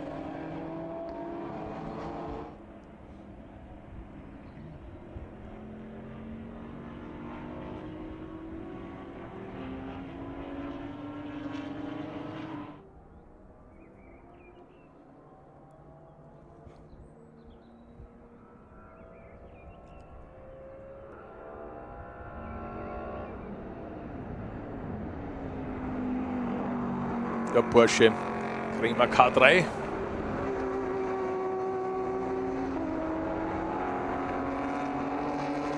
Oder im Volksmund auch Moby Dick genannt.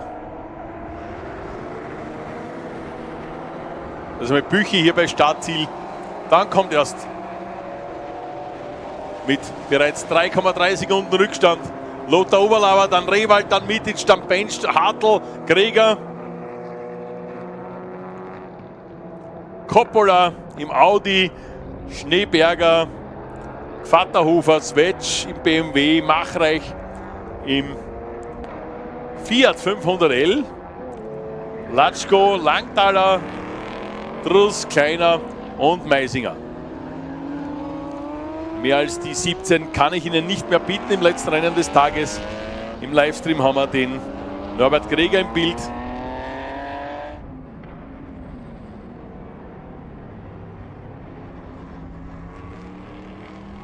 Dahinter kommt dann Coppola, verfolgt von Schneeberger.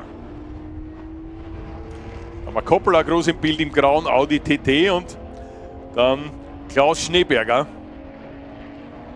Und dahinter im Porsche dann Reinhard Gvatterhofer.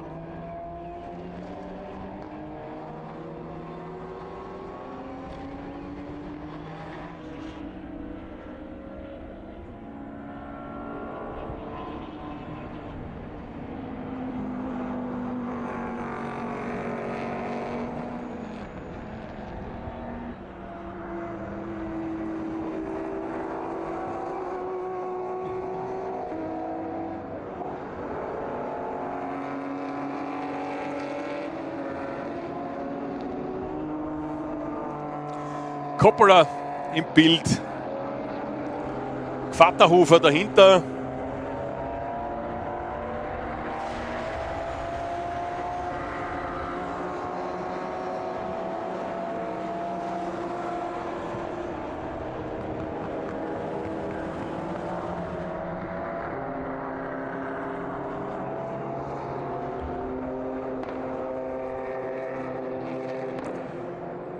Coppola gegen Schneeberger. Dann als Gvatterhofer, pardon, da habe ich mich jetzt erst verdammt. Geht um Rang 8 und 9 zwischen den beiden.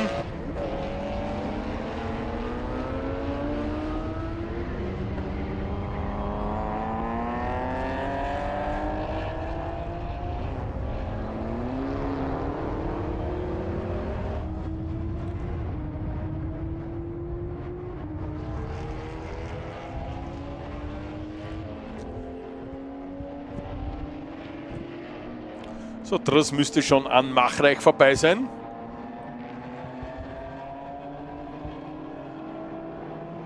Und auch an Svetsch. Da haben wir ein Bild.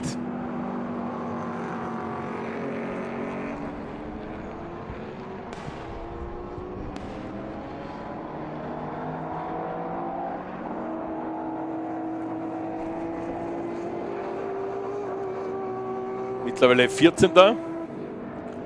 Kommt von Startplatz 20.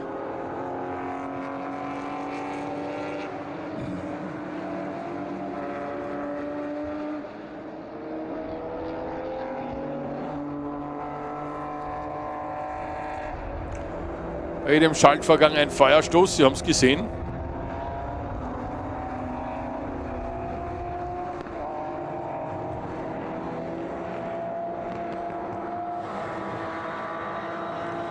Holt auf Latschko.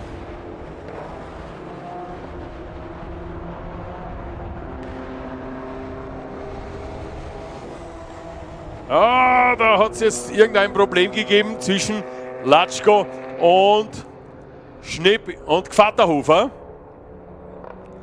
Da ist natürlich jetzt Michael Truss auch gleich mit durchgeschlüpft. Und die Corvette C5 geht natürlich den Berg hinauf da gewaltig.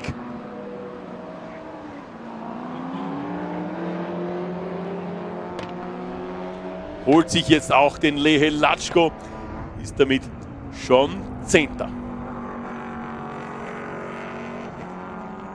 Wir haben den Führenden wieder im Bild. Er fährt gerade hier Richtung Startziel durch die Zielkurve. Daniel Büchi, zuletzt 1,38, 1,72. Jetzt 1,38,058, also eindeutig die schnellste Runde hier. Über Runde ist gleich Manuel Meisinger.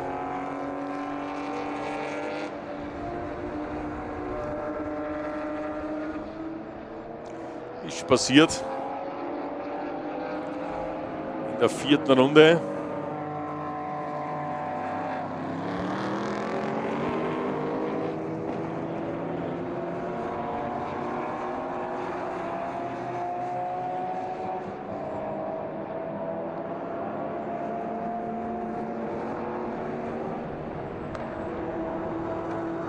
Schneeberger gegen Coppola. Ja, Schneeberger an Coppola vorbei. Schneeberger im Seat Leon an Enzo Coppola vorbei.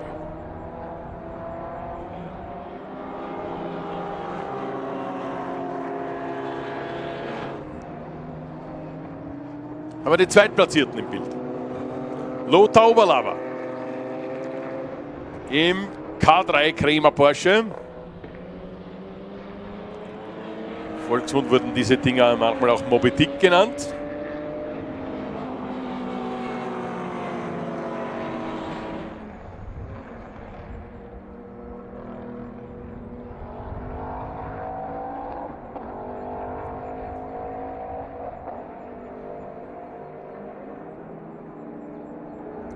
Meisinger macht der Platz für Lothar Oberlauer.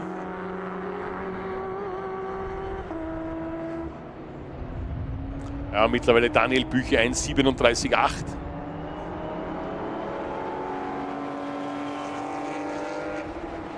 Und einen Vorsprung von 21 Sekunden.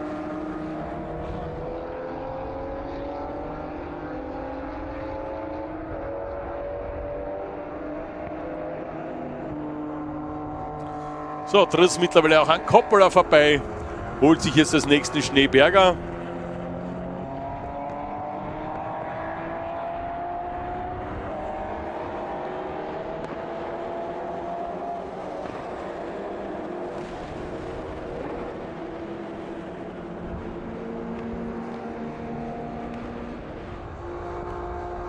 Ja, hat auch Schneeberger überholt. Das nächste Opfer wäre dann der Norbert Greger.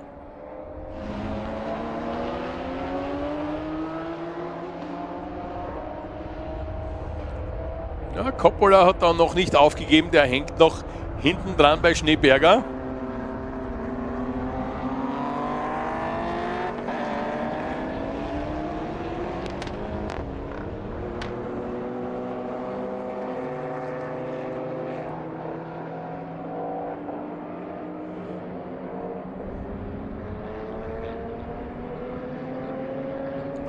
Norbert Greger bekommt es jetzt mit der Corvette zu tun.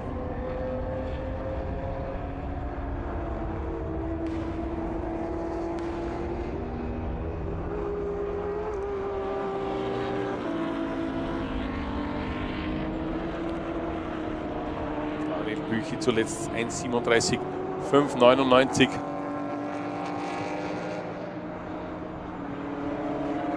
Mittlerweile 26 Sekunden für seinen Vorsprung, also schwer, den noch irgendwie abzufangen. Für Oberlauer.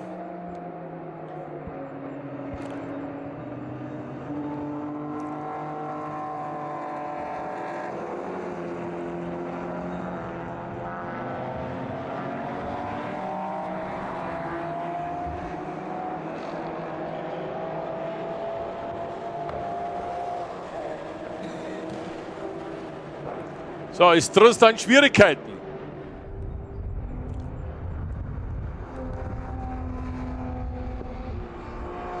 Weil Coppola da an ihm vorbeigeht, relativ einfach.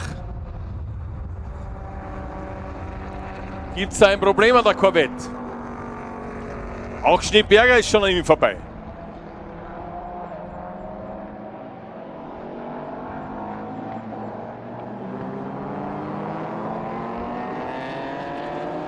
Braucht immer relativ lang aus den Kurven heraus. Vielleicht ein Getriebeproblem. Schauen Sie, wie viel er da im Kurvenausgang verliert.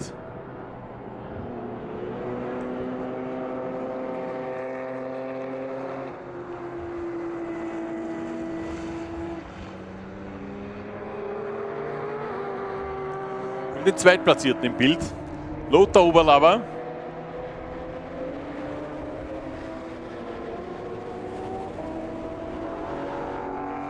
Der wird zwar auch von Runde zu Runde schneller, es nutzt ihm aber nichts. Mittlerweile eine halbe Minute Rückstand.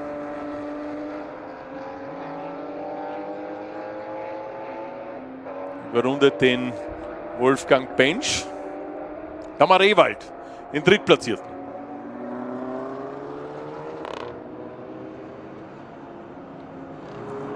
Rewald mit den beiden blauen Scheinwerfern im Fahrzeug.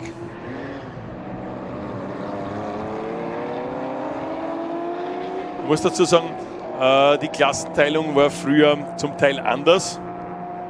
Die war bei 3 Litern und da war der Andi Rewald meistens ganz vorne.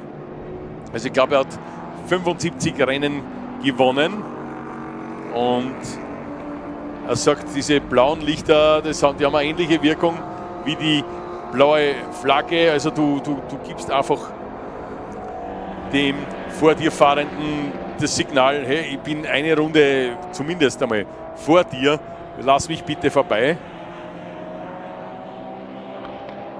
Da wenn jemand mit mir kämpft, dann weiß er dass wir ungefähr, dass wir in derselben Runde sind, dass wir jetzt um die Position kämpfen. Die ignorieren diese blauen Lichter sowieso.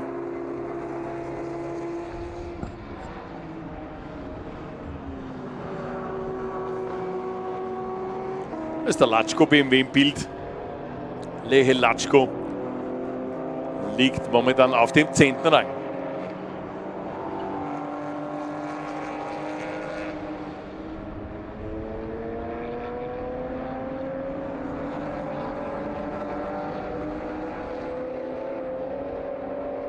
Ja, 8 Minuten geht's noch. Ja, und Latschko, der verliert da irgendein Teil an seinem Auto. Ist nichts Tragisches. Ist irgendwas am Unterboden, das da nur mehr hängt und ja, aus Gefälligkeit, sage ich mal, mitfährt. Wird sich früher oder später lösen. Gibt allerdings von Seiten der Rennleitung noch keine Technikflagge. Sag mal, da hätte er 3 Runden Zeit, um da hereinzukommen, das abmontieren lassen oder abzumontieren. Würde bei Rundenzeiten, was fährt Latschko momentan 1,48, also ohnehin 5,5 Minuten dauern, bis er da in der Box drinnen ist. Miroslav Svetsch da im Bild.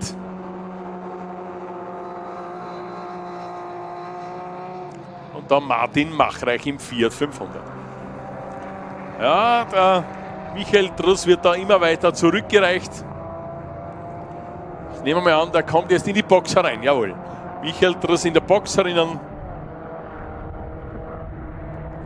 Wird, fürchte ich, der erste Ausfall. Außer es ist nur eine Kleinigkeit und man fährt zu Testzwecken noch einmal hinaus. Aber positionstechnisch ist da natürlich nichts mehr zu machen. Dabei war er eigentlich so gut am Aufholen, der Michael.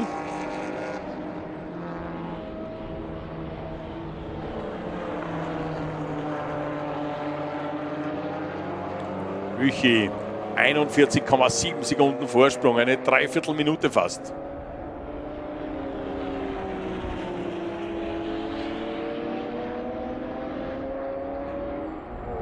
Coppola hängt sich bei Greger an.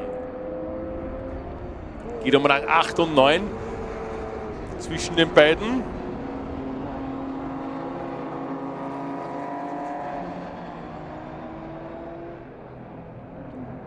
Wir haben wieder den Führenden im Bild, Daniel Büchi.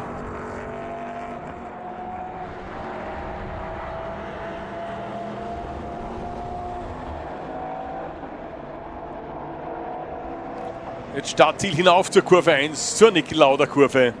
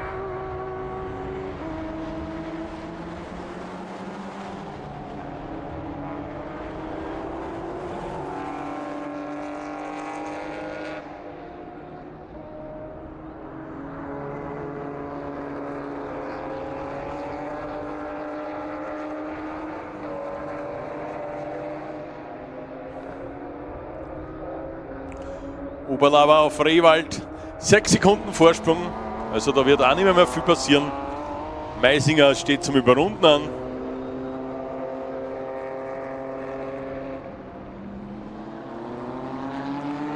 Und mittlerweile ist es wirklich eine Dreiviertelminute, mehr als eine Dreiviertelminute, die Lothar Oberlauer Rückstand auf Daniel Büchi hat. 4 Minuten vor Schluss.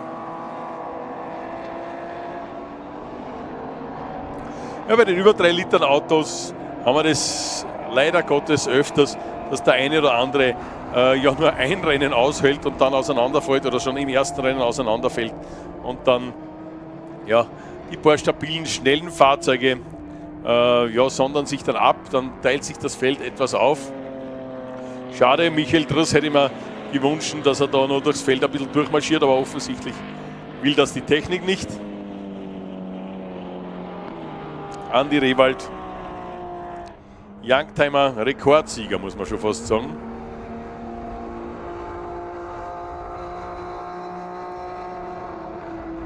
Dieses Mal gewinnt er unter Anführungszeichen bitte nur seine Klasse und nicht das Rennen. Wir hatten schon Rennen, wo der Andi Rehwald vorne weggefahren ist. Das verhindert der Daniel Büchi und dann gibt es noch den Lothar Oberlauer, die das im Griff hätten.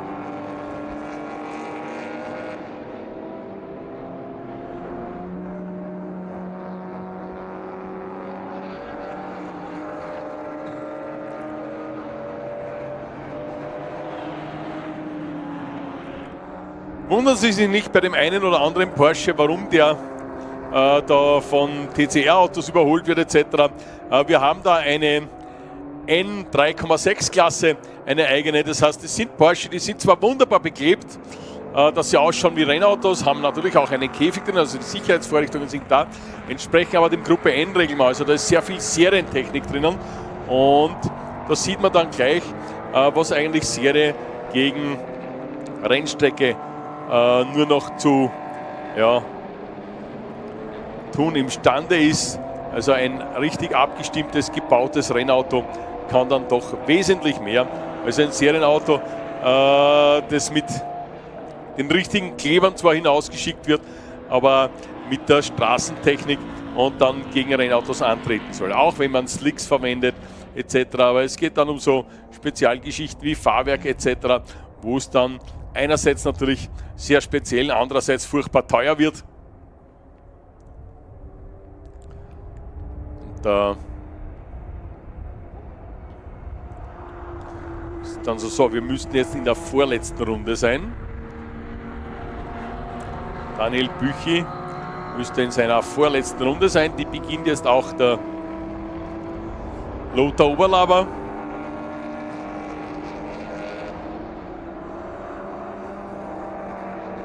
Ja, wenig Zweikampf-Action momentan da draußen. Gut, die haben wir heute in anderen Rennserien schon zur Genüge gehabt.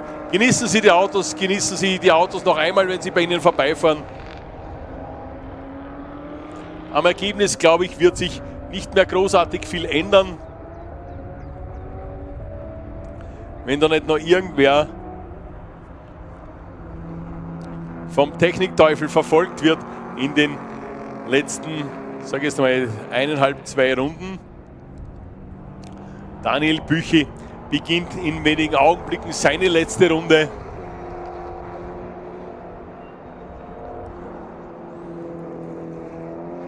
Ja, die hat er jetzt begonnen. Daniel Büchi aus der Schweiz. Also einmal noch durch die Niki-Lauda-Kurve. Den Berg hinauf.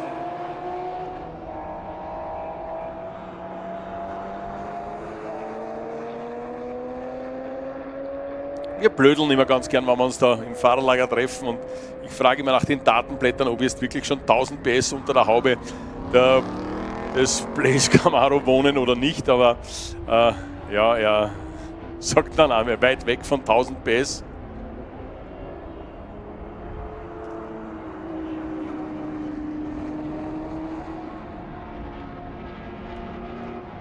Büchi noch einmal durch Kurve 4. Kann es jetzt locker angehen. Hat fast 1 Minute Vorsprung auf den Zweitplatzierten, auf Lothar Oberlauer.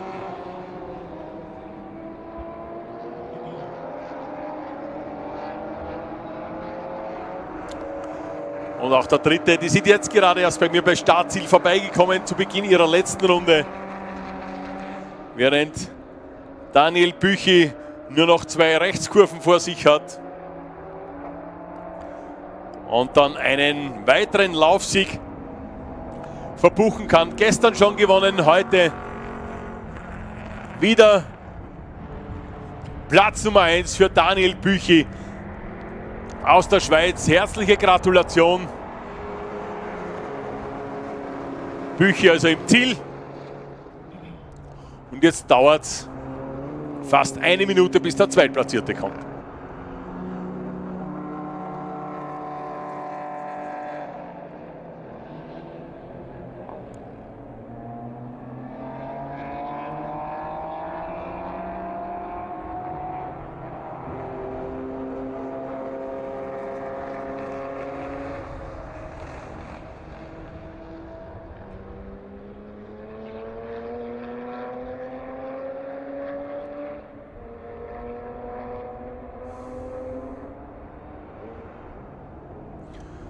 So, der Zweitplatzierte erst einmal in der Rindkurve.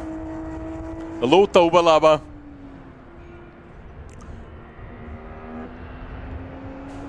Kommt jetzt Richtung Startziel. Und wie gesagt, Lackierung hin oder her. Macht keine Gasthermen-Services.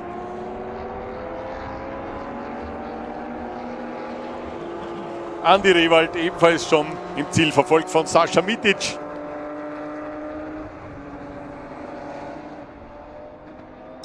Bedankt sich bei Streckenposten und Publikum.